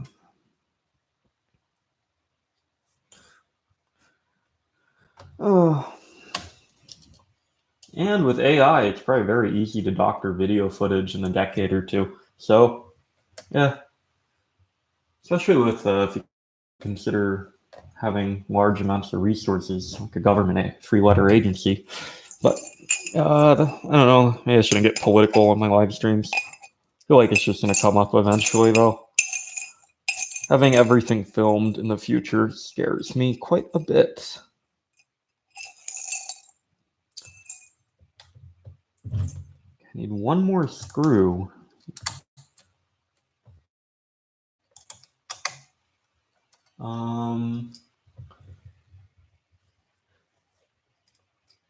Yeah, Clock Sefrin says the government in the UK is treating us like kids, and he does not like it. I haven't lived there, but that is kind of the inner impression I got. But don't really pay too much attention to UK politics. So, I don't live there, and mainly because I don't live there, and I don't even pay that much attention to US politics. So, why would I pay attention to politics in a foreign state? I guess. Why is the quality? Oh God, I don't know. So, oh, you're talking about the video quality, and are you saying I'm using a ThinkPad 1400? No, It's because it's over. It's a Wi-Fi bridge. Like I wouldn't be able to stream at all here if it wasn't for that Wi-Fi bridge thing, and I need to get a better Wi-Fi extender sort of. Fucking hell. Same screw hole. Third time in a row. This happened the first time I built this thing too. I mean, with the installed motherboard in it. I mean, I guess I did build the things. It's just spare parts put together, but it took fucking forever to put that damn screw in.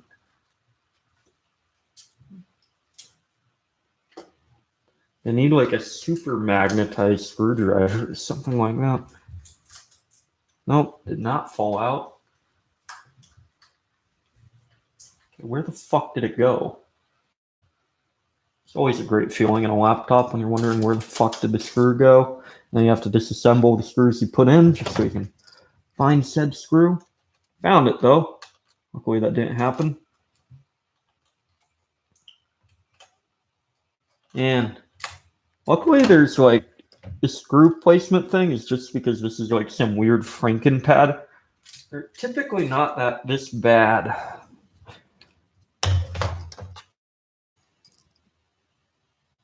If I just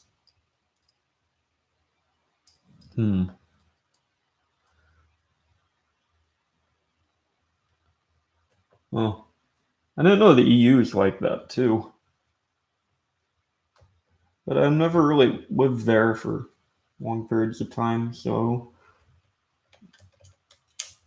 Oh, fuck.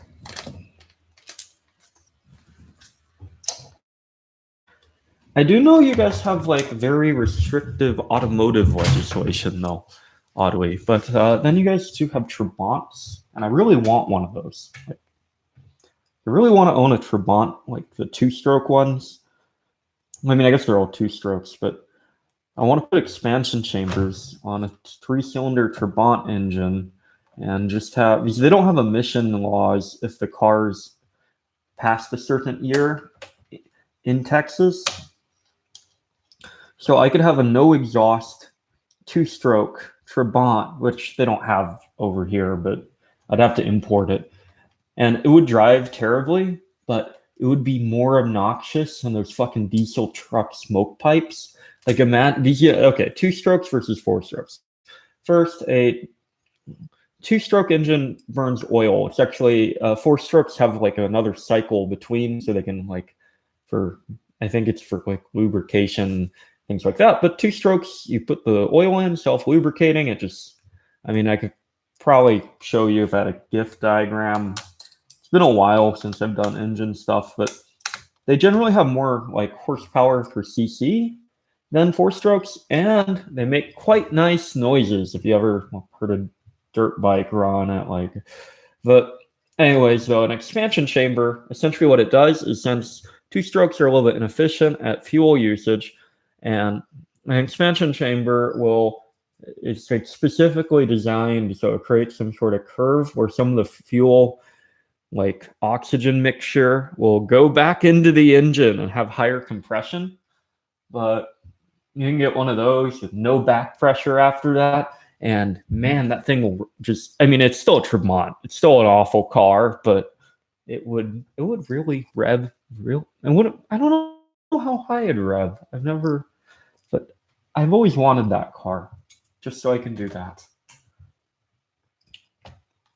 Just no exhaust system or muffler either. I'd have to carry like a set of ear protection stuff in the car whenever I drive. It'd be amazing. I like Louis Rossmann, but I don't really have like a role model. I kind of just do my thing, you know? Like, I mean,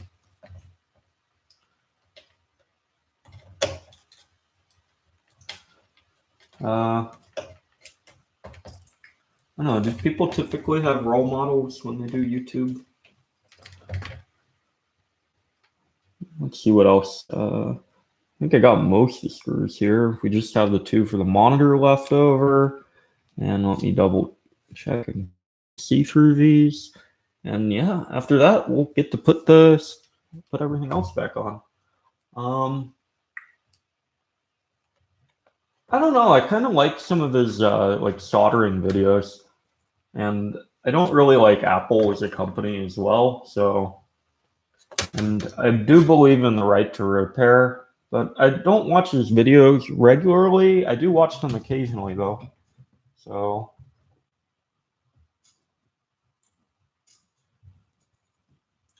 you know, oddly enough, some of the soldering tips, not from Louis Rossmann, I can't remember the channel name, but it was some guy that did like cartridge, like he would reprogram like NES and SNES cartridges.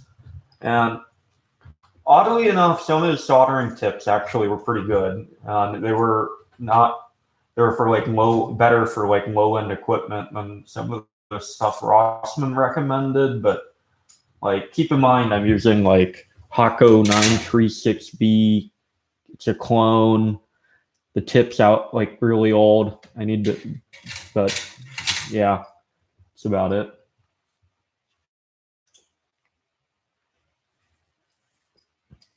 Yeah, I mean, he actually does really good soldering videos, but I don't really have the same style of equipment. I mean, I wish I did, but you know, or not, maybe not even like same style, but better than like $23 Chinese soldering iron level. That'd be nice, but you know, like I don't even have a hot air reflow station, but I love watching his hot air reflow station videos. Claw Kepfertson says, I don't get why MacBooks are so popular. It's like a big bag of crap. You don't own the device, Apple does. Well, why are people okay with like Android? They still kind of control the market for that. I mean, it's not quite as bad as Apple, but like people are okay with stuff like that. They don't really care about technology. I don't like that people are okay with it. People shouldn't be okay with it, but like if you're not enthusiastic about it and you're okay with like you're like one of those people that like upgrades every 2 years to a new phone, they have a nicer looking ecosystem and they have a more functional ecosystem because it's very controlling. So if you're willing to pay the Apple tax and deal with the Apple shit and don't know a lot about tech and don't care to learn it, it's not a okay. So if you're I guess what word do like NPC? I guess people really don't. I mean, it's not that bad for NPCs, and it's shiny, and it looks shiny, and they always put really good displays on them, so it looks nicer, you know. And also, Windows 10 is a UI disaster. Seriously, horrible fucking UI disaster, and it is also fucking controlling. Not quite as to the degree as Apple is with hardware, but on a software basis, Windows 10 is very controlling. I and Oh, hasn't Linux gotten more popular in recent years, mainly because of things like that? I just don't get people that get Apple hardware to run Linux. That I don't get at all. Like,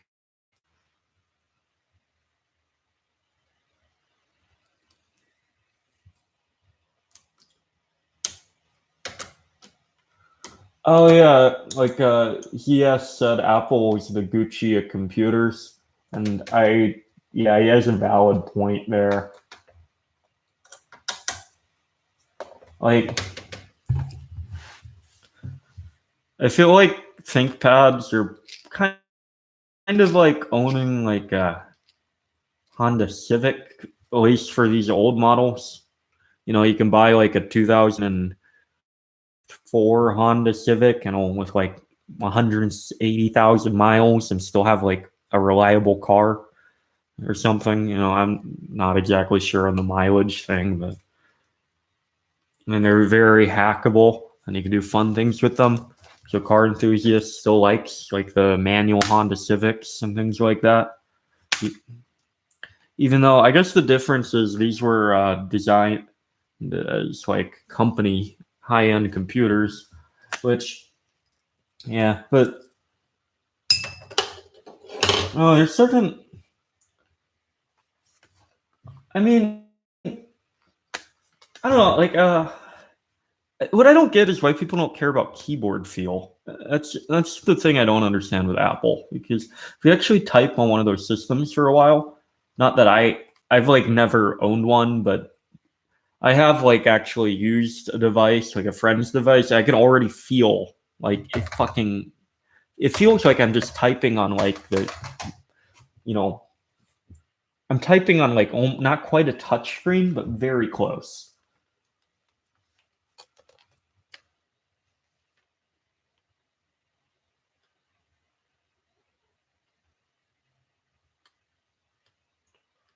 Hmm. So is Debian? What's Debian?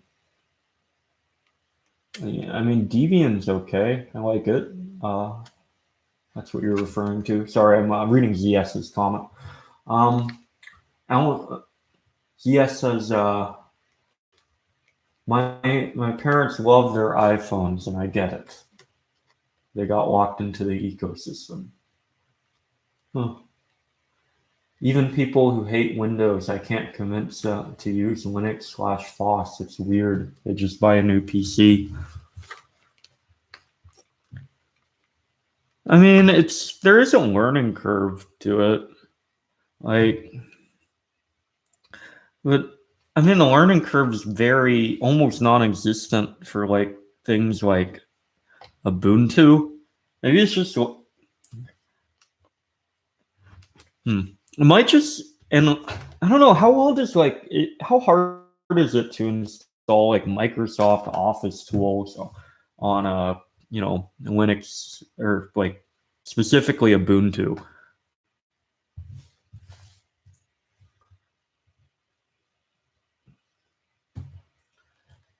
Hmm. Because I don't know, like people grow up like at least like millennials and stuff using like Microsoft tools most of the time, and nowadays Google Docs and things like that. But with Google Docs, it doesn't really matter what operating system you're using, like it's just a browser. You just you know runs in browser, so but whatever. Uh, Oh, now we get to the other part of this build, which is we actually get to put the stuff back on. So let's start with our, by the way, these are very fragile. There's probably the most fragile part, or the X200, or really X series bezels on the older ones, because the older plastic gets brittle over time and it snaps in. So the ones on the X200s aren't that bad, but if you go back to the X60s, those are getting brittle. Alex says, sup, Trip. What's up to you, Alex? As for iClickSim says, as for phones, while I really hate how close iOS is, it sweeps and bounds ahead of Android in terms of privacy. And if you guys were going to talk about phones, I was going to bring my phone in here. It's a flip phone, like the one with the 9 buttons. I feel like that one's pretty good. And you know what's even more secure? I don't even have it on. It's been off for like weeks. I mean, it might be because like I kind of am a little bit introverted and sometimes I don't want to talk to people, but my phone has been off for like probably about a week and a half now. I'm a little bit afraid to turn it on because of that. So I'm gonna get like messages, have to respond to them, and people are gonna be like, "Hey, where are you? Oh, what are you doing?" type thing. So, yeah, don't want to turn on my phone. But it's weirdly durable, and it has a massive battery life, like 3 days.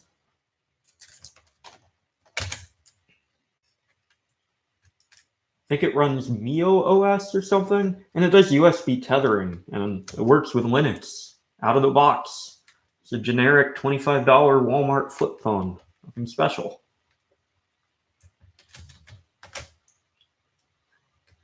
I've been kind of tempted to make like an RPi phone or something like that. I wish, I feel like mainline Linux needs to get more into phones. Personally, like, I would love to use like something about 1/3 the size of an X200 that's just a keyboard with some ARM processor with mainline Linux and an e-paper display and like a 10-hour, like a not 10-hour battery life, but like a multi-day battery life, and just have it with like a docking station. Like it needs at least Ethernet and a bunch of USB ports, and then I'd be happy. And display port, but that ain't gonna happen. So, or VGA. VGA is always nice. I can't stand computers without VGA or Ethernet. They make me upset.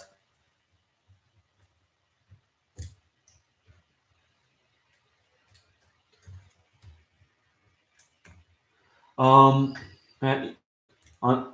Undefined says at uni, Google Docs are mostly used by everyone. I will confirm every team project. By the way, this is black foam from the top of the cable I'm plugging in.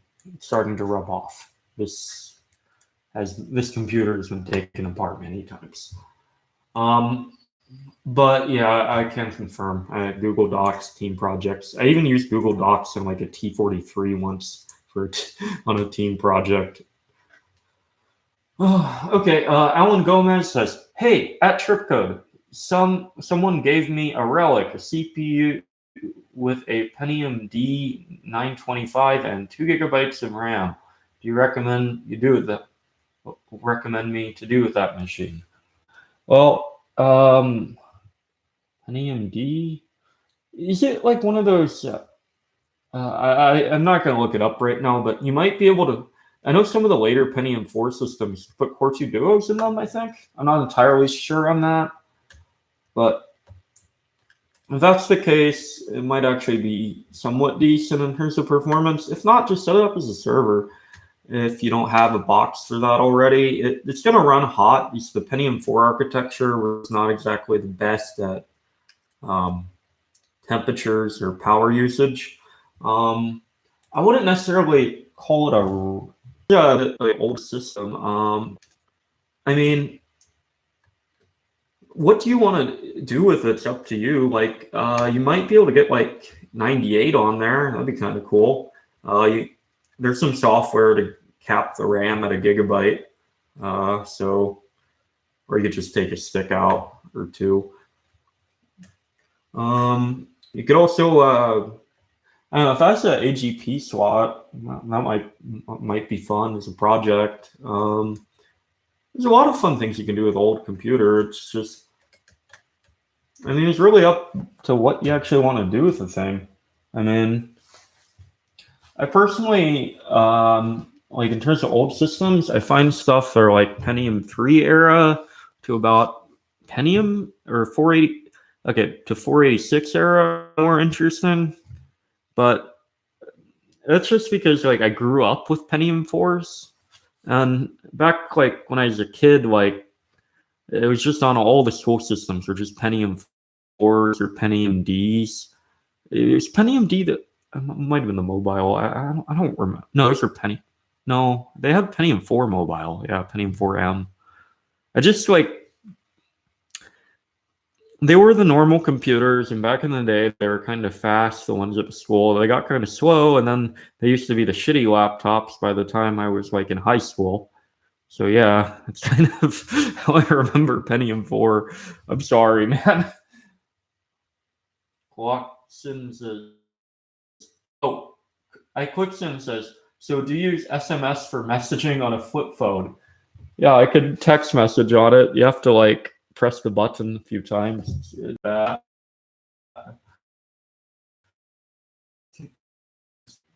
Phone. Um, okay, sorry, connection issue. I did use a flip. Clockcifrin says he used a flip phone for a while until I bought the cheapest smartphone I could find. I've also bought the cheapest smartphone before, and it's not the only difference is I could put F-Droid in it and browse 4chan on the go. And I just started carrying an X200S with me everywhere. It works out all right.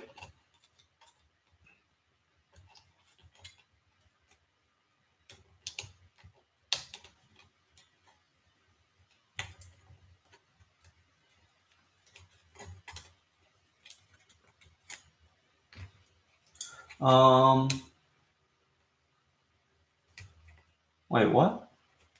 I did not. But anyways, I'm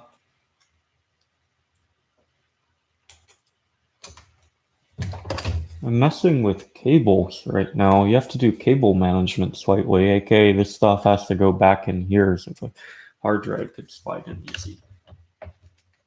The Clipsim says, I do like the Pixel because it gets prompt OS and security updates.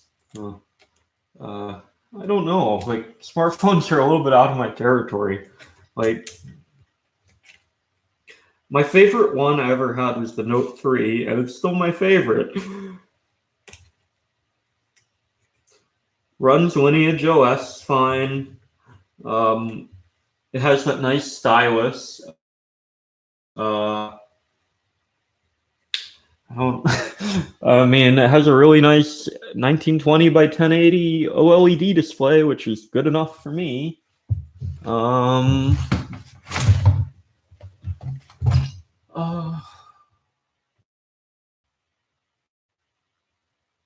Gunn is still rocking my Samsung Galaxy Pocket. I refuse to upgrade my phone. I just keep breaking my phones, so I have to upgrade. I drop them or something similar. So let's get this finished. Just find a keyboard here. There's always a nice X200 keyboard.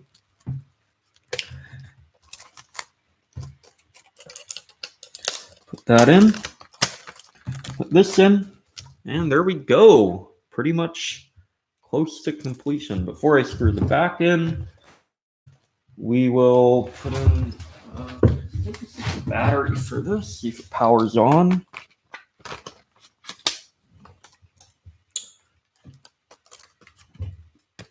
Hopefully there's no fan error or something like that.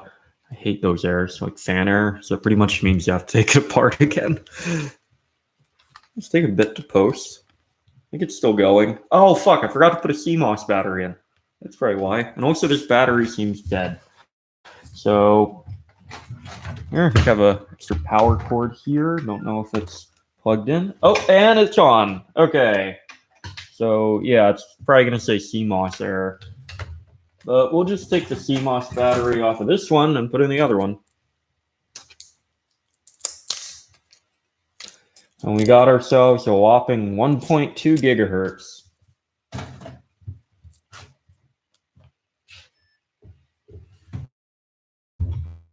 Oh yeah, for viewers that are new, I would to the stream. I am trying to get rid of some of my old parts. So if you guys need anything like ThinkPad specific from T40 to about T420-ish, maybe T4, like I have might have some T530 parts. But yeah, if you pay for shipping or live very close nearby, like where it's like just a few bucks and a small part, I will ship it for free. Just email me at tripcodeq7.com and one other, or not .com, tripcodeq7 at gmail.com. And one other thing, PCBWay. Yeah, they gave me some stuff. It's cool, I think. Yeah, okay. Is that enough? Do I have to? Luckily, I don't have NordVPN or something. I don't even, I don't know. Like, I've never used NordVPN. What the hell? By the way, that is some very like my shilling is it good enough? Do you guys feel motivated to go design a PCB and have PCBWay manufacture it? I had an idea for a for a PCB sort of project design thing, but and I really haven't taken a digital electronics course since high school, and I don't know, like I think I tried to organize the project when drunk one time, but didn't exactly pan out well. No, it's just Gmail. Like, I have a college Gmail thing, and I use YouTube, so I figured just YouTube channel's Gmail. Why not just go? I mean, YouTube channel's email. Why not just go with Gmail? You know?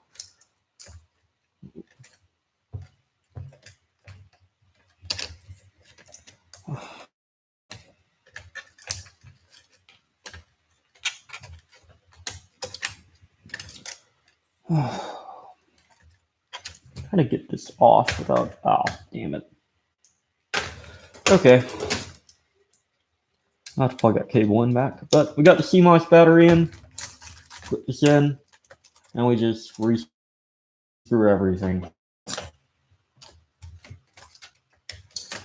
Has anyone actually used the, like, sort of fingerprint reader on these? I've never actually used it.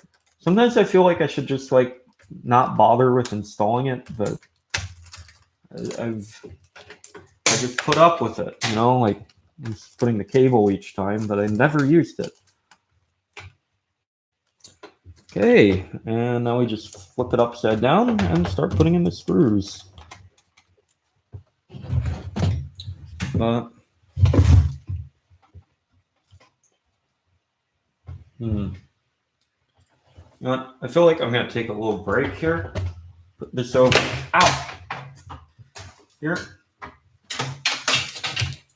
And light up a cigarette.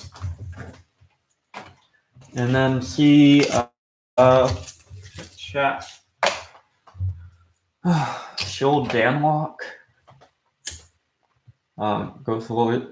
The Gothamist says, haha, hello, my fellow unicorns. I'm kind of confused about that.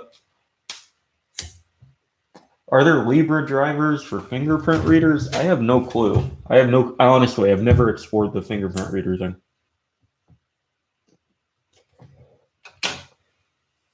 Personally, I don't like the idea of fingerprint readers to begin with, and then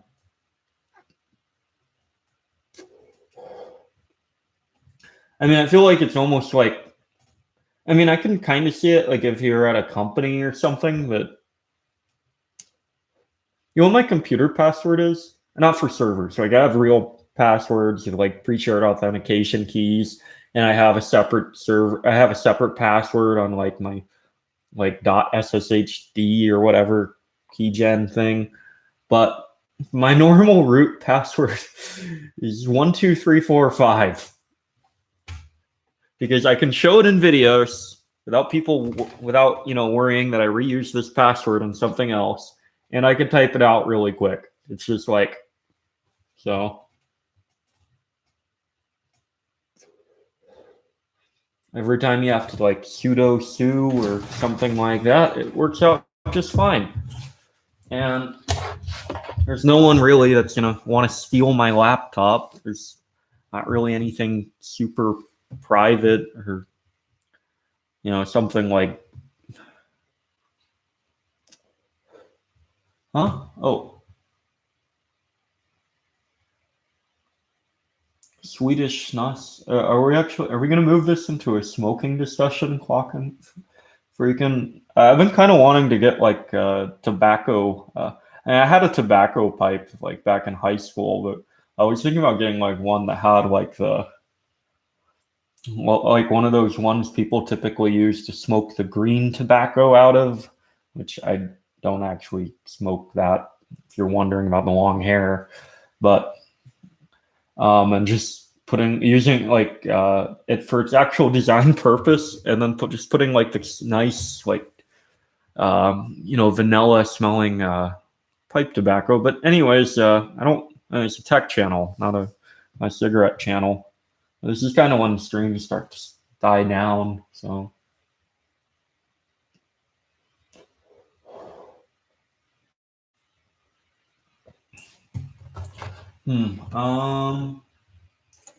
yeah, I don't know if I have all this. If I have the base cover for the RAM over here, and I have extras. So, yeah, like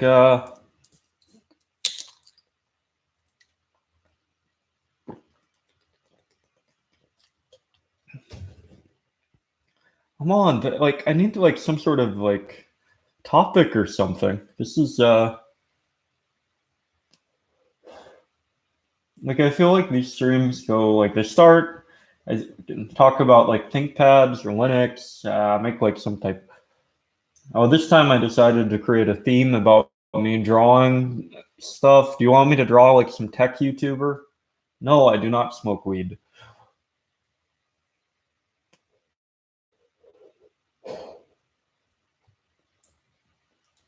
I can draw stuff. I drew Luke.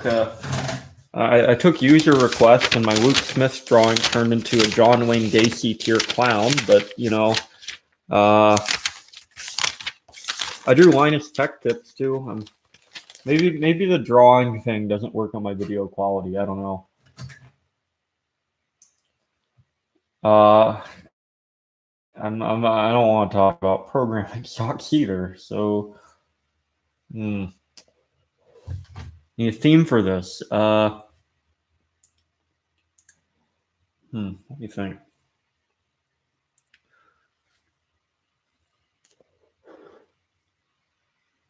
What's an art fundy? I'm kind of curious. Like, honestly, what is an art fundy? I want to know. Oh God, I have to wait for delay on the response. Like, um, oh, art fundamentals? Not really. I took art in high school and like some art classes. I can actually draw well given some time, but I kind of just wanted to draw like stupid meme sort of things. Uh, yeah, I don't know. Yeah.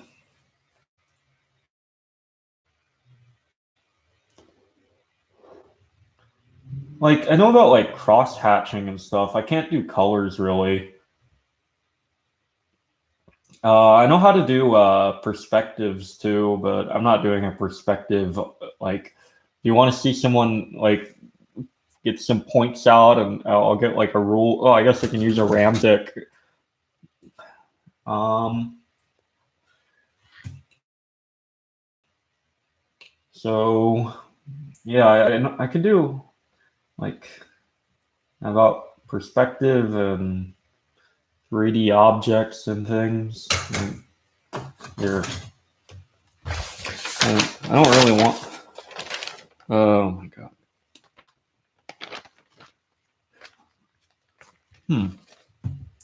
Just draw a cube. You want me to draw? You want me to draw a cube? It's really fucking easy.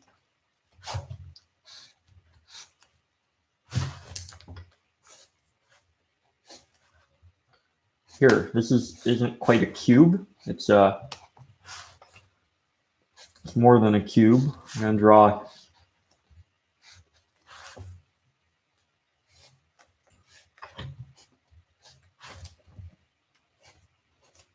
a hollow cube, kind of. There you go. Here's your cube. It's been hollowed out slightly.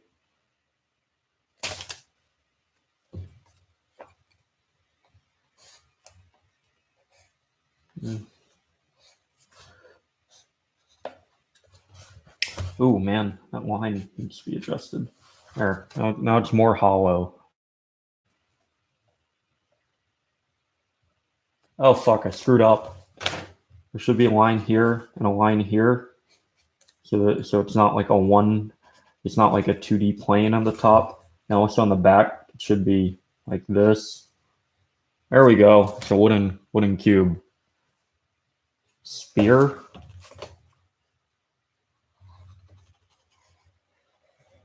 God, you're really challenging my abilities to draw circles. I'm not good at that. I'm not that good at spheres. Like I should just learn OpenGL or something, so I never have to draw a sphere again.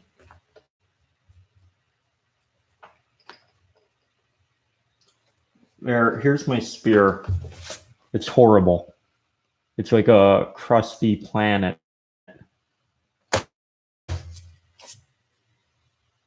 Oh man, I have to make a live stream. Like I can't just like draw, do like an actual formal like, you know. I mean, I guess like.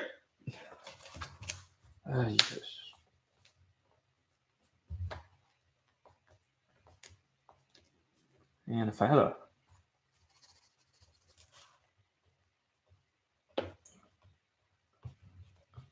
I don't know all the like, art fundamentals. I did take it.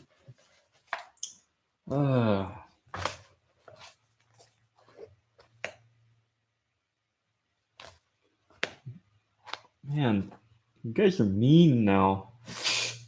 Or at least I don't like getting critiqued on drawings.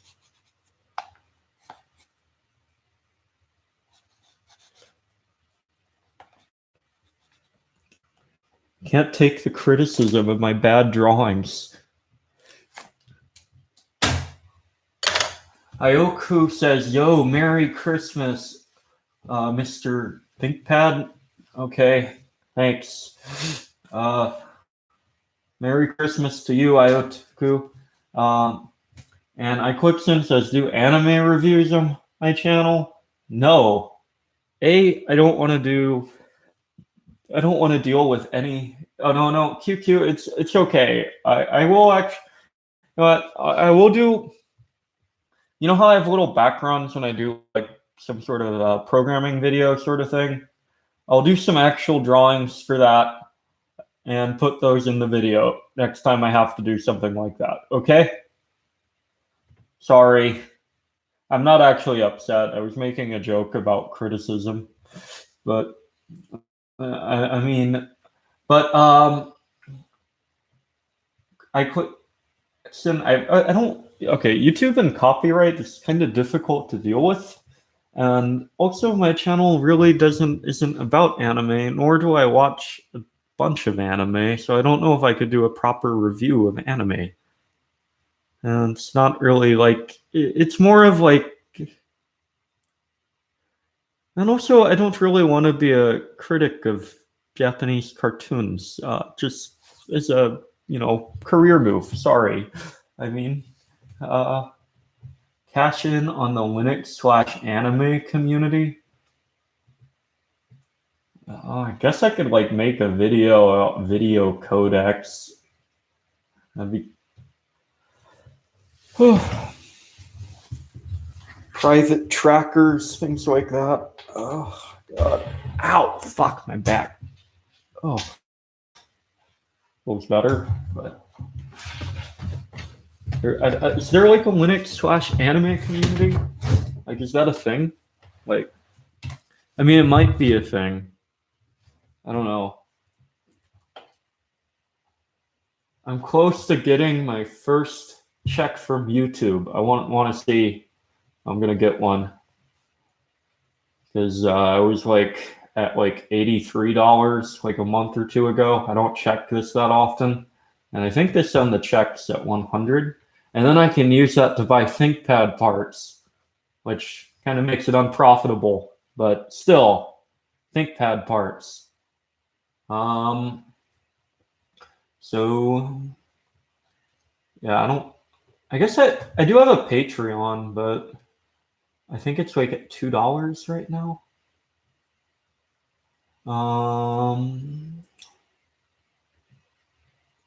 Yeah, and I need to like get more into that somehow. Would be nice to make a little bit of money. Cash in on the Linux anime community still. So many Linux users are weebs. I don't know if that's like completely true though. Like, let me check here.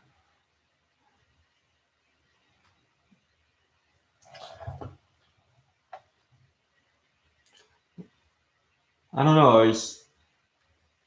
So if I set my revenue to lifetime, I think over $88.81.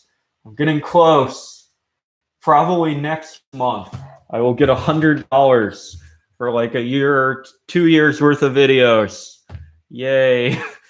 And for some reason, I like one of my videos that got like demonetized was like my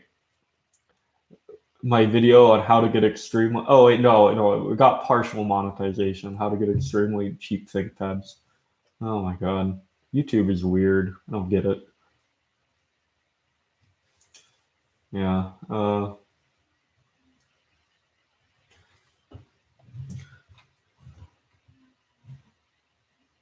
Cosplay photo sets on Patreon. Thank you. We're getting closer. $90 probably now. I don't know. I know a few good weeb penguins, to be honest. I don't know. Like,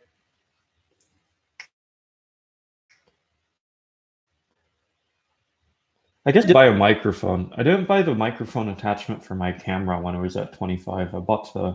I just decided not to return this, but that's because live streams are kind of fun. I should probably buy an air mic. Oh. I don't know what that is. OnlyFans? Huh. Weird. Maybe. Okay, well, if I ran out of video idea or things to talk about on live stream, earlier I said I would take my electronic components and try to make the tallest tower I possibly could out of small components. So I guess I should start with like DVD drive as the base. So let's just see where this goes. These are completely like not being used. I'm gonna find another DVD drive of the same height. Okay, this will be our base for our tower. I don't know how many DVD drives I have. We can start moving on to hard drives. They're in immediate reach. And then at some point, the RAM cover should appear, and then I can finish my ThinkPad build. Okay. I have a hard drive stack somewhere.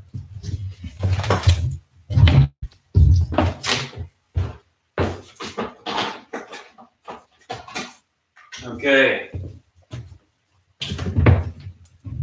Where did the hard drive stuff go? Okay, 1990s drive. Going up there. Oh, fuck. Okay, that's... There.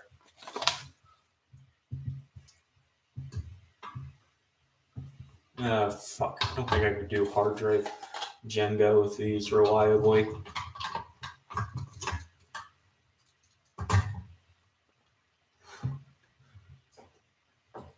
Okay.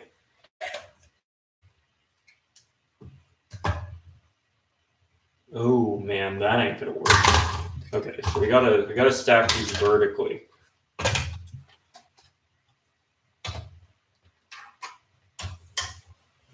Okay.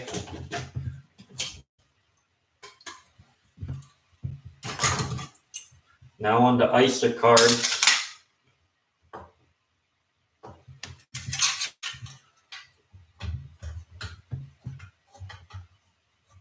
Oh shit, these aren't the same one. I think these are though. Here we got a SCSI card. And we got a sound card, which should support CD-ROM, but really only on DOS because no one else really writes drivers for that. And to get this in structure, we'll put in another ISA card in the middle. Fucking hell.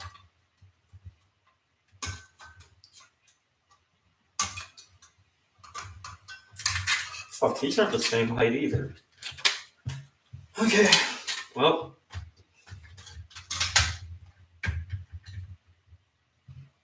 What? Yeah, I didn't go into structural engineering. Not going to use an X200S board because that terabyte SSD in here might survive the fall. And most of these cards I don't really need. Like this one's kind of cool. It's a S3. Like these are typically integrated, but they have decent graphic support. Pretty much everything. So, oop. Okay, let's see here. We got our tower, starts at the bottom, goes to here. Oh! Wait, we found it. I found it. RAM cover. But just for the hell of it, we're going to continue. See what else, other stuff I can find on my desk. Okay, I need to like pre-construct modules at this point. So we're gonna construct a little RAM Jenga over here. Some old ass RAM. So they'll interlock like this. So, and to lay it out evenly. Oh my god.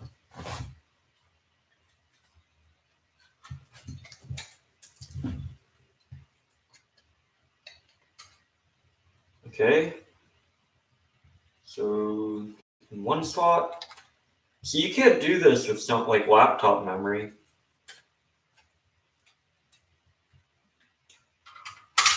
Fuck. Okay, this platform is getting kind of unstable.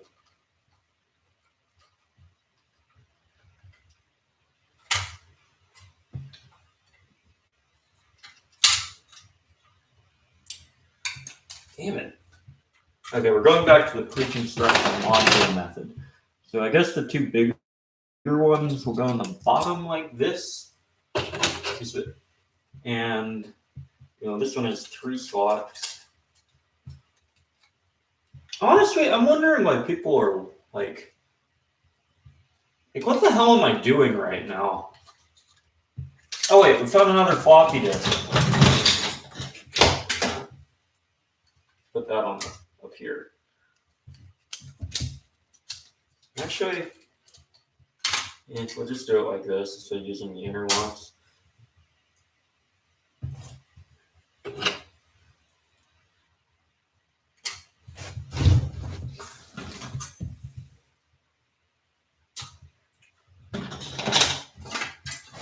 Okay. Damn it.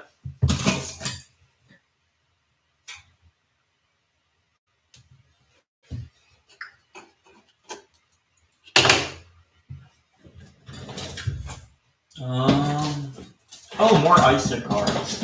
Cool.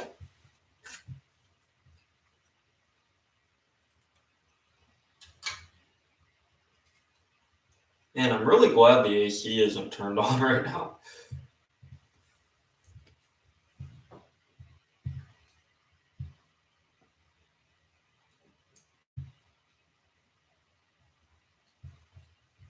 Huh? Okay, Trip Jenga. Just long. Oh, QQ says that that fan site is basically where all the girls on Snapchat went to. QQQ, good night. Sorry, I was paying attention to the Jenga. Alex says, now pick the most durable ThinkPad you have. No, I'm not doing that. By the way, that would be my tough book. It's made ThinkPads are pretty durable, but I have like one of those ex-police tough books for like magnesium. And I threw that at this tower. Oh my god.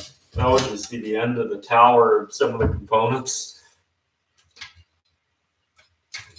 Oof. Fan.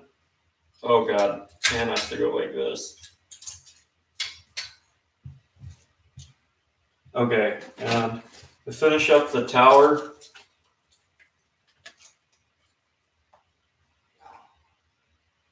so it's getting too unstable. I'm worried it's gonna like actually fucking collapse. So I can't even bounce a cigarette on the top. Okay, there we go.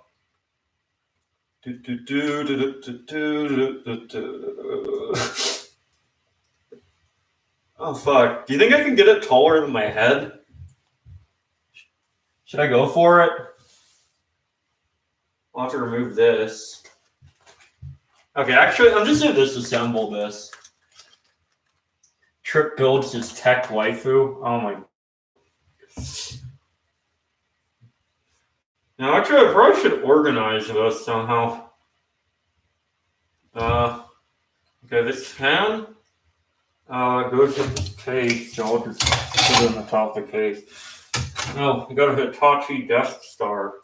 Could probably make this more structural.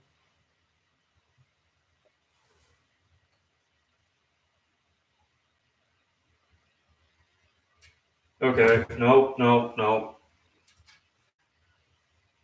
Where do I put all this stuff? Fuck. I just want to put all these ISA cards over there. And this thing, I don't even know what it's for. Like, I don't know what it's for. Oh.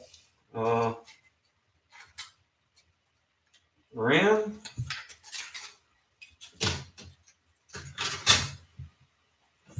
That over there.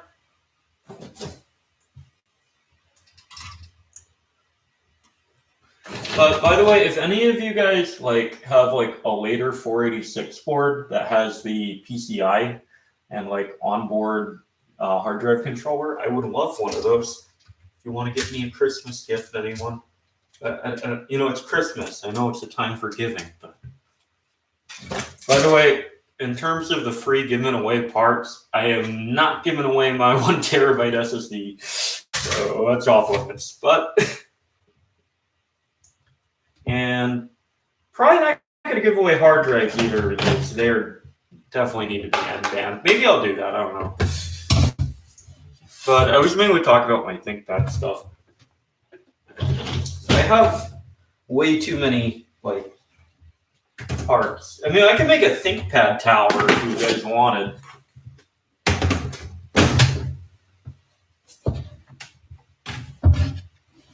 I don't know. Like, I generally go to bed at 4 in the morning, so I'm just going to try to keep this live stream going as long as possible until my lungs hurt, either from talking or smoking too many cigarettes, one of the two.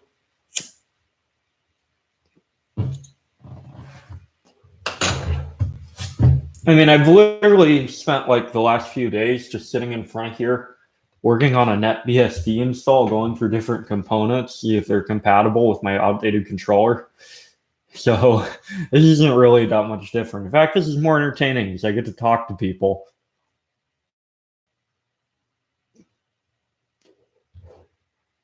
But yeah, Oh wait, I guess I can do like tool reviews. I have no clue. Well, I bought this sometime in middle school, but these style of wire clippers are fucking amazing.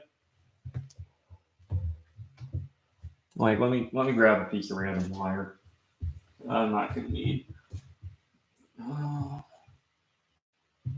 I have any. Okay, probably never gonna use this, but my one problem with this one particularly is after I guess I got it not middle school, freshman year of high school. So I skipped a grade, 3 years, 4.5. These are about 8 years old. And this got dull, but it still cuts, like stuff like that. But let's say you got this and you want to trim the sheath off. It's like a circumciser tool. I see, like I just circumcised this. Please don't get demonetized over that joke. Circumcisions are not Jewish only. And yeah, and then you can even do the smaller wires, no messing with settings, none of the holes. And they don't. Oh, iClickSim says, do you know anything about robotics? I know a little bit. I was in a robotics club in high school. I didn't really do it in college, but essentially, I was the person on the team that did the tool work and stuff. I don't even remember what program. I don't even think they were doing. It wasn't a programming language thing. It was like one of those like, of those kind of visual languages. I didn't really care for doing the programming aspect of that, so I essentially just like I did the machining, which was actually kind of fun. By the way, if you're ever doing metal work, lithium grease, it is like the best. It's non-flammable, and if you don't have like actual cutting like lubricant, like even on drills, if you're drilling for metal and you can just spray the lithium grease, and the lithium grease is good for lubricating pretty much everything except like I wouldn't use it in an engine. I wouldn't put lithium grease in an engine, but yeah, pretty good, non-toxic. Really, I think it's non-toxic, but I don't think I've built any robots rather than like I had a Lego Mindstorms kit as a little kid. That's pretty fun. I like that whole thing. My motor system that could steer, but I don't think it's possible.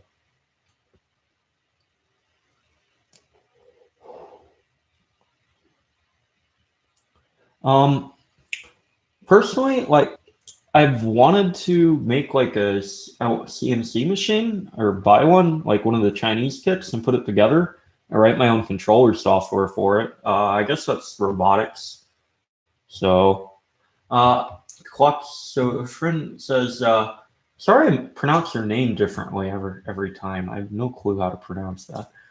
I got an old CRT. I would like to know okay, I would like to so if it was working, but it's an old VGA. The new VGA has 3 pins up, but this one only got 2 pins up. What do you mean by pins up? Like there's like a slew of different monitor connectors.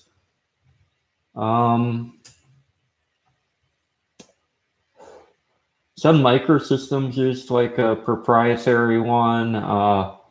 Luckily, they also included a VGA. So I actually have a Sun Microsystems Trinitron.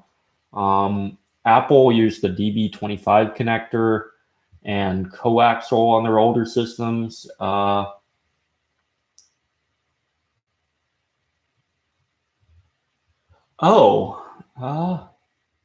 don't know, actually.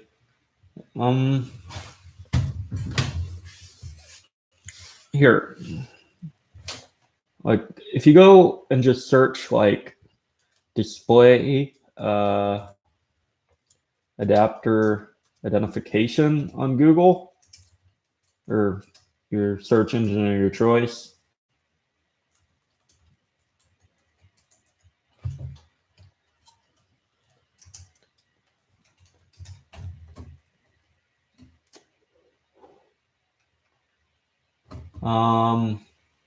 They have like a list of video connectors. But I think that's like some, I mean, if I type in vintage or afterwards, that seems like a really old.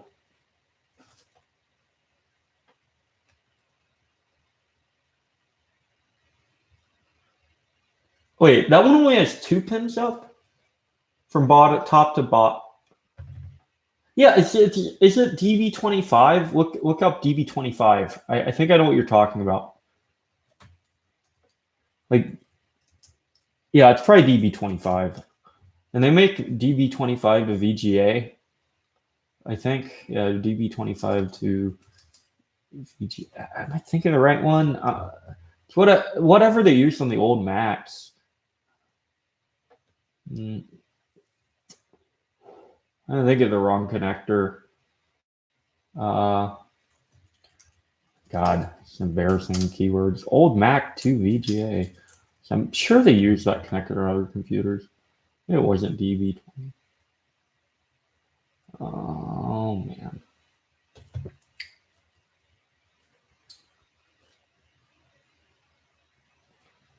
Here. Oh,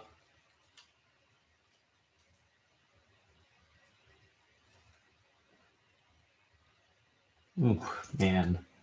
Won't let me do that. Copy image address. Check this out.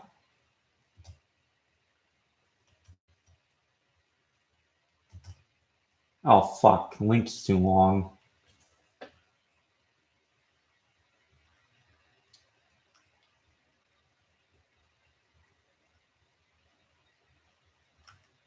Yeah, the link ain't getting shorter, so this is a problem.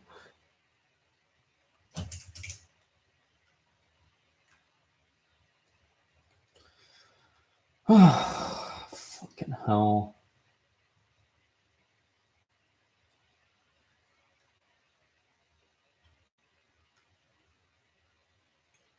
Does this link work? Give me a second.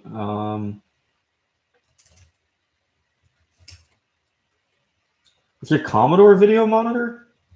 Well, I mean, this one is like I think this one, it's one of the 2-pin ones. Oh, fuck. Page not found. Great. Sorry about that.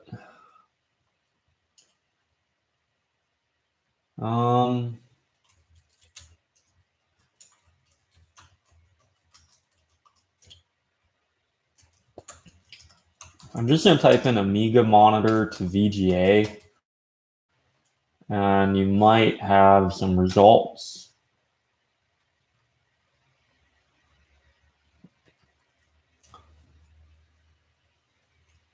Because I imagine they probably kept the same monitor standard if it was a proprietary one. If it's a Commodore monitor.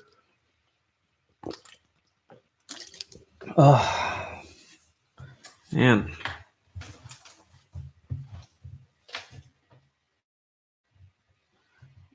So, I don't know, like, have you tried looking up the model numbers on the monitor?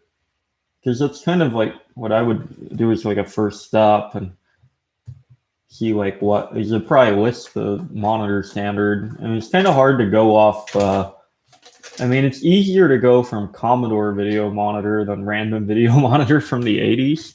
But honestly, if you got a Commodore video monitor and it works, sell it, man. That stuff's like, it's expensive nowadays. Like, I mean, it isn't like the most expensive thing in the world, but you'd probably be better off with the money. You know, I don't know how much you make, but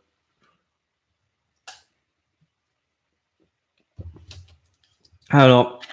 I got a Commodore 128, and I kind of want to fix it up, but like I don't know. I probably should do my Apple IIe first, or I have an Osborne 1 as well. There's like a lot of older systems I probably should fix up. I think I'm gonna do the ThinkPad like stuff first because I already started on that, and buy a AT power supply conversion thing for the NetBSD computer. You use Pi-hole? No, not really. No, I don't actually. I do. I mean, I do have like firewall set up on like my server, but I don't even remember. Like, I don't think I used IP tables. I'm trying to remember. That might not be the NFW maybe. But no, I mean, I just honestly I just use like uBlock Origin or something like that. So it generally works pretty well. And also I don't really want to I'm not at my house. Before that, I was living on campus, and the on-campus people get kind of they don't even let me set up my own Wi-Fi hotspots. So I have to. That's why I use switches. I mean, I'm kind of used to Ethernet. I mean, I like it. I wouldn't mind using Ethernet for everything except laptops, pretty much. But I wanted to set up something for like older computers that didn't have wire, that'd work with wireless D standards. But I don't know. Sorry. There are some good resources out there for that type of stuff. I don't know if Vogons is only for old PCs, but Vogons didn't have the pinout for my they didn't have the pinout information or pin config for the ISA IDE controller card. But if you're dealing with old electronics and from the PC side of things, Vogons is actually really, really good. And honestly, it got me a lot more respect for Phil's Computer Lab because he uploads his always pin config stuff on Vogons, which is great. But I got some of the pin configs off there, but what actually got my hard drive controller to work is I found an eBay listing with the original pin configurations. I put that together and just off the eBay images, and that worked somehow. Commodore 1020. Oh my god. Okay, I guess doing Commodore 10. The Commodore 1048, which was originally developed for the Amiga on the C64 wiki. Good luscious pictures. Can also play stereo, that's kind of cool. So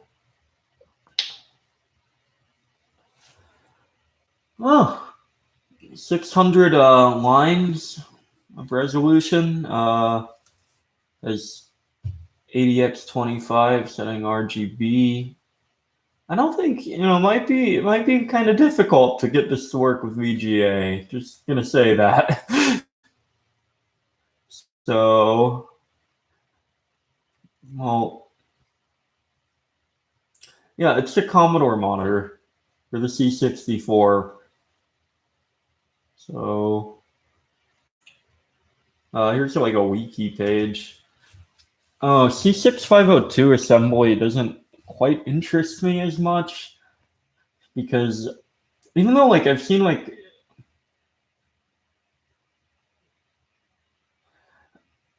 I mean the Z80 is similar to the Intel 8080, which is similar to the more modern processors of today. So and it's still in use. I guess do people use 6502s for anything nowadays?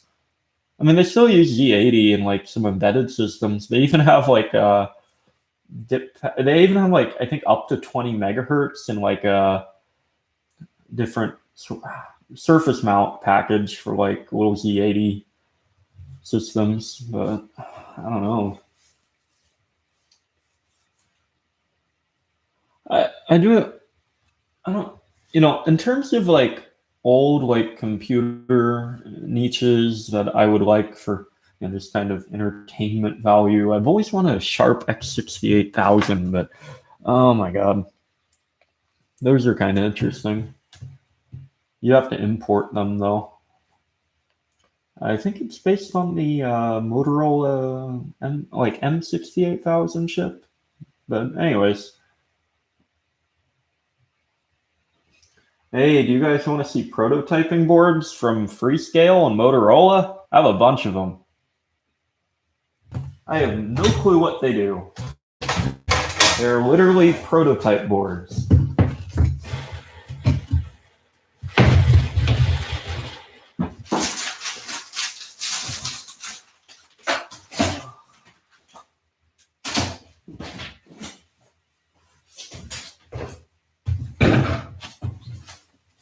So my mom used to work there, and some of this stuff might, I don't know if there's well, there probably isn't an NDA because both the company went down.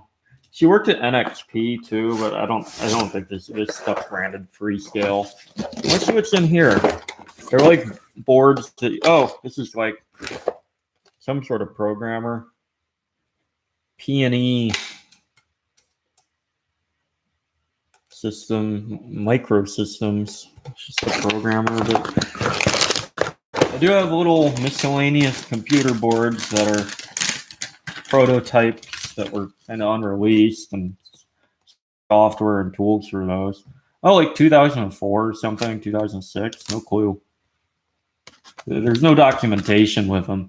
I don't have no clue what to do with this stuff, honestly. I don't want to get rid of it, but like, I feel like it might be at value to someone, especially since, I imagine not everything has been, open sourced, and so these prototype boards might be worth something to sort of very small minority of people, but I don't know who those people are. I mean, this is just another programmer thing. There's like kind of an adapter thing for more programming the chips, but I do actually have the boards in here, but this box specifically is not even the programmers. I have a few JTAG programmers which can be useful from this, but that isn't anything special. Let's see if I can find something interesting. There's a box label neck here. There might just be a router in that.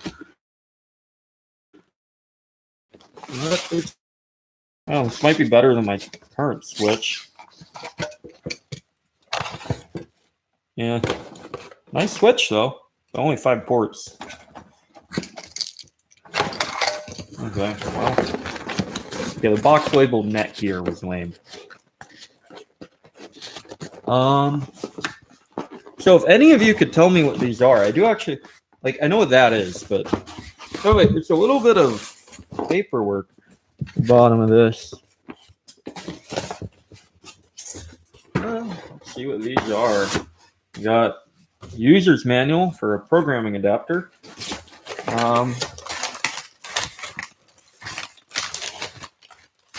This one's kind of lame. Yeah. Oh, I'm keeping this. I got this stuff. My mom gave it to me, so that's mine now. 4 GB SD card. That's kind of useful.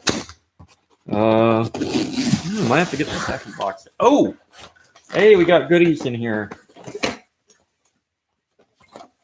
Don't know what this is. Really don't. Have no clue. Some type of board. There's a little processor module. We also have a 1980s Toshiba laptop with a power supply built in. Oh, that's pretty cool. I have a MS9SO8 JM60 8-bit / 32-bit. Wonder if I can do anything useful with this.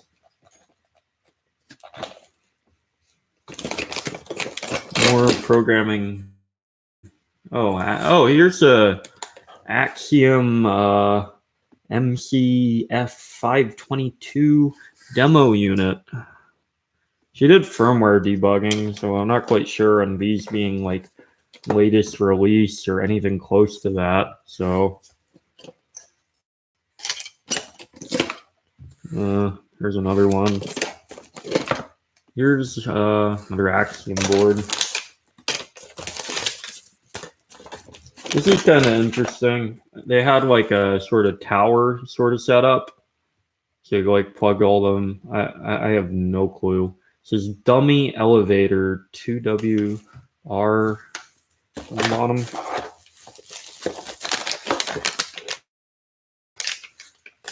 But yeah, I don't know. I have engineering prototypes, demo boards.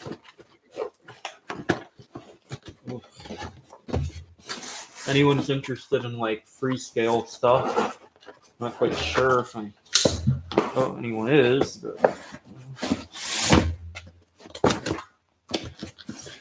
I have a bunch of this.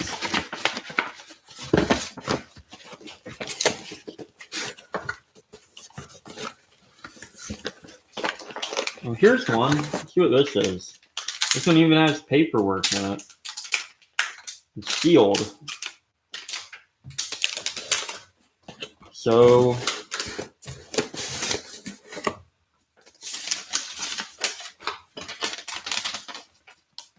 okay, tech support. Kind of lame. Oh. This actually isn't that bad. The TWR MCF44X is a freescale tower module that features a cold-fire microprocessor, has 2 gigabytes of NAND, 128 megabytes of DDR2, dual RS-232, analog accelerometer, digital temperature sensor, and a potentiometer. It's kind of neat. Tower module can be extended to high/full speed USB, dual Ethernet, 2 additional UARTs, SSI, some things I don't know. So, this might actually be like just a evaluation module here. Comes with everything.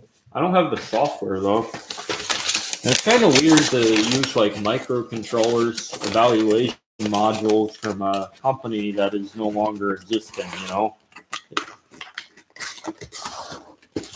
I don't exactly know what to do with this.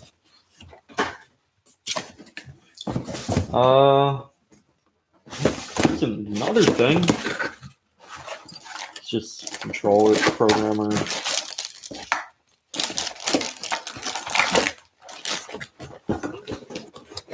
Is there anything I can do with this stuff? Like, if you have ideas, post it. I have another crate full of random ones.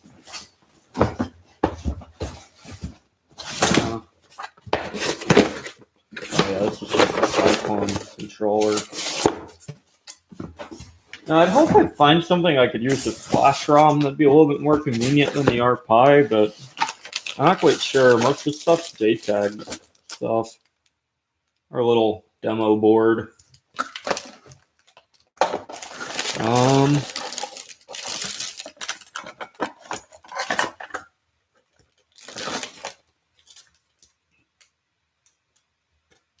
Yeah, I don't know.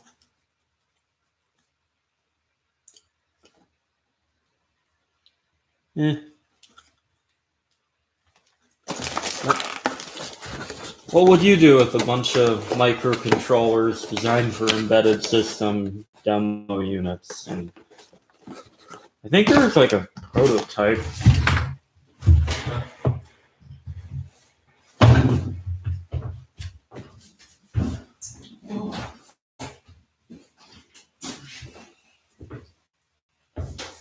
Okay, box number 2. See what's in here. Oh, we got a bag. It's inside the bag. We got another one of those weird module test boards. Try to do some research and build something with them. Use them in a PC in some way. Wonder if you could actually get one of these to run Linux. I mean, wait, actually, hey, this one actually has the disks in it.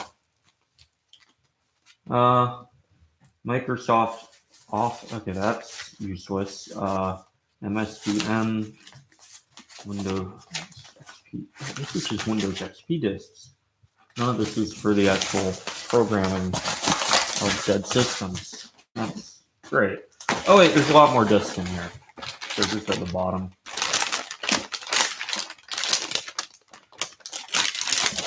Well, you know, they say everything runs NetBSD, right?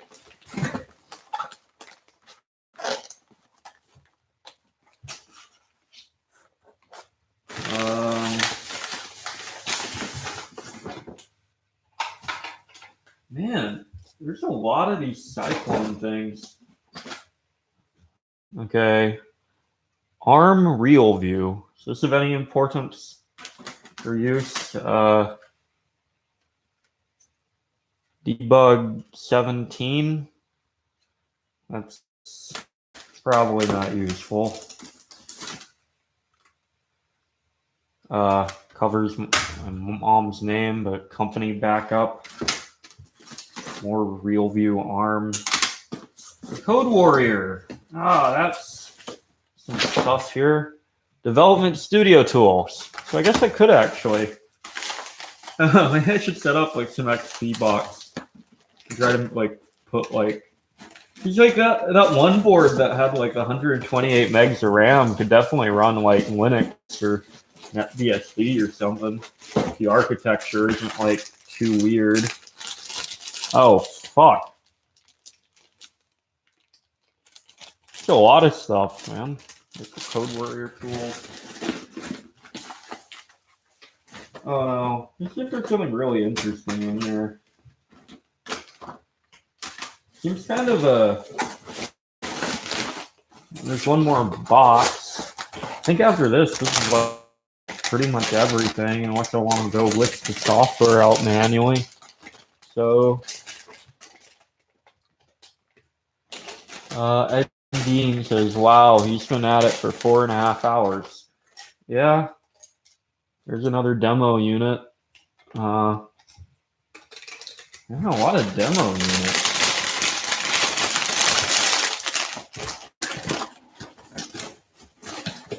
I'll put this one in here too. Maybe I'll just figure out which one's like, you know what, I'm going to see what the hell a cold fire processor is.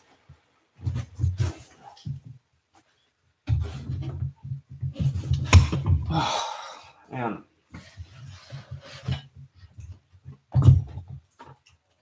Cold fire processor. Do they even make these anymore? Okay. The NXP Coldfire is a microprocessor that derives from the Motorola 68000 family architecture. Huh. Coldfire processor, NetBSD. See if there's a port.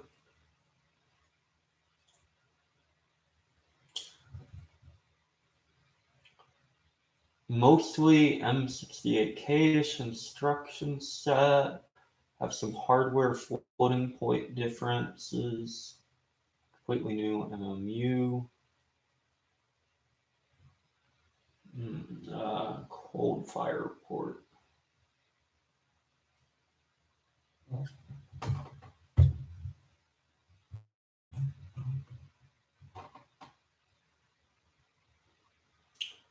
Porting.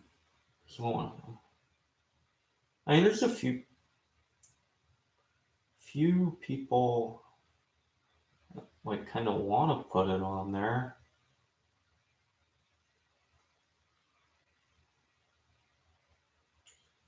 Let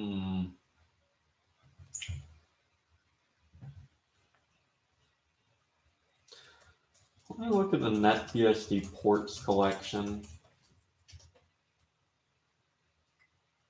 I mean, their motto is it will run on anything. So, supported platforms. Oh, I'm looking at package source. Ports. Cold.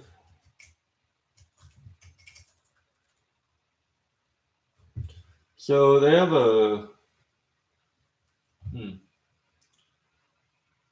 All this stuff is.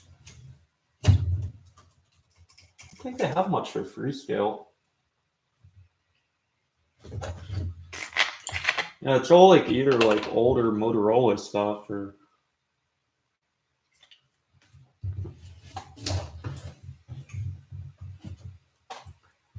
I guess I could use them for something. I don't know.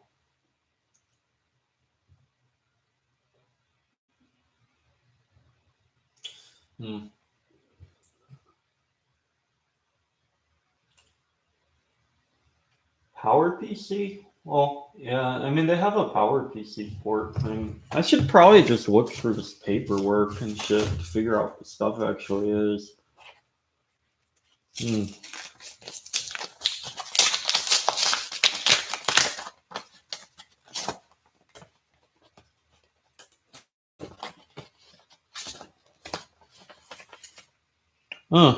One of these is a Christmas card from the company. That's kind of useless.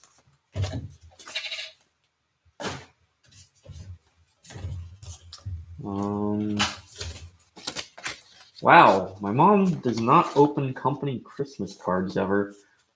Like a resale semiconductor.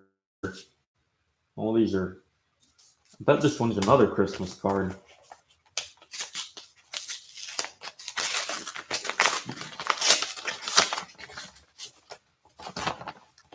Yep. Christmas cards.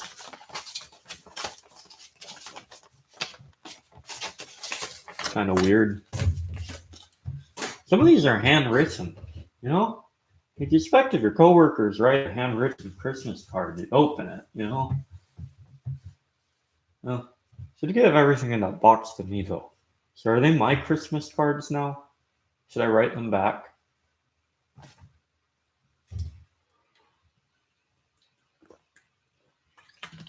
I mean, it is Christmas, right? Should I, like...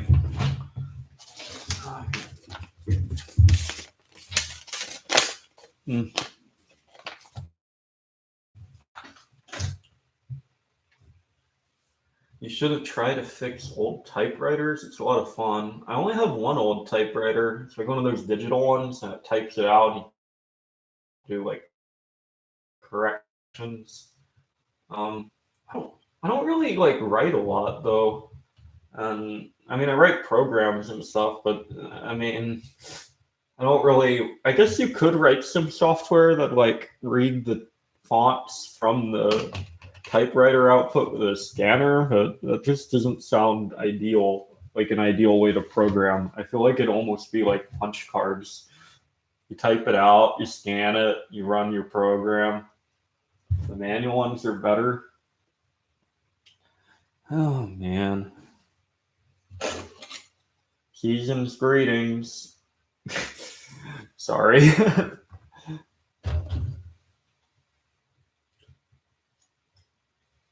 I don't know.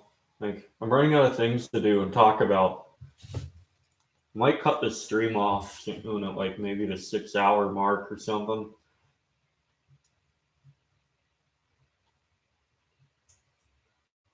Oh my god. And like, it's 11. It's almost 12. So Christmas is almost over. Oh no. I might actually just like cut this off now. It's been almost like 5 hours. I've had a good time like talking to everyone and wishing like a Merry Christmas and things like that, and talking about everything from Thinkpads.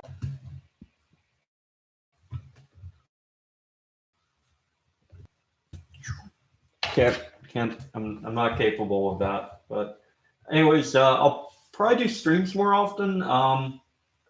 I think I'm gonna make my T43 video or at some point soon. like within a week. It should be up probably a day or two, and try to aim. Anyways, though, have a good one, and Merry Christmas to everybody. And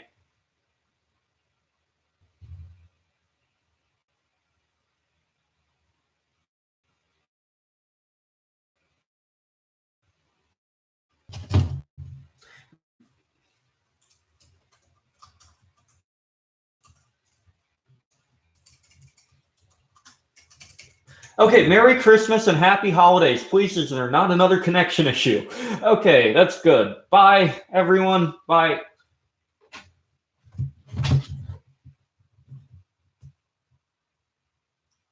Okay, end stream.